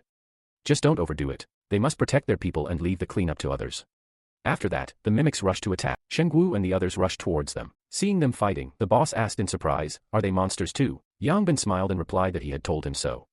A scream came from somewhere off to the side. The people turned around, thinking more monsters had arrived, and saw a crowd of mimics rushing towards them. The people called out to Xiaoyang, warning him of the danger, and the boy cursed, exclaiming that his group was already locked in battle and that he wouldn't have time to help. The soldier ordered them to grab their weapons so they could defend themselves, but the monsters continued to advance, causing them to become terrified and even flee, causing the entire formation to collapse. To their surprise, the monsters simply ran past. They clashed with the mimics, and the boss joyfully said he understood everything. This was the group Xiaoyang was talking about, that man's subordinates. Yang Bin asked who he was talking about, to which he replied that he would soon see everything for himself. Finally, the monsters were dealt with. Vines began to reach their bodies, and the people stepped aside, afraid to step on them. The vines clung to their bodies, sucking out all their nutrients, and the MC told them to follow the vines. They were almost there. Soon, they reached a huge tree standing in the middle of a sea of flesh. Zhaoping worriedly asked where her father was, and Xiaoyang told her not to worry. He was ahead. He called out loudly to Xiaofeng, saying that his daughter was here, and one of the pieces of flesh began to rise. The boss excitedly told Yang Bin to look closely. He was about to see real madness. Xiaofeng emerged from the piece of flesh, and his daughter immediately rushed to him. But MC stopped her and asked, "What's wrong with him?" Xiaofeng said that the sea of flesh was huge, and it was difficult for him to control every detail, so he shouldn't go too close to it to avoid risks. Xiaoyang said that they could set up camp nearby, but keep their distance and not touch the flesh. Then, Xiaofeng would be able to suppress the urge to kill or infect them. He turned to him and asked, "Have you found a place for a new base?" He replied that there was an old factory a kilometer to the southwest, between Q and K cities. He had cleared it of mimic flesh so they could go there. Meanwhile, in the forest, Chai dumped the monster's body into a huge pit and asked if the plant attacks had become too frequent. The old man said that this usually meant a flower platform had appeared in the area. And Xiao Kai remarked that Xiaoyang had tamed it. The old man said he didn't think this platform was the only one in the entire jungle. Meanwhile, a large group of survivors had reached the new base, and while they were busy, Xiaoyang was contacted by radio. Having received the information, he told Xiaofeng that he had business in the southern suburbs of City M and needed to go there. Xiaofeng said he could entrust the place to him, and then MC called out to the boy, saying there were some problems with the plants in the field. He was taking Chenggu, and he should stay with his father. Soon, Xiaoyang was already at the base and called everyone to a meeting. She told him that he, Shanshan, Xiao Kai, and Chen were there. That was quite enough. What did they have to fear? Captain Li told him not to get cocky. They could only be completely safe with Xiao Kai. He glanced at his friend with a smile, noting that he had become more confident lately. He proudly replied that eating the plants from the flower platform had made him so strong. Even the survivors of the neighboring city had become stronger. He thought he could now be considered one of the strongest people in the apocalypse world. MC said that in that case, he would go with him to the center of the jungle, where they would test his level. Time passed. They had already killed a couple of monsters in the jungle, and MC told Xiao Kai that he had done well. He smiled and replied that he was trying, and she said that it wasn't bragging. He and Shanshan had become much stronger. Xiao Kai noted that it was too early for him to brag. He would say so after meeting the flower platform. And then Li Chen noticed something. He called Xiaoyang over and told him to look at it. Seeing the stump, MC was confused why he even called him over for such a trivial matter. But then he saw that the entire clearing had been cut down. Who did this? Li Chen assumed that their people did it, but she said that they hadn't gone that deep into the jungle. Xiaoyang told them to be quiet. He listened and said that there was some movement off to the side. They needed to check it out. There were people nearby, cutting down trees. One of them leaned over one of the workers. Everyone else immediately ran, but one of them tripped and fell, and the tree fell down, crushing his leg. He screamed in pain, and immediately started cursing, asking who did this. The guy who cut down the tree became nervous. The men angrily called him an idiot, wishing him a painful death, and then he felt something. With tears in his eyes, he exclaimed that he could still work, let them give him 2 days. He swears that by then, he will be completely recovered, but the jungle was merciless to him. Branches grew out of his body, causing him severe pain, and then his head disappeared. And he died. This sight made everyone. The guy stepped aside and told everyone to stop standing. They needed to get back to work. To avoid the same fate, they continued working. Finally, MC found them in the woodcutters, noticing them, looked up from their work. They were surprised to see the people, and she noticed that they were noticed. But they did not look happy at all. The guy waved his hand, greeting them with a smile, and Xiao Kai noticed that their reaction was somehow slow. The woodcutter asked, "Are they the only ones here? Are there other people with them?" "They have a huge settlement, protected and safe, but they're short on hands so they could bring more people." Qi replied that they had enough people, but their settlement was hardly better. And then Xiaoyang put his hand on his shoulder, indicating that he should remain silent. He told the woodcutters that they had a falling out with the people at their base and left. "Can they take them in?" The guy smiled and told them that of course they would. Everyone was nervous, right? Conflicts were inevitable. Later, let them try to bring the rest. The more people, the stronger they would become, which would make it easier to survive. MC agreed with his words, and the guy decided to accompany them. They walked through the forest for some time, constantly encountering felled trees along the way. The guy looked around and noticed that there were a lot of vines around, as if they were part of a plant organism. And Shanshan added that this was a rather strange place for a base. The guy clicked his tongue in displeasure, but quickly regained his friendly expression and said that these were mutated plants, but they didn't eat people. He pointed to the side and said that they needed to go there. Their settlement was behind those thickets. They began to make their way through the bushes, and Xiao Kai cursed, saying that if he hadn't been told there was a base here, he would have thought it was a monster lair. Finally, emerging from the bushes, they saw a very tall tree, the size of which surprised everyone. Old Man Ku told Xiaoyang that it seemed the monster's mass was no less than the plant inside it, and he noted that in terms of size, it was inferior even to the flower platform. He pointed at the tree with a smile and told Qi to show his strength, and he asked him to stop teasing him. He couldn't handle this thing. Meanwhile, the woodcutter stood strangely behind them. Then he gave a signal to the others and ordered them to grab them. The other woodcutters jumped out of the bushes and grabbed them, but it looked like they were hugging them, and then Qi noticed something strange. A multitude of vines fell from the tree onto a pile of dead people. They clung to their bodies, and they began to move. The tree revived the dead people, who rose and, pointing their fingers at the newcomers, said that they would subjugate them. Xiao Kai got goosebumps from this sight. All the dead people began to scream in unison about their kinsman, about how he had become a slave. It was a shame. Hearing this, the woodcutter was surprised, and MC took advantage of this and hit him in the face to break free from his grasp, and as he fell, he grabbed him with a vine.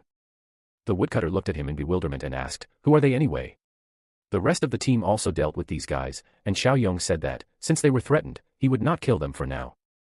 Monsters ran out of the forest. MC noticed this and threw the woodcutter aside, and his team ran towards the enemies. They rushed into battle, quickly dealt with everyone, and one of the woodcutters exclaimed in surprise, "Aren't they just ordinary people? How do they fight plants and win?" Their leader said that for now it was true, but there were too many enemies. All the dead are spare guards of the body. Xiaoyong stepped in, waved his hand, releasing a bunch of vines towards the monsters, and dealt with them with ease. Seeing this, the woodcutter screamed in horror that they were all monsters, but suddenly he fell silent. He felt some strange movement in his body, and then branches burst out of his chest. And the same fate befell his comrades. Those who were still alive screamed in terror, saying that they could still work. An old manhwa worriedly told Xiaoyong that none of them would survive if this continued. He removed the vines and said that it was enough to kill that thing. After that, he went to this huge tree, and it shot vines at him in response, but none of them hit him, and then he waved his hand, cutting them all off. The next vine flew straight at his face. He wouldn't be able to attack, so he had to defend himself, and the thing threw him back to the ground. He managed to land softly, and thought that this monster was too big. The fight wouldn't be quick, but dragging it out wasn't profitable. The other woodcutters' bodies were already starting to bloom, and they screamed in terror that they didn't want to die. MC asked them to gather around him, then took a deep breath and exhaled a green mist onto them, which cleared all the branches. This is a special type of algae fungus that secretes interferon, which prevents the spores in their bodies from spreading. He ordered Qi to lead them away, and he, Xiao Kai, and Shan Shan fled. The tree, with the help of the dead, told Xiaoyong to serve. It was a shame, and he only sighed heavily. The adaptive spore took control of his body, and shouted that they were all fools. When biosis was more beneficial, they could gain growth and strength. Mutual taming was the right path. After this argument died down, MC smiled, and told him to stop chatting and get back to work. Old Manhwa asked, was that the voice of the flower plant? Does it have consciousness? He explained to him that adaptive spores have long since become neural structures. The emergence of consciousness is quite natural. This can be considered convergent evolution into a higher form of life. He suggested that they discuss this later, since they needed to leave now, and Li Chen asked would he kill that thing. He answered him that there was no point in fighting an enemy of such size. They would return when they were prepared. They left, and the tree, in a rage, slammed its vines onto the ground, screaming that it was not over yet. It would kill them all. Returning to the base, Xiaoyong called a meeting, and said that Xingjie and the others would guard the fields.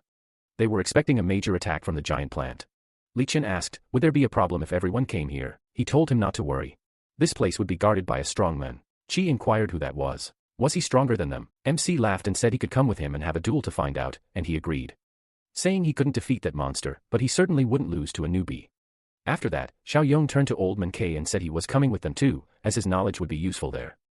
When they arrived at the Sea of Flesh, Qi was very surprised to see a huge tree. MC said this was the very power he'd spoken of, and Zhao Feng emerged from the Sea of Flesh, greeting him. He introduced his friend, saying he wanted to fight him, and Shay immediately stood at attention, smiling awkwardly. The man gave him a thoughtful look, then made one slight movement with his finger, and thorns emerged from the Sea of Flesh. Seeing this, she immediately backed down and, with a nervous smile, suggested that they forget about the duel. They were allies after all, and it was important not to ruin their relationship. Meanwhile, Xiaoyong introduced Zhao Feng's daughter to the old man, and she said with a smile that she was glad to meet him. She'd heard about him often. He smiled back, and MC immediately asked if there was a way to control the swarm. He replied that he was a simple agronomist and therefore knew little about the nature of insects. Regarding the species they knew, they were very difficult to control. Xiaoping explained that swarm intelligence is the collective behavior of groups of individuals, each with its own form of labor that unites them. A queen bee or ant is simply a link in the group, responsible for reproduction. The pheromones they secrete only suppress the maturity of other individuals. They don't make decisions. And yet, most systems gravitate towards centralization. Perhaps the queen could develop functions similar to the central nervous system. They had already seen similar examples, adaptive spores and mimic flesh. The old man noticed that her words made sense. And Xiaoyong said that in that case, they would try to capture and control the queen. The boss said that the swarm was huge. Getting into the nest and capturing the queen was practically impossible, and the old man agreed. They had turned the city into their home, comparable in scale to the jungle of S City. MC wondered what they should do then, and Qi said he had one stupid idea. Do they know the Trojan horse?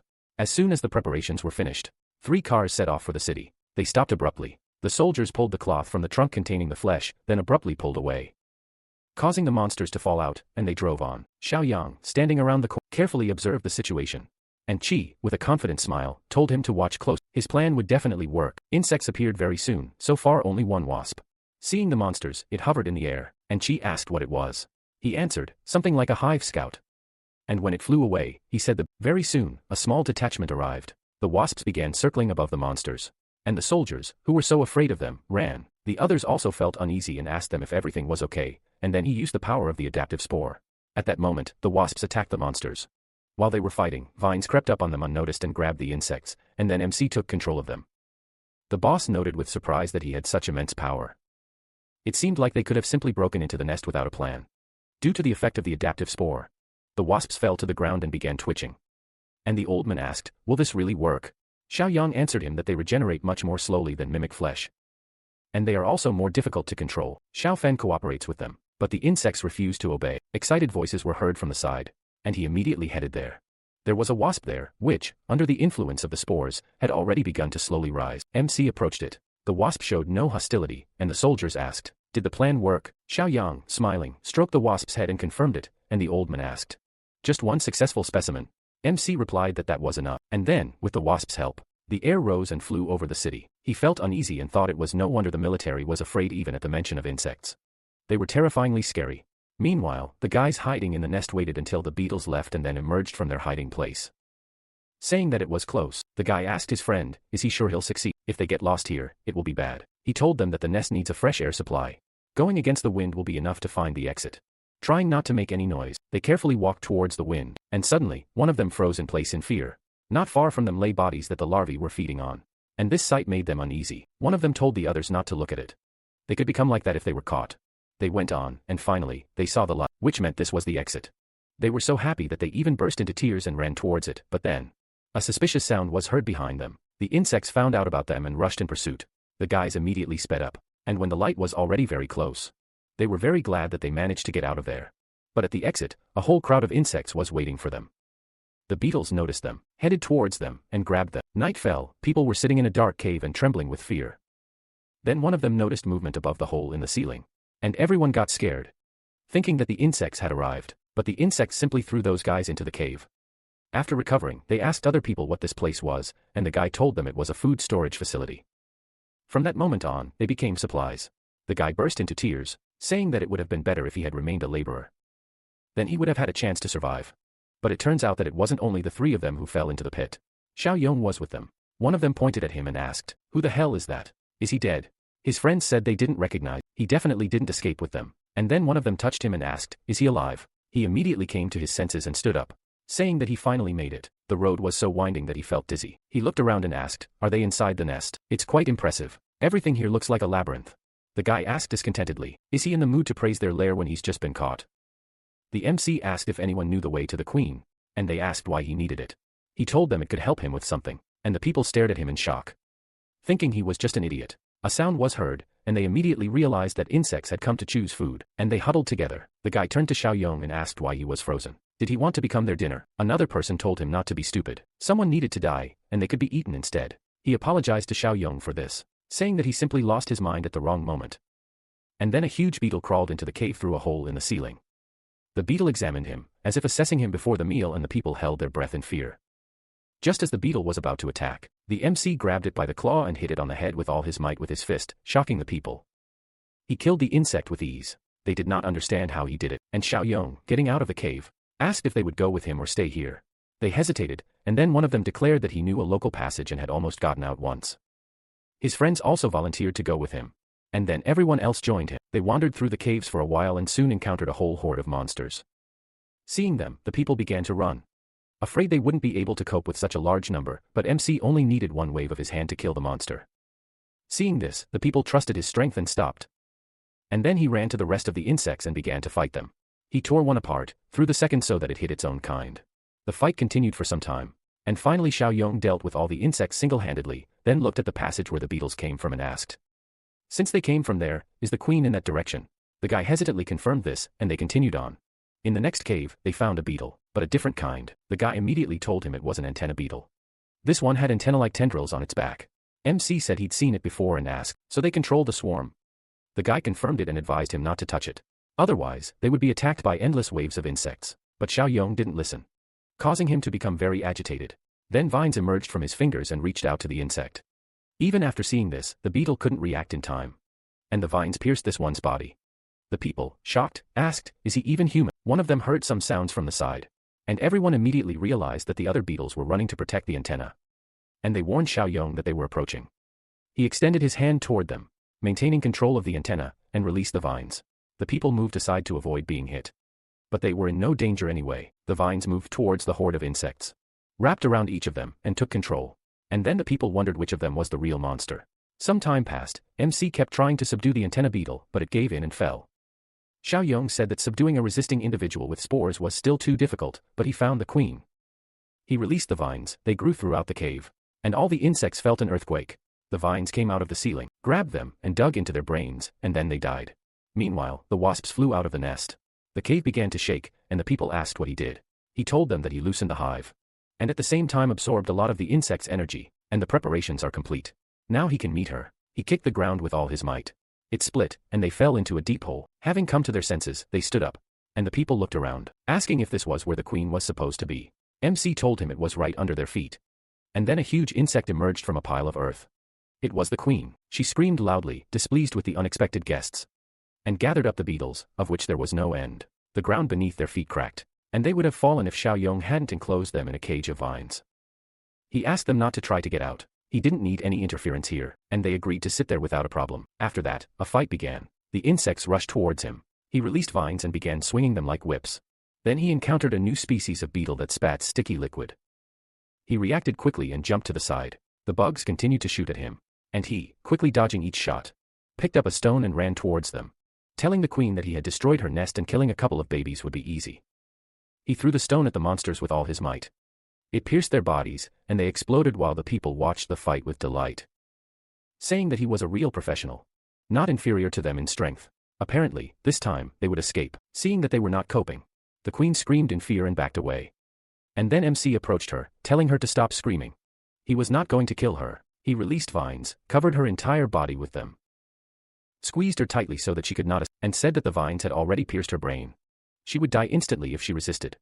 He himself was nervous because the queen was alone, and her death would ruin all his efforts. But something unexpected happened. She decided to submit to him, sensing the threat level, which means she has high intelligence. The system informed him about the completed tasks. He collected all the disasters and eliminated the threat posed by the insects and received 700 points. Currently, his point total is 961. After that, he began to think that maybe he should subjugate the entire nest so that it wouldn't cause problems in the future. He opened the system store, which currently only contained boxes, and he decided to update the inventory and buy only ability awakenings until he ran out of points. In the end, he manually updated the store 8 times in one go, increasing the upgrade price to 1,000 points, but he also purchased 2 more supply boxes, leaving him with 400 points. He opened all the boxes, and there were 5 skills inside. Level 2 physical exertion increases stats by 50% and causes weakness after the effect wears off. Level 3 physical overload increases stats by 100% and causes weakness after the effect wears off. Powerful bioelectricity creates an electric field reaching 1000 volts, which discharges upon contact. Powerful level 2 bioelectricity also creates an electric field, but it reaches tens of thousands of volts. Slavery mark. When marking a target with a slavery mark, you can make them a slave. Currently, he can target 2 targets at a time. He smiled and said that he knew that leveling up would increase the number of slaves to 2. Then used the skill on the queen and said that she was lucky to meet him and would achieve great things. Thus, he successfully made the insect queen his slave. Meanwhile, different groups of people began arguing. 2 people occupied a large warehouse, causing others to become outraged and come to sort it out. The man who occupied the warehouse with his friend said that her method was good. All sorts of idiots keep falling into their trap. The disgruntled guy exclaimed. Have their brains melted? Do they think they can win with such a gap in numbers? His friend licked his lips and told the girl not to worry. Before she died, she would feel like a goddess.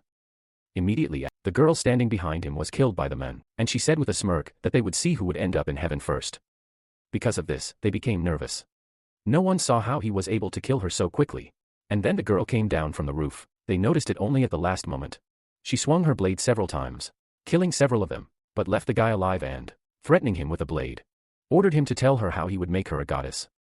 The shocked people asked what they had done to become like that, and the men went down to his friend, saying he wasn't afraid to say that the only guys in this world stronger than them were those guys. The people didn't understand who they were talking about. Then they heard strange sounds from the sky and saw beetles. The 2 also looked up at the sky, and very soon they were all covered by a huge swarm shadow. Seeing them also walking on the ground, the people became nervous, and the girl and the men decided to return to the heights, while the others ran away. But very soon, the insects caught up with them. The 2 hid in the building and began cautiously observing the situation from inside. Meanwhile, the soldiers at the base also saw a swarm of insects and became very scared. The boss said that Xiao Yong was supposed to deal with the nest. Couldn't he have done it? There was a noise. The sea of flesh raged and began to drive away the insects. The swarm had to change direction, and the soldiers laughed, saying that the bugs weren't even thinking about attacking them now, but they still felt a strange sense of security. Being protected by another monster. One of the soldiers told them to be careful. A large bug was flying here. They prepared for battle, but saw Xiao Yong standing on the bug, and they immediately calmed down. He landed. Xiao Ping immediately ran to him, and Xiao Feng emerged from the flesh and asked what the situation was. He replied that everything was calm. There was a group of survivors there. They could be picked up.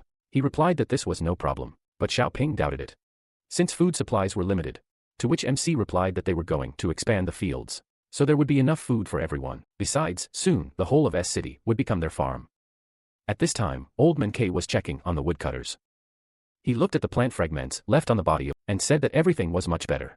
It seemed that he had fully recovered. He was very happy and asked, "Does that mean that monster will never be able to control him?" Another woodcutter pointed his finger at the sky and warned them. A large swarm was flying straight towards them. They panicked and rushed to the gate to close it. But when they saw the beetles flying past them, they rejoiced and realized that Xiao Yong's plan had worked. A huge swarm was heading towards the jungle right now, and upon seeing the monsters, MC ordered the insects to prepare, and then sent them to attack. The wasps immediately swarmed the undead. The beetles ran at them as fast as they could, sweeping them off their feet. And with their combined efforts, they quickly dealt with them, so they reached a huge tree. It surrounded itself with undead to protect itself, and asked Xiao Yong what it wanted. He replied that the tree would be tamed, offering it a symbiosis with his flower platform. The trees screamed that it would never submit to him, that this one was bigger, that it ruled the jungle, and that they were just the losers of natural selection. MC didn't like these words, so he used the power of spores and waved his hand, saying that now the loser wasn't him, but this one. With his movement, he cut off the top of the tree. It fell, and the insects scattered, and then a piece of the trunk fell with a crash. Xiao Yong said that the main trunk had been cut down and needed to be uprooted. This was the last chance. Let it surrender. The tree covered the cut trunk with a stem. A seed popped out, and MC immediately directed a vine towards it to become one. After this, the system informed him that he had completed the Plant Extermination Part 1 quest, for which he received 100 points. The Beggarly Utopia quest was in progress. He needed to expand the community. The nearest threats had been eliminated. New areas were open. His current rating is 92, and he currently has 80 bonus points and 239 regular points. Time passed, and his friends were already starting to worry about everything being okay.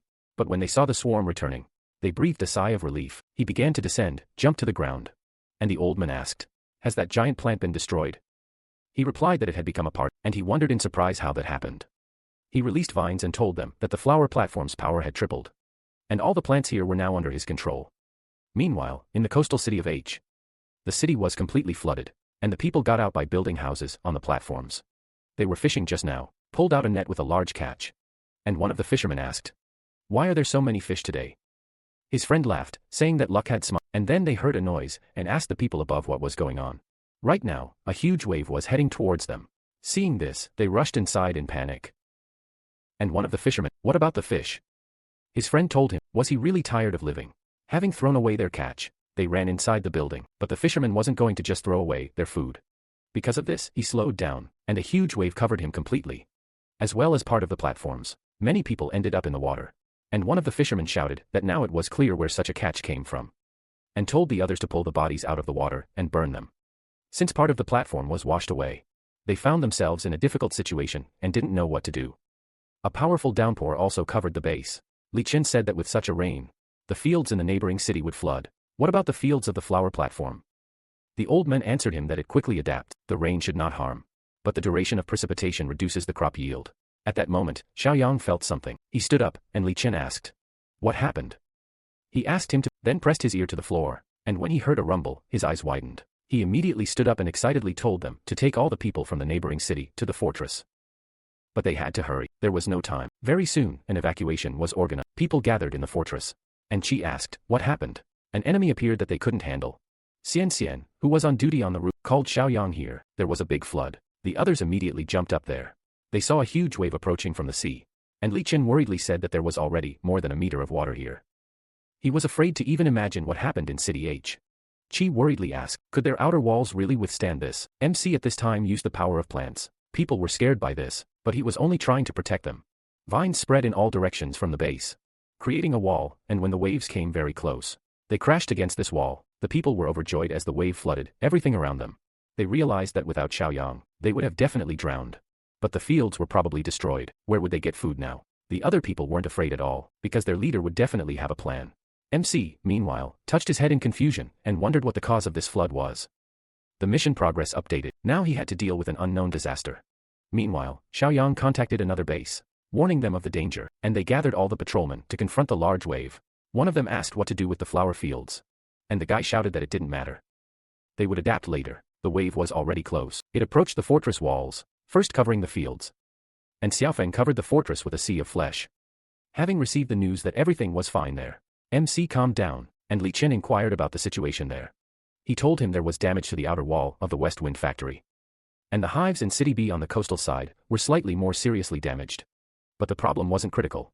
As long as the queen was alive, the swarm would quickly recover. The men said he wished the water would subside so they could quickly restore production. After which an old man approached them and said he had checked everything. It was salt water. After such a flood, the soil would need a year or two to recover. He hoped the flower fields wouldn't suffer too much. Xiaoyang told him not to worry. Their food reserves were designed for 2 or 3 years. Besides, in 6 months at most, the vast lands of City S would begin to yield a stable harvest. Their secondary task was to understand what this flood really was. Meanwhile, in the coastal city, the storm had finally subsided. People gathered on the roof of a building. One of them looked out at the sea and said the water was so calm. Surely it should be safe now. The men answered him that it wasn't a fact. Maybe the dead had already turned into water ghosts and were waiting for them right under the water. The fisherman said that only 1 night had passed. So it was unlikely. He told him that last night he heard splashes underwater. There was something else. He went to the edge of the roof and pointed to the sea, telling them to look more closely. The water was so calm. But there was not a single body floating up. The fisherman said that they couldn't continue like this. This structure was too cramped and low. And if sea monsters came, they would all die here. People from the neighboring higher building loudly called them to them. If the sea monsters came, they would all die. The men asked what they should do. And the fisherman said that to survive, there was only one way out, to take a risk. So he went first. They tied him with a rope, and he said that if he ran into a water ghost, they should definitely pull him. After that, he jumped from the roof into the water. As soon as he opened his eyes, he saw a whole crowd of ghosts rushing towards him. He let out the air from his lungs in fear, immediately swam to the surface, emerged from the water. And the man asked, "Well, what's there?" He panicked and told him to quickly lift him up. But when they had already started to pull him out, the ghosts grabbed him and began to drown. The men tensed, one of them cursed, and told the others to pull harder. Was he the only one trying here? His friend exclaimed that he was too heavy. These water ghosts were very strong. They had already pulled the poor fisherman several meters underwater, and then devoured him. The rope broke, the men fell, and realized that it was all over. He was definitely dead. One of them ran to the edge of the roof, and told the others to look there. His body floated to the surface of the water. Seeing this, the guy grabbed his head and screamed that he didn't want to die. And he certainly didn't want the ghosts to eat his liver. Meanwhile, a man on a nearby building said that it looked like the water was now full of water ghosts. And his friend grabbed his head and said that they were finished. There was no saving them. And then they saw several black dots in the sky. They immediately realized they were insects. But the fact that there were so many of them scared them. Below, there were water ghosts and sea monsters. And now there were giant beetles in the sky. People panicked, and the ridges of sea monsters appeared on the surface of the water. The men saw them and warned the others of the danger, telling everyone to quickly grab their weapons and prepare for battle. The sea monsters began to climb the building's facade, sneaking in through the windows. And the men also rushed to the stairwell to prevent them from entering.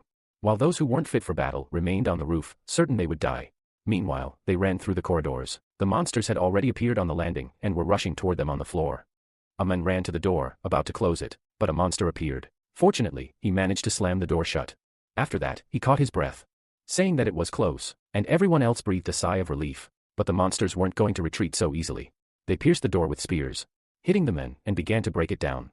The guy dragged a table there, placed it in front of the door as a barricade, and told the others to hold it.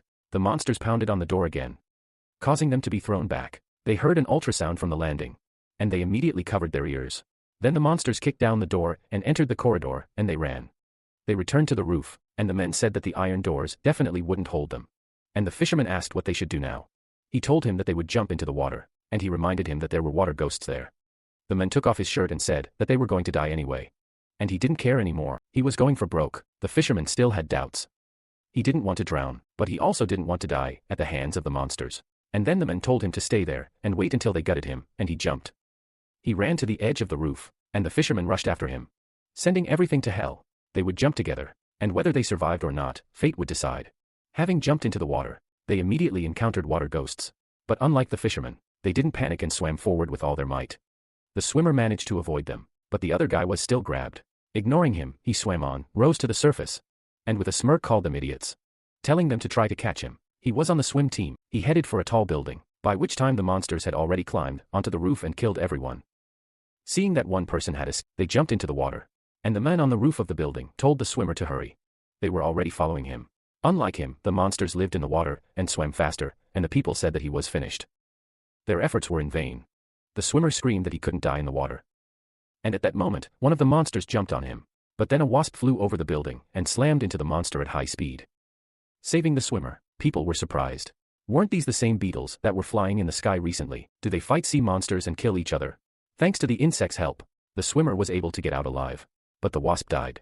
Xiao Yang's connection with the insect was interrupted at this point. The old man asked about the situation there, and it answered that, as expected, another disaster. They decided to go there by boat, which Shui was not very happy about. He asked why they didn't fly on beetles. It was more effective, after all. MC answered him that insects still retain their hunting instincts. If they flew on beetles, they would get too close, and if they attacked, he might not have time to stop them with an order. The boy asked why there was anything to be afraid of them. They couldn't hurt him anyway. He patted him on the head and said that he was afraid that he would harm his beetles. And people's voices were heard from the side. Their raft was surrounded by water ghosts. They began to fight them off, and then one of the monsters grabbed a girl named Xiao Yu by the hand and pulled her into the water. The men immediately rushed to her aid. But it was too late. Her father shouted her name in a panic. He was about to jump into the water after her. But the others stopped him and told him to calm down. He responded by exclaiming that his daughter had fallen into the water. How could he calm down? He said that if he jumped in, he would also die. And he ordered him to let him go. Even if he died, he would die with his daughter. They heard the sound of an engine, and seeing a boat with other survivors approaching them, they immediately began waving their hands, calling for help. Xiao Yang decided to swim closer to them, and Shan, seeing the monsters emerging from the water, asked, "What are those things?" MC said that this looked like the disaster of City H. He saw these monsters through the eyes of flying bugs. Besides these water zombies, there is another, much more dangerous type of monster. Anyway, they will deal with these first. Shuai immediately pulled out a gun. And the man on the raft, seeing the weapon, was very happy, after which Shan and the boy began shooting the monsters. They swam to the raft, and the man asked them to save his daughter. She was dragged underwater by water ghosts. Xiao Yang looked into the water. The girl was still alive, but she was dragged quite deep. After that, he took off his clothes. And the men shouted, "What is he doing? It's not worth it." He jumped into the water and he worriedly asked, "Is this the first time he's seen water ghosts?" He turned to the men and said that he understands that he is eager to save his daughter, but he should at least use his brain a little. He had just sent him to certain death. He confusedly replied that he didn't know, he'd just jump in. Meanwhile, the ghost abandoned the girl and rushed toward him, grabbing his arms and legs. But he quickly dealt with them all with one blow, causing a whirlpool that sucked the monsters in, causing the water's surface to become restless and people to panic. After that, Xiaoyu was thrown out of the water, landing right in her father's arms, and he burst into tears of happiness upon seeing that she was still alive. MC jumped onto the raft, and the man asked in surprise. He saved Xiaoyu while being attacked by water ghosts, and came out unharmed. How did he do it? The woman pointed out that he hadn't just come out on. All the water ghosts had been killed. Xiao Yang told them to stop staring at him, and to go save the girl instead. As she was about to suffer brain damage, they carefully laid her on her back, performed CPR, and when she started coughing, her father burst into tears of happiness again. Then began bowing to the floor, thanking Xiaoyu for saving his daughter. His friend asked who they were, and he told him they were from City M. The flood had reached them too, so he came to find out what was going on. The guy said with a smile that he was so good at floating.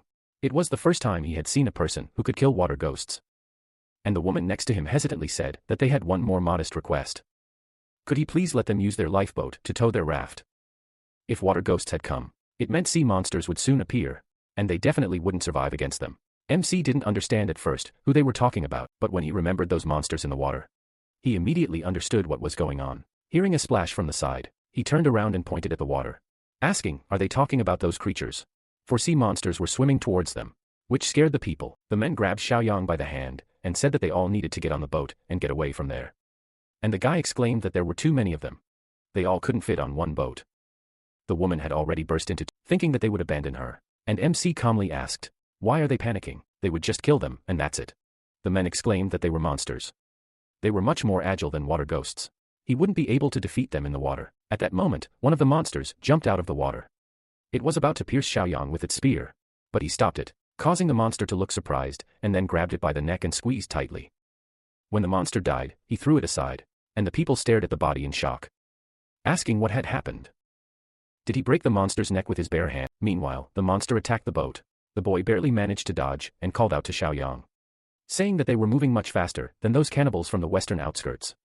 He answered with a smile that they were aquatic creatures, and their speed was naturally greater in the water. He didn't notice how the monster pounced on him from behind, grabbed him, and dragged him underwater, causing the people to lose their last hope and realize that their hopes for him were in vain.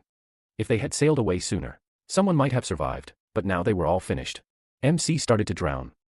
All the monsters pounced, jabbing their spears into his body, but they couldn't pierce him. Then he released vines, scaring the monsters, and smirked, thinking, do they even know what the most inhumane method against fish is? He spread his arms out to the sides, frying all the monsters with electricity. And the people on the surface noticed that the water had suddenly become quiet. Something floated to the surface. They first thought it was Xiaoyang, but it was a dead monster. Following this monster, bodies from other monsters began to float. The boy laughed and told the people to calm down. They definitely wouldn't die if they met them. The vines caught on the raft, scaring the people. And then MC climbed up them to the people. Seeing that he was okay, they asked in shock, is he even human? Who is he? He said that if they wanted to survive, they should come with him to the central district of City H. The men said that they had so laboriously escaped from the center and were just about to head inland. And Xiaoyang assured them that in their current state, they wouldn't survive even inland. The guy asked what he meant, and Shanshan told them that there were zombies, mutants, cannibals, carnivorous plants there. All these monsters in the inland areas were no weaker than sea monsters. MC suggested that they come with them. Ensuring their safety was easy for them. Meanwhile, people continued to observe the situation from the top of the building. The monsters circled in the water, waiting for someone to jump, and the men said everything was fine. The buildings were tall, the corridors were long, they wouldn't last long without water, and their strength would drop significantly. So they wouldn't attack. His friend noted that at the same time, they were also trapped here and wouldn't be able to get out. They can't fish or look for supplies. Sooner or later, they'll die of hunger. One of them noticed something and told the others that there was a survivor. A boat with a raft was approaching them. Xiaoyang looked at the tall building in front of him and said that they were there. They needed to go there. People from the building started shouting at them not to come here. There was a sea monster here, so they'd better hide. MC asked why they were saying that, and the men explained that although these monsters are strong in the water, if they leave it for a long time, their strength drops sharply. So the higher the floor, the safer for them. He asked, so if you pull them out of the water, they'll be much easier to deal with. He confirmed this, but wondered how he was going to do that. Meanwhile, the people in the building grabbed their heads and exclaimed, are they deaf? They were screaming so loudly, but they weren't doing anything.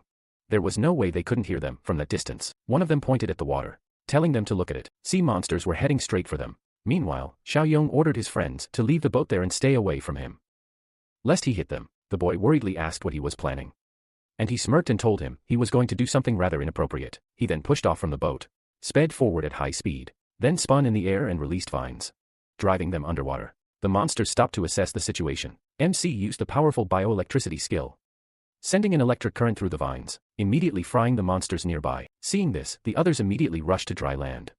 They climbed the nearest building, and Xiaoyang noted that as soon as they emerged from the water, they turned into fish on a cutting board. A swarm of insects appeared in the sky, but this time, there were more of them than last time. Right now, they had to face sea monsters. They were nervous at this sight, but they still prepared for a fight, and when MC gave the order, they rushed to attack. They swarmed the monster from all sides, finishing them off with ease. And the people, seeing its strength, hoped that it was on their side.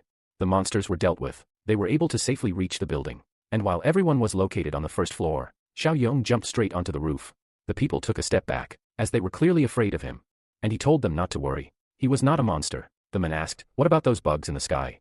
And he waved his hand, sending them away, so as not to scare them. He asked them to explain what was going on here, and they told him that a giant tsunami destroyed their former peaceful life.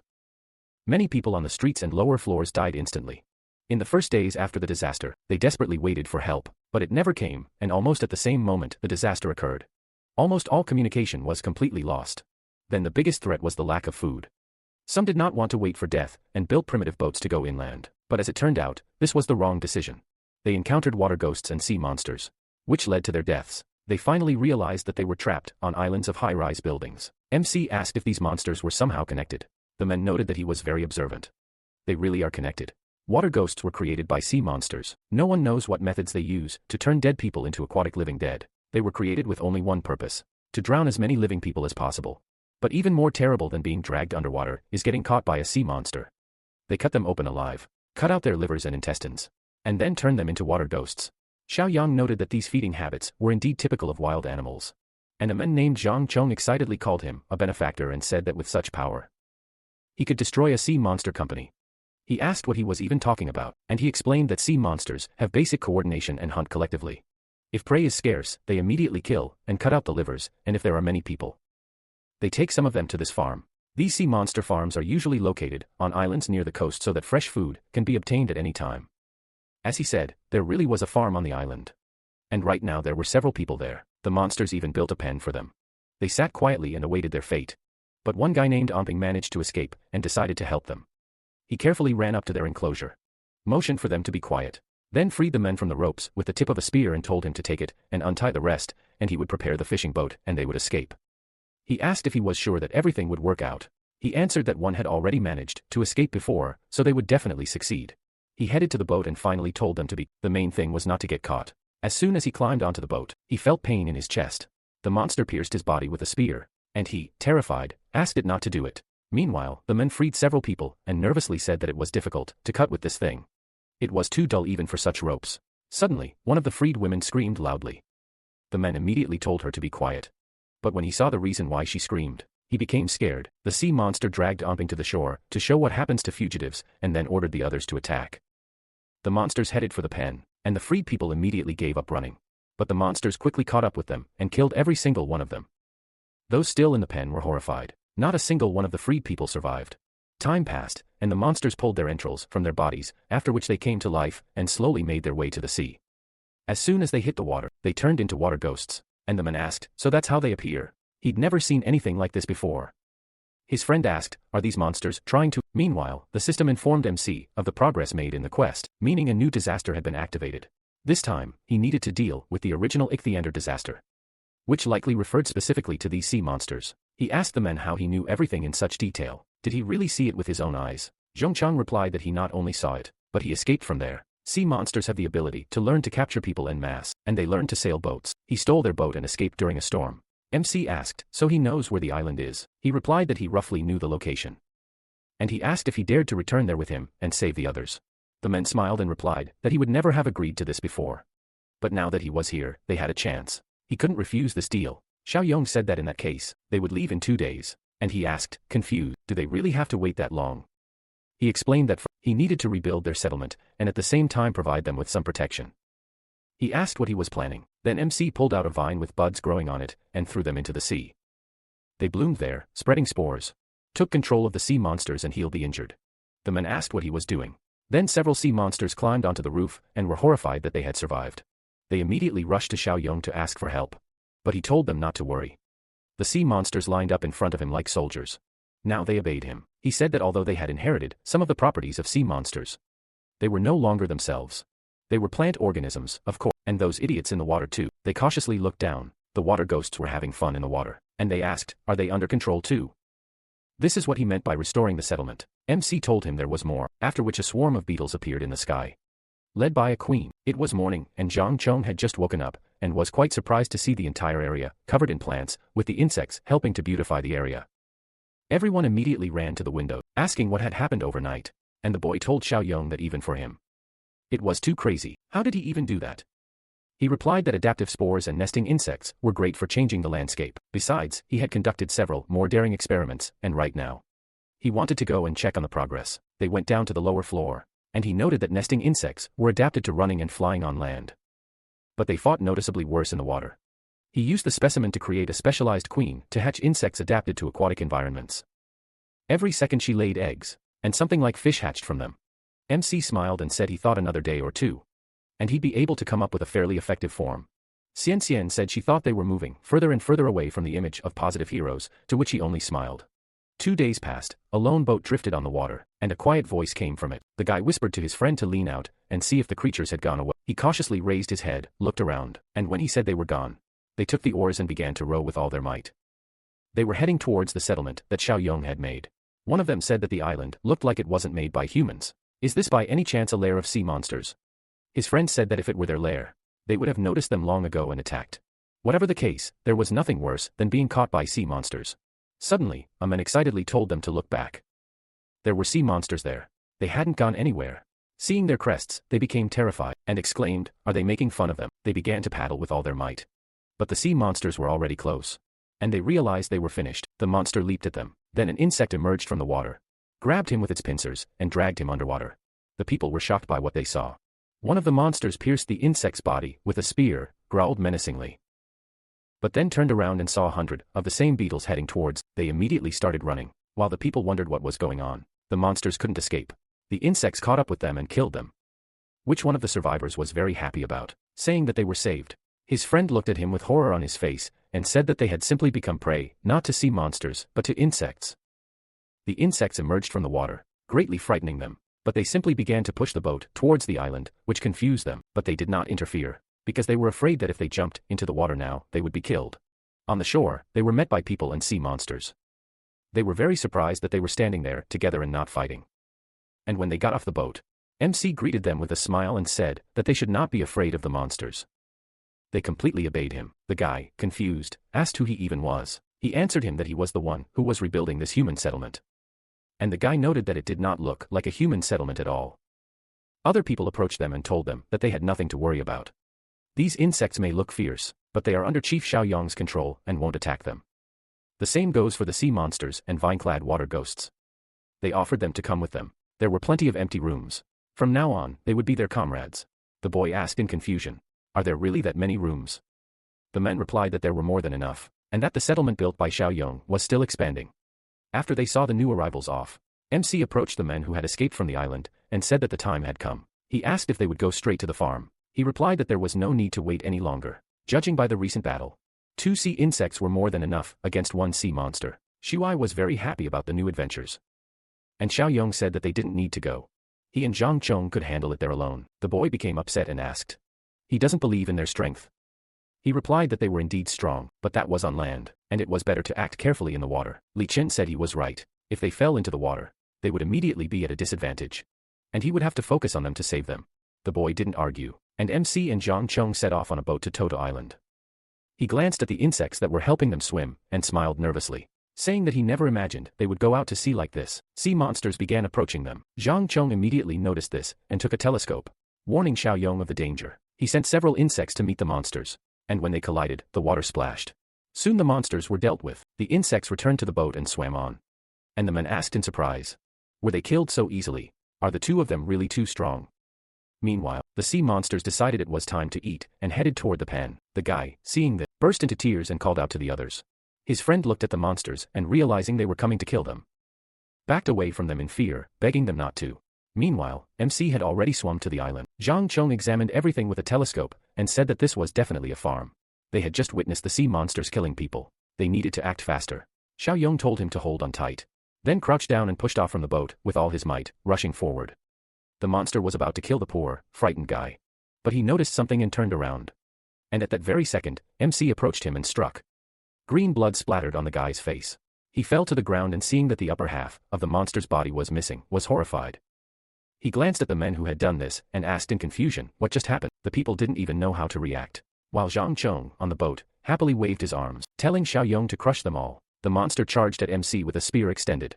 He stepped to the side, dodging, then grabbed the spear, pulled the monster toward him, and struck it on the head. Seeing how easily he dealt with their kin, the monsters rushed toward the water.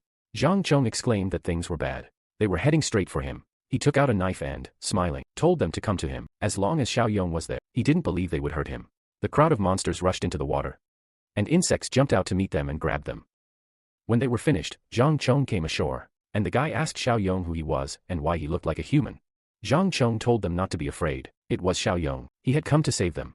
The guy stared at Xiaoyong in surprise, as if he didn't believe it, and he asked why they thought he'd killed all those sea monsters. Zhang Chong approached him, saying he would cut the ropes now, and he smiled and said he remembered him. The one who stole a boat during the storm and escaped. He asked if he'd arrived there at the same time as him. He confirmed this and said that most of those captured back then were already dead. MC turned his attention to the neighboring island and asked if these farms seemed to be unique. The guy answered that there were definitely more of them. The sea monsters themselves, they just took turns posting guards. MC noted that in this endless ocean, exterminating them all wouldn't be easy. First, they needed to return to the settlement, and then they could think about it. If that doesn't work, they'll have to resort to brute force. They'll use the insect sea tactic, clearing the entire ocean. Taking a large boat, they headed for the settlement. The boy, using a telescope, saw Xiaoyong return and joyfully ran to the shore to greet them. He called out to Xiaoyong with a smile, and said that not even a day had passed. And he was already back. He pointed to the people he brought, and said that they were all survivors of the sea monster farm and needed to be resettled. Shuai told him to leave the matter to him. MC turned to Shan Shan and Li Chen, asking them to call Old Man K and Xiao Ping. There were matters he needed to discuss with them. After that, they both set off on a boat to their fortress. The boat was already starting to touch the bottom. And Shan Shan said that it would be impossible to continue, otherwise they would run aground. Li Chen noted that so much time had passed. It was no wonder the water was receding. Fortunately, they were already close. When they reached the fortress, the guard ordered the gates opened, and they, entering, immediately asked where Old Man K was. Xiaoyong had business with him, and needed to consult with him. The young man replied that a problem had arisen in another settlement yesterday, and he had gone to help. He didn't know the detail, but it seemed someone had fallen seriously ill and might die. Li Chen suggested Shan Shan go there and find out everything for themselves. And they would also go and pick up Xiao Ping. Meanwhile, the old man diagnosed Xiao Ping with acute pancreatitis. Even with good medicine, the mortality rate is exorbitant. Under the current conditions, she is doomed. Her father, even hearing this, seemed unmoved. And Yang Bin told the old man to urgently call Xiaoyong. He would definitely think of something. He replied that it was too late. She was in shock, so she would die in less than half a day. Jia Feng exclaimed that there was another way he could infect her with flesh. The old man said that for her to survive, she would need to completely replace her pancreas with mimic flesh. Could he control this for sure? He replied that he couldn't, but that only mass infection could ensure the pancreas was covered. The old man noted that in that case, she would no longer be human. Even Xiaoyong would be powerless to change anything. Jiao Feng said that something was still better than dying, and the old man didn't object. The decision was his, after all. This was his daughter. Jiao Feng said that his thinking was already far from human. Whether this choice was in line with humanity, he could no longer say. Fed up with all this, Yang Bin rushed out of the room and told him to come in and do as he said. The boss said with displeasure that he hadn't made up his mind yet. Had he already decided everything for him? The soldier exclaimed that they were always rushing her. They would save her first, and they might feel sorry for her later. The old man noted that this made sense. After which Xiao Feng approached his daughter and, releasing the flesh, said that if they infected her with a large amount at once, the reaction would be extremely violent. So let them hold her. The soldiers pinned her arms and legs to the bed, and the mimic flesh fell onto her face and began to crawl into her head, through her mouth, nose, and ears. Her eyes immediately flew open. She jumped out of bed, screaming loudly, and then her eyes rolled back and she froze. The soldiers looked at her face and the men said to give her some time. Her finger twitched, she coughed up blood, and the old man joyfully exclaimed that it worked. He told the soldiers to help her sit up. They couldn't let her choke on her own blood. But Xiao Feng told them not to approach her. He sharply waved his hand, driving them away from his daughter, and the boss asked, "What's the matter?" Xiao Feng pointed to the place. Teeth had already emerged there to devour them. Yang Bin felt uneasy. If they touched her, they would die. Xiao Feng said that her body had just been massively infected with flesh and hadn't adapted yet. With sudden contact, her passive defense would injure them. They don't want to become one of them, right? The soldier smiled, declining the opportunity. And after a while, Xiao Feng finally came to her senses. She stood up and asked what had happened to her. And the old man asked if she felt like she was different from before. She told him she had some strange, subtle sensation. And he asked if there were any noticeable changes in her emotions and thinking. She stared at him in surprise and asked if anything should change. Her father said it wouldn't happen that quickly. It would take at least 1 or 2 weeks for changes in brain structure to become noticeable in thinking.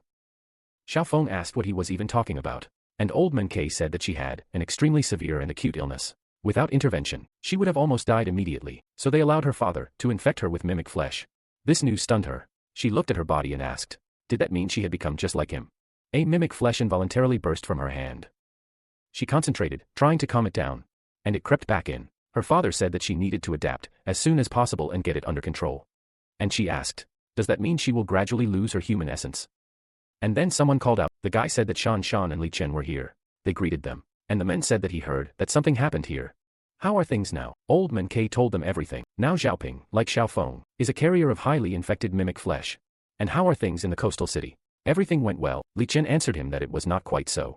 That's why Xiaoyong sent them back to call him and Xiaoping to help them. The old man said that they arrived just in time. They need to move faster. Maybe Xiaoyong has a way to help Xiaoping. After that, they set off. When they arrived at the island, the first thing they did was tell Xiaoyong about Xiaoping's illness. She looked down in disappointment and said that who would have thought it. She had survived monsters, zombies, cannibals, nestworms. And in the end, she almost died of pancreatitis. MC smiled and told her to calm down. It was okay. Afterwards, he released vines into her and said that it would hurt a little. But she just needed to endure it. The vines penetrated her body, and she trembled in pain. The old man said that he knew he had a way out. But this method looked creepy. When Xiaoyong finally finished, the pain subsided, and he said that she was much luckier than her father. She had just been infected, and her brain structure had almost completely disappeared. The old man clarified, so she is considered a person perfectly fused with the mimic flesh. MC clarified that it was mimic flesh, perfectly assimilated by humans. Shuai gleefully declared it so cool. It sounded like a complete perversion of the laws of nature. MC said the only price was a colossal appetite. Unlike Xiaofeng, she lacked a vast sea of flesh and a main trunk that would provide her with nourishment. So the energy expended on the mutual devouring of two species would have to be replenished only through food. Since they had dealt with Xiaoping's case, now it was his turn to ask the two of them something. There was a certain species of creature. He wanted to find their nest and destroy it. But finding them in this endless sea was too difficult. The old man thought for a moment. And Xiaoping said she knew how. He knew how a beekeeper exterminated hornets, right? Hornets are the natural enemy of bees. They actively hunt bees, and are the biggest headache for beekeepers because they reduce honey production. The beekeeper's method is simple. They catch a hornet, tie a noticeable white band to its abdomen, and release it. They then follow the tag, find the nest, and destroy it with a single blow. Xian asked, so she's suggesting they tag sea monster. Li Chen pointed out that even if they tagged them, tracking them in the water would be too difficult. And she suggested they use GPS devices. There are those that attach to marine organisms and are used specifically for tracking. Xiaoyang asked where they could get one. And the old man said, there was a marine ecology institute northwest of this city in the suburbs. They were sure to have one. MC grinned and said he knew he'd called the two of them for a reason, so they were getting ready and heading out right now. They swam away, and meanwhile the sea monsters arrived at the farm, and the warrior was very annoyed and angry to see that all his kin had been killed and the prisoners had escaped. Meanwhile, they continued on their way. Xian noticed that the water level was clearly lower in this area. And the old man explained to her that this was because it was closer to the inland areas. Li Chen noticed something ahead and said there was something in the water. A skeleton was floating right on the surface. At first, they thought it was a human, and then Xiaoyang pulled it out of the water with vines. But it turned out to be the skeleton of a monster. Xiaoping pointed to the side. There were also a bunch of skeletons floating there. And she asked if there had been a battle here. MC said that there were probably other strange things here, so they would keep to the side. Finally, they arrived at the main building of the Marine Ecology Institute. There were also skeletons in front of the institute's entrance, but they were impaled on spears. Indicating that uninvited guests were better off staying away, they disembarked from the boat, and Xiaoyang said that it seemed likely they would encounter some unknown creatures.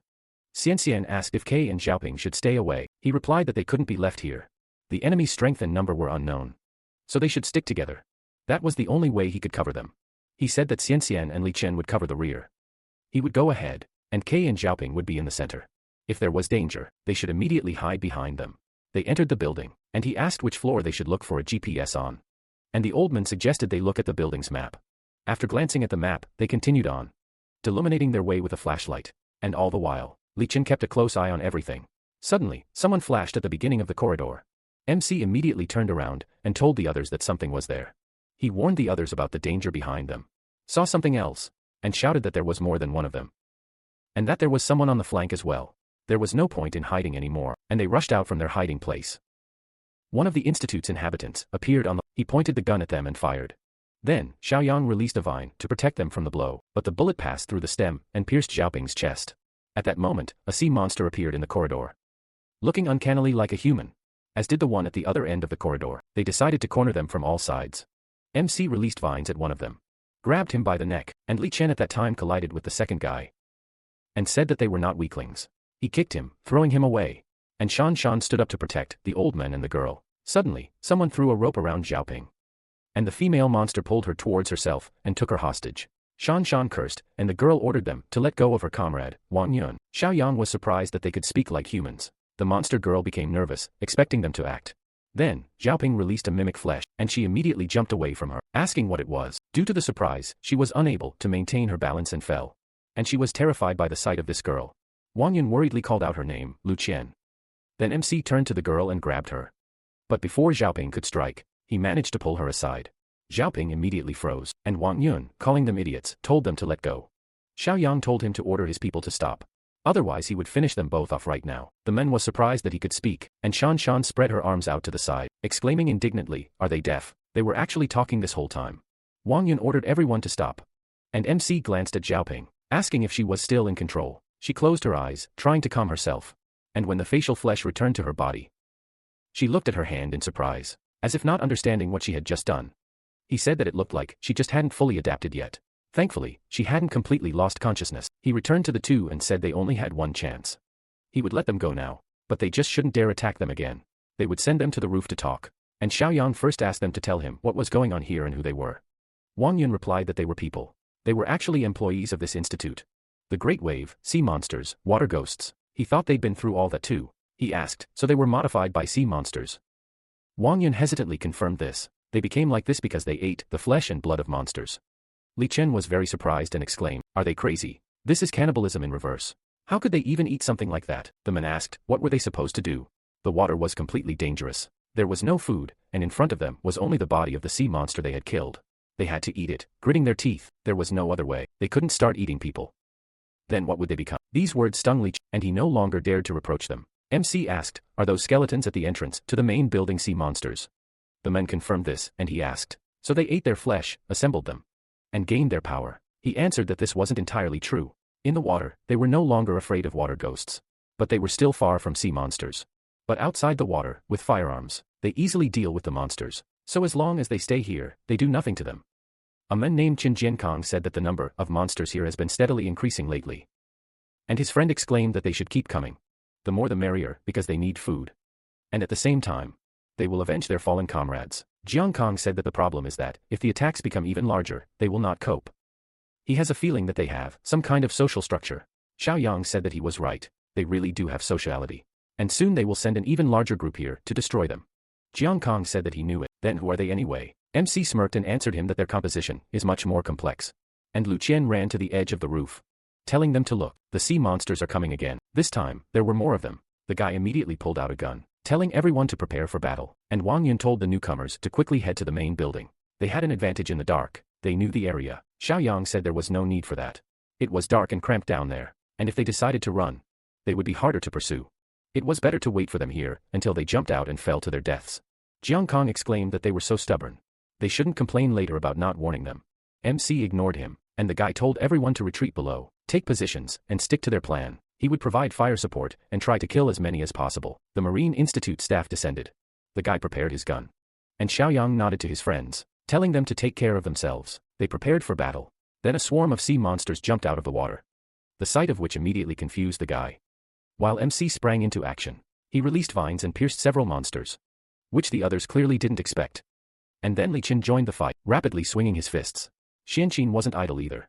And Xiaoping was trying to use her new abilities, and she was very good at it. The Marine Institute employee didn't even have to intervene. He looked at these people in shock, wondering if they were monsters or just by chance.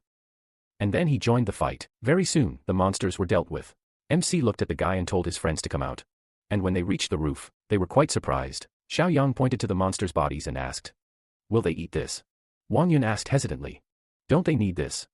It's a rare source of calories, after all." He replied that they had, and the men rubbed his chin in confusion, saying that made sense. With their abilities, they could hunt whenever they wanted. MC asked, they helped them. The guy confirmed this, and asked them to do them a favor. When they agreed, he gave his word to K to explain everything to them. Hearing a familiar name, Jian Kong looked at the old man in surprise, and asked if he was by any chance the same K Chiefeng from the Academy of Agriculture and Forestry. He confirmed it, and Jian Kong happily said that's why he seemed familiar. He told him his name, and the old man immediately recognized him, Director Chen from the Biodiversity Center. He was very glad that he still remembered him, and Xiaoyang asked, "So they know each other?" The old man replied that they were from the same professional background, and had collaborated on work. Director Chen's department is precisely the center for studying the biodiversity of marine organisms. And with him, their task will be greatly simplified. He told Director Chen that they came for GPS equipment to put an end to the sea monsters. They want to use these devices to locate their lair and destroy it. The guy was surprised. Only he could have suggested something like that. And without further ado, he led them to the warehouse where the GPS devices were. Having finally found them, the old man rejoiced, and MC said there was no point in staying there anymore. Maybe they should come with them. The settlement really needed people. Wang Yun asked if they were really allowed to go with them. Won't they scare the others like this? Lu Qian asked, what was he even talking? They were so strong. And their settlement wasn't made up of weaklings either. It was unlikely he would scare anyone there. He remarked that it made sense, and Xiaoyong suggested they set off right away. Meanwhile, Shui was lying on a sun lounger on the roof of the building, sunbathing. He noticed that the flying insects had suddenly become alarmed, got up, and saw many dots on the water. He immediately raised the alarm, warning everyone about the sea monster attack. All the inhabitants of the settlement came out onto the roof, having first grabbed their weapons. And the boy exclaimed that these idiots simply didn't value life. Let them try to get through the insect level first. Flying and underwater insects rushed to attack. But under the warrior's leadership, the sea monsters could now fend for themselves. He gave them the order, and they immediately dove underwater and began to hold back the insects, and then red marks appeared on the surface of the water. Seeing this, the people were worried, and the boy said it was incredible. Their swarm hadn't gained an overwhelming advantage. Apparently, they were truly enraged. At that moment, one of the insects headed toward the warrior. He quickly noticed this and pierced it with his spear. Then turned and rushed forward, killing everyone in his path. He jumped out of the water, and the wasps immediately flew towards him. Then he swung his, killing them all in one fell swoop. The people became worried, as this monster was clearly different from its kin. It could easily fight off insects. Then, under the influence of the adaptive spore, the monsters attacked the warrior. He blocked their attack, and they dove underwater. The warrior was surprised that his own comrades were attacking him, and the people asked, did they block his attack? Was he even their equal? Shui said they would have to intervene. It had been a long time since he had encountered an opponent who would make him stretch his legs. He ordered everyone to move away from him and give him some space. They obeyed the boy without further ado. Meanwhile, the warrior dealt with the monster that had attacked him. And then the others rushed at him. When their bodies floated to the surface of the water, the people realized they were no match for him after all. The warrior quickly climbed onto the roof of the building, but Shui was already waiting for him. He glanced at the monster and thought that, judging by its strength, it seemed slightly stronger than the cannibals from City M, but it would handle it. The monster rushed to attack, and he immediately opened fire on it, but he was able to dodge all its bullets. When it pounced on him in a jump, he tossed the gun aside and said that he was a good fighter. Taking up his weapon, he jumped to the side, dodging his opponent's blow, and then pounced on him in response, swinging his blade. People were surprised that he was so young and already possessed such great strength. And the sea monster warrior rushed to the edge of the roof. The boy called out to him, asking where he was going, and he jumped into the water. And the boy asked, are you scared? Once underwater, the warrior immediately encountered vines and insects guarding the settlement. And so he was forced to retreat. A few minutes ago, Xiao Yong and the others were already returning to the settlement. Shan Shan pointed to a huge island and told the Marine Institute staff to look at it. Their future home was over there. They were surprised to see an entire island, and the men asked how they were able to build it at all. Li Chen checked the situation and said that, judging by the flying insects in the sky, something was wrong, and MC grinned and noted that they returned just in time. Li Chen looked through the telescope, saw sea monsters, and excitedly informed them that a huge horde was attacking them right now. Jiang Kong volunteered to contribute to the fight, and Xiao Yong told them to remember something. Insects, sea monsters, and water ghosts covered in plant tissue are their allies. Their enemies are only ordinary monsters. They understood everything, jumped into the water, and Li Chen informed Xiao Yong that some unusual monster had climbed onto the roof. Shui was currently confronting it. MC said that it was indeed different, but it would be perfect for their purpose. So he would deal with it personally. At this point, the people were overjoyed that they had won, and Shui, disappointed, said that he thought he would at least get some exercise. But he had simply fled, but the monster didn't flee. It suddenly returned to the roof and struck with its spear. Fortunately, the boy managed to dodge in time and noticed that the creature had now begun to move faster. The monster lunged forward, and the boy realized he couldn't dodge it. So he tried to block it. This only caused him to be thrown back. Immediately after, the warrior monster took a deep breath and began shooting water balls at him. They hit him right in the face, causing him to lose his vision for a second, which the monster took advantage of to strike. The spear almost reached its target, but suddenly froze a few centimeters from his face. Xiao Yang, who had stopped the spear, angrily called the monster an idiot and asked if he hurt him. How would he be able to look his parents in the eye? The monster was confused, trying to pull the spear toward himself to break free, but he couldn't. MC was stronger. If so, he had no choice but to let go of the spear and take a spare. He lunged at him, about to strike, and then Xiao Yang simply punched his forearm, breaking it in half. The monster, realizing it couldn't win this fight, began to flee. Shui called out to Xiao Yang, telling him not to let him jump. He would become stronger in the water and then circle around them for a surprise attack. At that moment, the sea warrior quickly swam around the building, dodging vines and insects. MC only chuckled at the boy's word. He closed his eyes, sensing which side the monster would attack from, and then reached out in that direction. When the warrior jumped out of the water, it released vines and grabbed him. He asked, with such a loud splash of water, was he talking about a surprise attack? The warrior tried to get out, but Xiao Yang used a high-voltage discharge and fried him before letting go. Shui ran to finish, but Xiao Yang told him not to rush. He deliberately left him alive. He asked why they were keeping him alive, and he asked, have you forgotten? They needed a guide. He attached a sensor to his back, and Shan Shan asked if he wouldn't notice if he was wearing one. He'd probably lose it on the way to his lair. MC told him it was fine. He'd treat him with hallucinogenic spores, so he'd be half delirious until he got to his lair. After that, they took him out to sea by boat, dumped him in the water, and returned to the settlement. The warrior woke up late in the evening. He opened his eyes, scratched his head in confusion, looked around, and seeing that there was no one around, calmly swam back to his home. Meanwhile, Xiaoping said the coordinates on the device had started moving. And Xiaoyang said with a smile that everything was going well. They'd give them some pressure from the land creatures. Time passed, and the warrior finally returned to his settlement, where his relatives were waiting for him. Seeing that he was wounded, they immediately took him to a tent and sent others to the farm to bring food. Meanwhile, the people were working on the farm, growing vegetables, and an overseer, also a man, was watching over them. Seeing one of them stop for a second to rest, he immediately struck him with a whip and asked why he was shirking his work. The guy became indignant and exclaimed, "Why did he think he was shirking? He was using his official position for personal revenge." The other overseers also began to beat him for snapping. And then 2 sea monsters emerged from the sea. Seeing them, the overseers immediately became friendly and approached them, asking what their orders were. The sea monster, different in appearance from the others, said that their warrior was wounded. His kind had done this. The warrior needed to recuperate, so they needed liver and fat. The warden said with a smile that they would arrange everything right away. After which he told his comrades to go and bring a few people, especially the fat ones. Hearing this, one of the prisoners clenched his teeth in rage and called him an idiot. He was helping sea monsters kill his own people, but one day he would pay for it. A voice rang out. Yes, it worked. He asked, what was the result? Xiaoping replied, the coordinates were determined successfully. More than 10 kilometers to the southeast. Jiang Kong said, more than 10 kilometers to the southeast. So this is the Seti archipelago. MC looked at him and asked, does he know this place? Jiang Kong replied, all the islands in these waters are recorded in the Research Institute's database. Xiaoping replied, excellent. He took the radio and said, they will hold a meeting. Xiaoping asked, Uncle Xiaoyang, why is he staying to guard the base again? MC said, after all, it has to do with the sea. Just in case, he takes only those who are good at swimming. Xiaoping frowned and pointed a finger at Xiaoping. Said, okay, the 4 newcomers are good swimmers. He has resigned himself to that. But why is Xiaoping's sister coming too? Does she even know how to swim? Xiaoping laughed lightly and said, it seems he's forgotten the ability of the mimic flesh. Excellent. At the same time, they'll test his hypothesis and force Shanshan to finally admit defeat. After a while, they approached a pond and she asked, shall she begin then? MC replied. She stretched out her hand, and it transformed into a huge claw. Everyone cried out in surprise and Wang Yun said, looking at it like that, sea demons don't seem so creepy anymore. MC asked, well, how is it? She'd better eat a couple more. Everyone's eyes widened in surprise. And someone started to feel nauseous. Xiaoping undressed and stretched, and MC ordered them to take a closer look. Xiaoping closed one eye and said, he'll see how absurd this can be. Xiaoping's body began to become covered in scales and fins, and Wang Yun screamed, has she already grown gills and fins? Xiaoping jumped into the water and the guys screamed. Amazing. How fast? Is this the girl from just now? Xiaoping jumped out of the water and Xiaoyang, well, does he agree now? He also wants to become mimic flesh.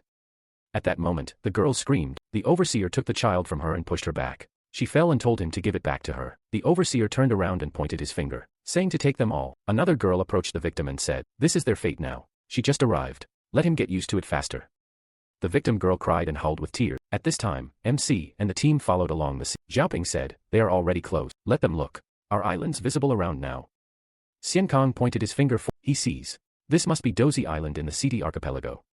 Wang Yun asked if they should go into the water and scout out the terrain. Xiaoyang replied, they're just heading straight ahead. After a while, the overseer looked toward the ship and shouted, the sea lords have procured a new batch of meat cattle again.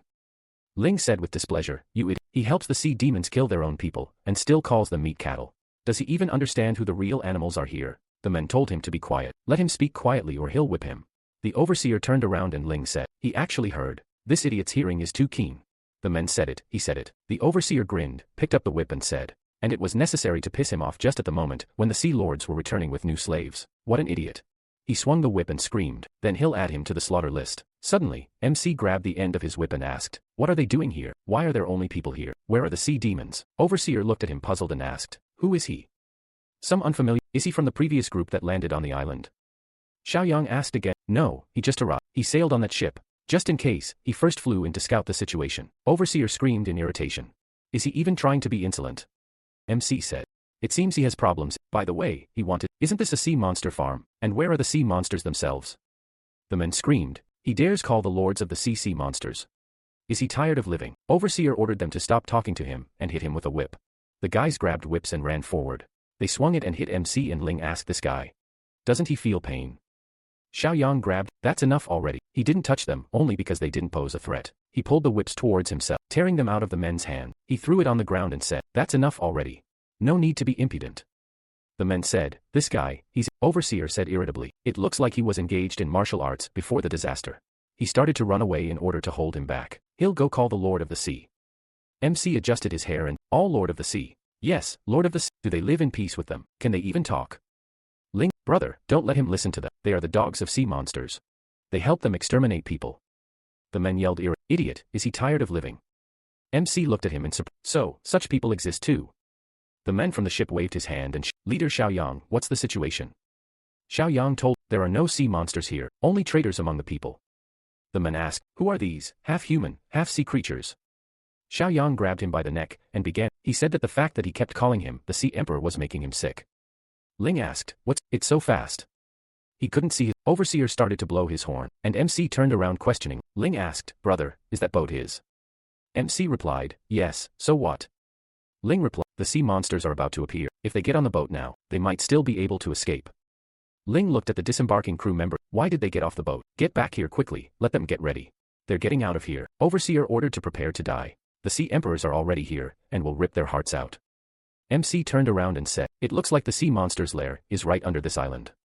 On the seabed, the monsters began to approach the coast, and then jumped out of the water, and landed on the surface. Someone ordered to prepare for battle, and received an answer. Yes, Ling asked in confusion, have these psychos completely lost their minds? They saw the sea monsters and didn't run, and now they're going to fight. Overseer shouted, Lord of, these people came on a boat to steal their cattle. The monsters rushed to attack, but MC quickly dodged. And Wang Yun started shooting at them, and ordered to taste the power of the weapon. Xiaoyang deftly dodged the bullets, which quickly hit the creatures' bodies. The people screamed, it's a weapon. They have a weapon, great, they have a chance. Overseer thought fearfully, what a nightmare. These idiots actually have. Could the Sea Lords really be unable to cope? Several more monsters emerged, and people scream, these are sea monster moin. There are 3 of them, they're finished. Wang Yun said to be, these 3 look really dangerous. Jiang Kong said they're about the same level as the one they released back then. The guy said he heard that even Junior Shan couldn't handle him. MC waved his hand and told the 4 of them to move away and not interfere. Wang Yun replied, Xiao Ping, these 3, they're just right for her to warm up. She walked forward and said, yes. Ling looked after her. No need to go any further to the they become stronger in the water. We need to lure them onto dry land. Doesn't she understand? No need to go any further, he said fearfully. It looks like this woman is deaf. The guy screamed. They had a chance to escape. Ling told MC to do something. The warriors rushed into battle, and Xiao Ping's body began to transform. Ling screamed, what the hell is this? Overseer screamed, this woman, isn't she human? But Xiao Ping quickly blocked the attack. A cry rang out, careful, to the side. Xiao Ping looked to the side and saw the attack. But she reacted just as quickly. She threw the monster aside, and transformed into a fanged creature. The monsters began to roar, and Overseer screamed, Lord of the Sea, we must take turns, entering the water to recover. Let him use attrition tactics. The Overlord growled, and the monsters began to MC told Xiao Ping to wait, not to rush to pursue. He said to give them some space. Let them come out at their peak. Overseer screamed, idiot, what is he doing? The Sea Lords will rip out his liver now. The warriors rushed out of the sea again, and rushed to attack Xiao. Ling said, this is incredible. 1 man against all the sea monster warriors, and he's still able to resist. Overseer said, Sea Lord, let him kill the one in command first. The monsters ran towards MC, and Ling said to be careful. The enemy is too fast, he can't dodge. Tentacles burst out of Xiaoyang's body, and pierced the monster's body, followed by a loud scream. What's going on? The Overlord said, they can't handle it and need to retreat. The Overseer asked, what, they can't handle? The Overlord screamed and waved his hand, after which the warriors turned and started running. They threw themselves into the sea, and the Overseer screamed, Lord of the Sea, let him not abandon them. He turned and looked at Xiao Ping in fear. She swung her claw and knocked the men onto the sand. The Overseer knelt and begged the Lord for mercy. They didn't act of their own free will either. MC said, no need to beg him. He has no interest in dirtying his hands with the likes of them. The Overseer asked, really, thanks for the mercy. Xiaoyang said, however, he turned and said, if they want to do something to them, he will not interfere. The men grabbed sticks and rushed to beat the bandits. They shouted loudly, we need to kill them, the idiots. They like to eat their own. After a while, the men were dead. And Xiao Ping asked, what next? Are they taking everyone with them? Zhen Kong replied, if they move, their boat can take everyone at once. MC waved his hand and said, okay, He looked ahead questioningly, and Wang Yun screamed, nightmare, their boat. The monsters began to attack the boat and managed to sink it. Wang Yun screamed. They realized that they couldn't cope, and decided to destroy their transport. The Overlord swam out and said, they will never leave. No one will leave. Everyone will be locked here until they die. MC said to look at what they've done. Same thing. He grabbed his head. This forces him to kill them all right now. Zhen Kong asked, what will they do? MC replied, calm down, everything is under control. There's a boat 2 kilometers from here. They'll go and bring it back a little. Wang Yun said, swimming a couple of kilometers is no problem for them, but with those monsters around, they will most likely be torn to pieces as soon as they enter the water. Xiaoyang said, of course he will clear the way for them. His eyes lit up with a bright light, and huge creatures appeared in the sky. People screamed, what is that sound? The guy pointed his finger at the sky and ordered them to look over there. What the hell is that? The monsters turned around and saw. A scream rang out, insects, they are insects. Zhen Kong said, a whole swarm of insects is fighting. Wang Yun said, he had seen this, but it still amazes him. MC said, Zhaoping, let her take them with her. He will organize flying insects to guide them. She replied, okay. She began, what is she going to do? She jumped into the water and was she really going to just jump into water full of sea monsters? She has no brakes at all. Zhaoping jumped out of the water and roared, and Wang Yun said, it's time for them to go and follow her. Ling asked, puzzled, who they even were. What kind of monsters were these? After a while, the monsters were dead. And Ling asked, they don't eat people, right? MC chuckled and said not to worry, they have food that's tastier than people. Now let them tell us what's going on here. Zhaoping and the men headed. After a while, the men were sitting on the sand, and the guy asked, according to the calculations, is it time for slaughter again soon? The guy screamed in fear, not him. The men clenched his fists and screamed, even if he survives this time. Next time or the next time, he will still, he's already tired of this life. Come on, idiots, he's on the list too, let them kill him. The monster looked at him with despair, then took out a dagger and walked towards him. The men breathed in fear, and the monster turned around, and saw an insect. The sea monsters looked at it carefully, and guys ran out of the water and screamed loudly. The men asked, who are these anyway? The men started shooting at the monsters and ordered them to die. The guy said they have weapons, are they for people? The men answered, but they don't. The monster screamed and rushed to run into the water. Wang Yin grinned and told them to run. Run. Something much more terrible awaits them in the water. The monsters jumped into the water, where Zhaoping was waiting for them. She quickly attacked them and began to descend lower into the water. The men screamed, what? What was that anyway? Did they see it? We saw it. It was a monster. With one jerk, he pulled the sea. Let them see. They have gills. Aren't they monsters too? Yes, they really don't look much like people now, but they are all good people. The men asked, what about that one? Zhaoping, who had been fighting monsters, emerged from the water, and the men asked, is she also a good person? You can't tell by looking at her, but she really is a good girl. The men, a girl. She.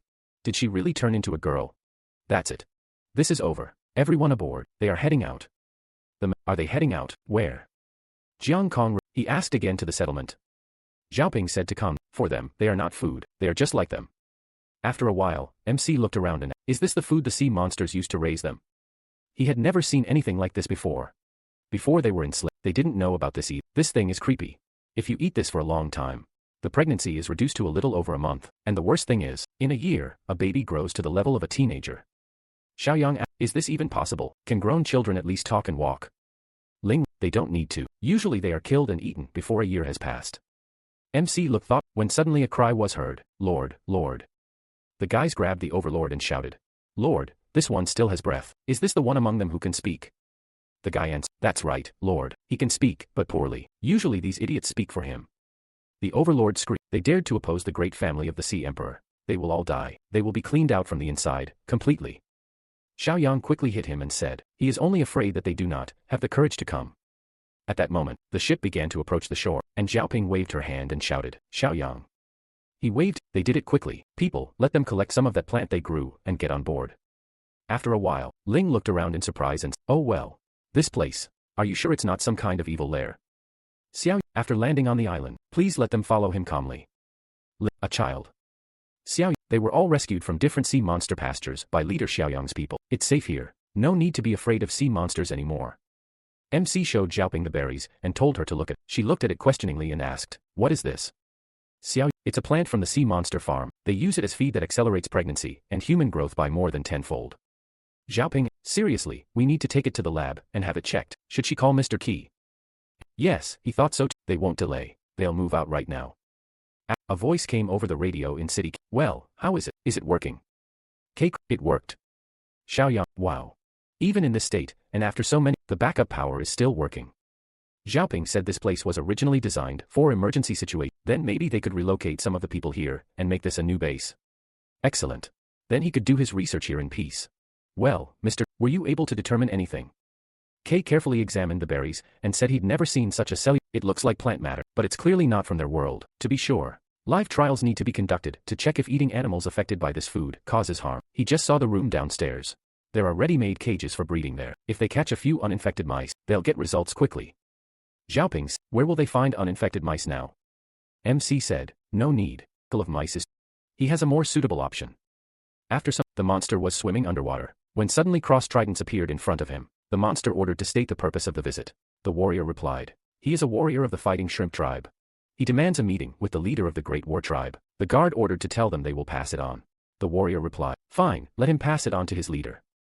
The fighting shrimp tribe was destroyed by. The guard shouted in irritation, "What? Upright pigs, these liver-filled a tribe of sea creatures destroyed by land cattle. Is he kidding?" The warrior, "It's true. Stop calling them, they underestimate the strength of these creatures. This is disdain for the enemy." The guard smirked, "They have every reason to underestimate them. After all, the fighting shrimp tribe is a pathetic little thing. How can they even compare themselves to them?"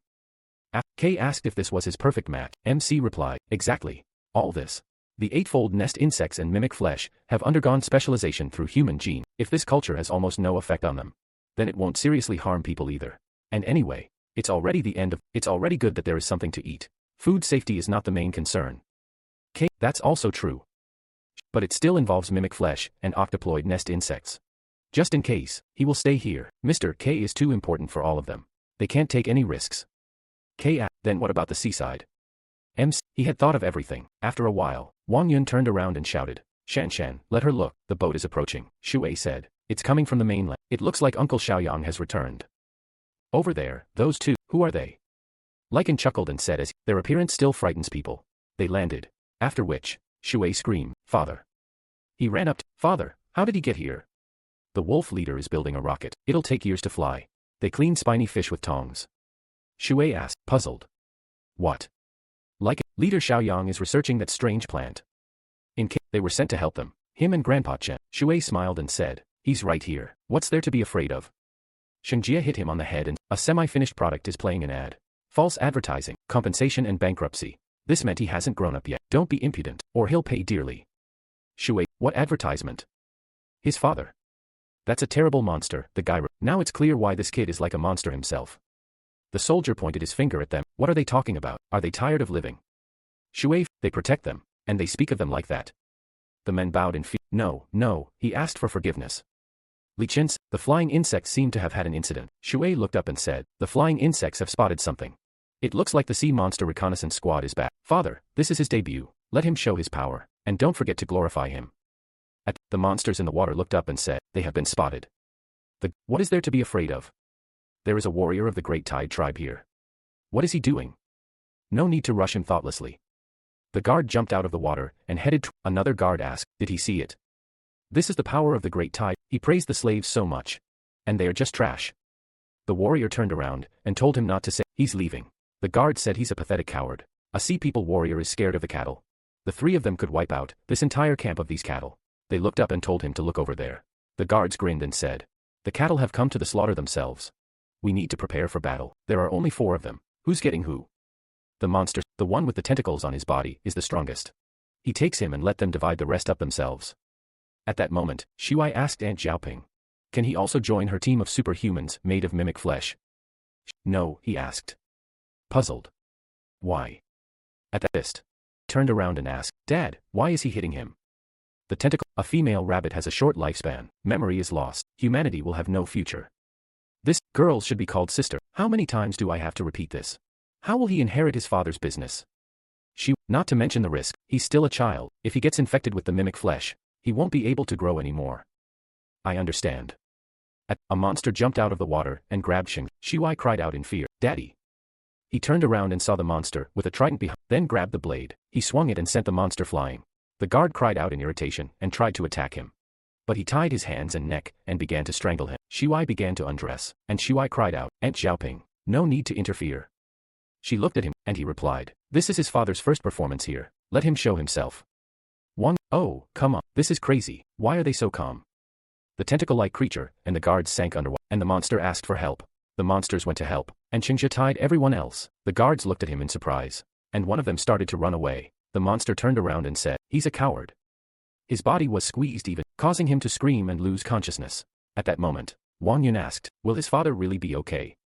Shui, "No need to worry. His father. He's one of the strongest after Uncle Xiaoyang." At that moment, Xingzhe burst out of the water and landed on the boat, holding the monster with his tentacles. Wang Yun asked, "Is it over?" Shui, "Well, how is it?" He said, "The land duck eats low, it eats half, and the other half escapes." Xiaoping, "What does that mean?" It roughly means that father isn't skilled in underwater combat and let a few sea monsters escape. Zhao, that's not bad either. Let them spread the word that they're not easy prey. Xiaoyang asked, that's amazing. Simply amazing. In what sense? Imagine. Both the mimic flesh and the modified octoploid nest insects grew and developed more than 10 times faster than the control group after consuming that sea monster culture, but this property isn't passed on to the creatures that subsequently feed on them. MC asked, so if you make feed from this culture, the pigs will grow faster, but their meat won't harm humans. Shuai, you could say that, but to be precise, it still needs to be tested on humans. Xiaoyang, that's enough. Yang Bin asked, so in the future, they'll have even fewer problems with food. Yes, yeah, perhaps the efficiency will even be higher than that of industrial animal farming before the disaster. MC extended his hand. Okay, this result has already exceeded his expectations. But before providing everyone with food and water, he has other plans. He picked up the berries with his and Kay asked, what other plans? Integrate this into the plant body and qualitatively strengthen the nesting insects and a sea of flesh. After he went outside, where Xiaofeng appeared before him, saying, he has come, Xiaoyang. He apologized for, MC said, no need to be so formal. How has Xiaoping been lately? Is the mimic flesh in her body still stable? Xiaoyang nodded his, no need to worry, she is almost unrivaled now. If she hadn't kept the island of vines by the Sea of City, he wouldn't have dared to return. Then great. Did he come back for some errand this time? He found a way to sharply increase the scale of the Sea of Flesh again. Xiaofeng asked, and how to do it? Xiaoyang lightly waved his hand, and Xiaofeng replied, okay. MC clenched his fists and released the tentacles from it stuck into the ground and he rose into the air. He screamed loudly and sparks fell from his eyes. Xiaofeng cried out in confusion. Nightmare, what's going on? Sparks flew in different directions and landed. MC landed and began to breathe heavily. Xiaofeng held him and asked, Xiaoyang leader, is he okay? He's fine. Well, did he feel a new strength? He felt it. This is a completely new metabolic mechanism. He's afraid. It's capable of increasing the volume of the Sea of Flesh more than 10. What kind of power is this? It's an ability of a plant from another world. The side effects are still unknown, so let him ensure isolation. You can't let the entire Sea of Flesh assimilate with this power. Xiao, yes, he understands. Okay, next, using the Sea of, he needs to help it reproduce tissue with this ability in large quantities. Xiaofeng said that if you use the Sea of, impurities of mimicry flesh will inevitably get in. He still advises using the flower platform. It's fine, no need, this is not for humans, but for nesting insects. At this, the monster was swimming in the water, and the guard was catching up with it. He turned around and asked, is the enemy pursuing them? The guard replied, he doesn't think so, they are too strong, it's just creepy, the warrior replied. He warned them in advance, but they didn't listen. The monster said, we need to go back urgently and warn the leader.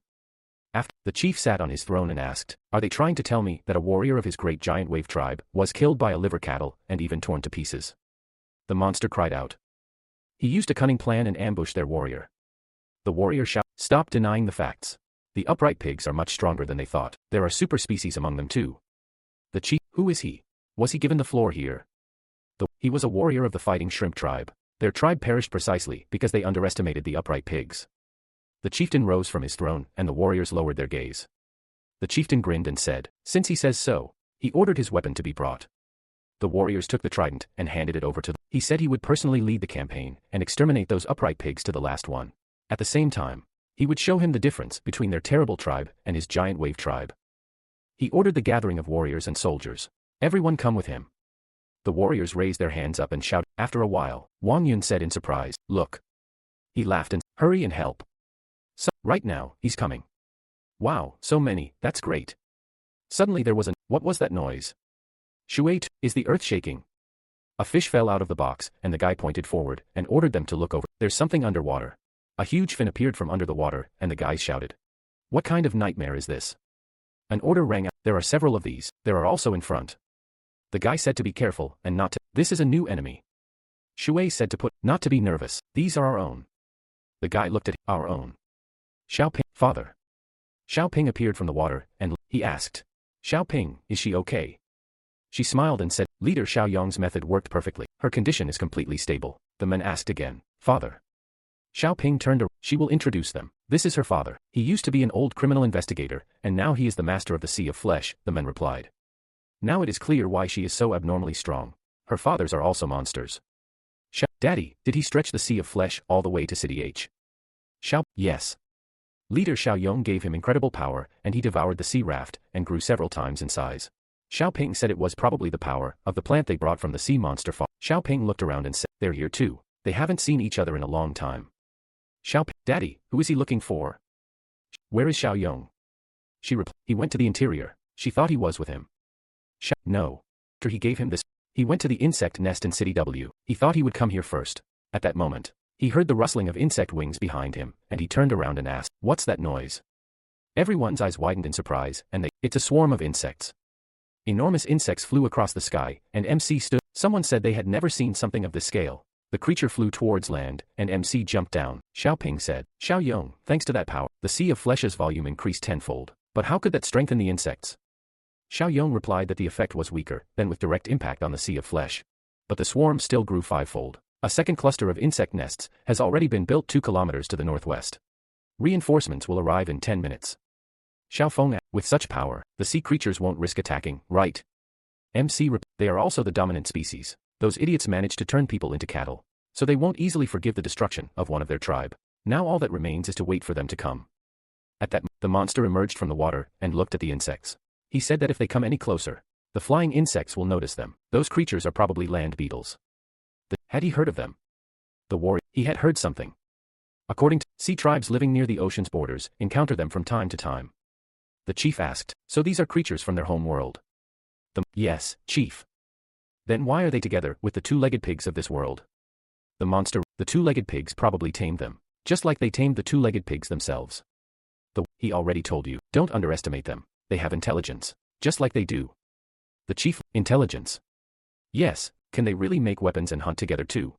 If they really had intelligence, they wouldn't have become their slaves. They too can build huge nests out of clay and saliva. And they even create things that move on water. They also have sticks that shoot stones. It's useless underwater. But on the surface, it's very dangerous. The leader, so that's a reason to be wary. Are there many of these sticks? The warrior, no, very few. He thought only the 2-legged pig shamans had such. The leader laughed and asked, so what should they be afraid of? These shamans need to get closer to the water. And their sea warriors will be able to kill them before they can react. Sea people warriors, let them listen to his orders. They need to destroy their nests. Let them become their liver slaves again. After a Shui took out a walkie-talkie and said, "Uncle Xiaoyang." A voice came from the walkie-talkie. Uncle Xiaoyang. Everything was as he predicted. Apparently they went on the offensive. Xiaofeng got up from the table and said, "He'll go meet those idiots." MC waved his hand. "He'll assess their strength first." He flashed his eyes and released the insects. They sank under the water, and Xiaoyang said, "It looks like they mobilized troops." Troops, how many are there? At least several thousand, and possibly more than 10,000. Nightmare. If it weren't for him, even a couple of groups could have destroyed them. Xiaoyang called all combat-ready people, attention. A large number of enemies are approaching them. His voice came from the radios. At that moment, the leader quickly rushed forward and attacked the insects. He turned and asked, "Is that all?" Several more insects, and he turned and swung his weapon. Xiaoping looked at this. When suddenly the monsters jumped out, the leader grinned and said, "She remains calm even in front of him. Apparently she is the strongest among the upright pigs. This is his prey." The warrior told him to "This is too reckless." The monster grinned and asked, "What is he worried about? He can't even imagine how strong the chief is." Chong looked at this. Isn't he going to intervene? The tentacle 1. Sniper rifles don't shoot down planes. This meant the distance was too far. The target was too fast. He wouldn't be able to hit. MC turned to Xiaoping and said, "This idiot is coming after her. What will she say?" A battle of the strong. How boring. Xiaofeng started to warn. He dared to hit his daughter in front of him. Yes, he crossed all boundaries. He released mana forward and created tall fangs around the chief. He raised his head and looked at it. He dodged the attack and thought, what is this? Is this also the strength of people? Xiaofeng clicked his tongue in displeasure. He dodged, and he's fast. Xiaoping began to undress and told Dad to save his strength for the rest of the enemies and leave this big. Xiaoping asked, "Is she sure?" MC told him, "Xiaoping is practically immortal now, and he's nearby." She jumped into the water and turned into a mermaid. The chieftain looked at her in surprise, and the monster asked, "What the hell is that?" The warrior replied that he had never seen anything like. She dived into the water, and the chieftain tried to attack her. He clenched his trident and dodged Xiaoping's attack, and thought, "What's going on? This monster is obviously a sea creature, and yet it has strength equal to his own. Is this also a species tamed by humans? With such strength, why does she allow humans to tame her?" Xiaoping looked at him questioned, because there was a language barrier between them, and she only heard a certain growl. The chieftain asked, "Can't she speak?" "Of course, she's just..." Xiaoping hit him with her tail, and the chieftain screamed, "Underwater. He won't let anyone be stronger than him." They covered themselves in mana and rushed at each other to attack. After their collision, a strong splash appeared above the water, and they continued to fight. People stood on dry land and watched the fight. They said that it was better for them not to get involved in a fight of this level. Get involved, to get in the way. Don't overestimate yourself. Their organs will be shattered by the vibrations before they even get there. Chong said he didn't think it was developing so quick. Shengjie frowned and said, 7-year itch. This meant, looking at this, he himself wanted to fight. At that moment, the monster screamed. The leader is already holding back. The strongest enemy, attack. They continue the offensive. The monsters rushed forward, and one of them jumped onto dry land. Chong saw this and grabbed him by the neck. He squeezed his neck and threw him down. Chong said that was all they got. Then they'll crush a couple of small ants for fun. The tentacle-like creature released its tentacles. And the monsters looked at this in surprise. He killed them, and the people cried out joyfully. Let them die, let them die. Now that's a joy. Now they'll see who gets to cut out whose liver. The chief thought about it. He hadn't thought the beast would be so stubborn. Okay, he wouldn't compete with it. He'll just go around it and kill the upright pigs. Without a master, this beast can't do anything on its own. He rushed forward, which surprised Xiaoping. He headed towards MC, who was standing on the observation deck, with his arms folded across his chest. The leader jumped out of the water and thought, he is the king of the two-legged pigs. He began to examine all the people and thought, this is not him. This one is a little similar, but still not the same. Here he is. He rushed towards Xiaoyang and thought, he is not even dodging. Is he frozen with fear? What the hell? Do two-legged pigs have such strength? Xiaofeng attacked him. He cut the fabric of mimicry flesh with brute force. No wonder he is the strongest among the enemies. The leader thought, that's why he didn't even dodge. Is he being protected? He screamed, but alas, MC continued to stand in place. And right in front of the leader, he sharply dodged. The monster screamed, this is his ultimate speed. How could an upright pig even dodge? Tentacles appeared from the side, and MC ordered them to squeeze the monster. This bound his body, and the monsters emerged from the water and asked, Chief, is he really losing? The warrior told him to. Does he think he's just losing? He's being completely suppressed. The leader ordered him to let go. Monster. What kind of monster is he? MC extended his hand towards him, and the leader shouted, he's an idiot. Don't let him come near him. At that moment, and he saw a rift under the water. The monsters looked at it questioningly, and zombies appeared. The system window reported, Disaster Collector task in progress. You need to study the types of disasters in as much detail as possible. Reward, 800 points. Current point count, 1039. The monster fell to the ground, and the vines released it. Xiaoping climbed out of the water and asked, Leader Xiaoyong, how is it? Did he learn anything useful? MC replied that everything was as these sea monsters were indeed a species from another world. Furthermore, they were intelligent and were at the stage of tribal civilization. They were capable of turning people into aquatic undead because a symbiotic virus lived within their bodies. This virus could be considered related to the Super Devourer virus that caused the zombie disaster in City M, Xiaoping asked. So all the disasters they had encountered so far could have come from the same world? Yes. Rifts suddenly appeared, connecting their world with theirs. Which is what started all these disasters. And thanks to this, he already knew the location of one of the rifts. Xiaoping asked, Leader Xiaoyong, does he really want to? MC interrupted, he wants to go to that world and see it with his own eyes. Xiaoping repeated, go to that world. MC waved his, okay, they'll deal with this mess first. There was no need to hold back any longer. Tall fangs emerged from under the water, and insects headed in that direction. MC said, support had arrived from the second the group rushed to the attack. They quickly struck the monsters and moved forward. The monster said, the leader has truly been defeated. He couldn't stay, otherwise they would die along with him. The monster asked irritably, what is he doing? Have he deserted? The monster started to leave. Idiots. Even now they can't see the difference in strength. That guy from the fighting shrimp tribe was right. They severely underestimated the strength of the upright pigs. The warrior ordered him to return. Otherwise they would finish him off before the enemies. At that moment, insects headed their way, and the monsters turned at the sound, puzzled.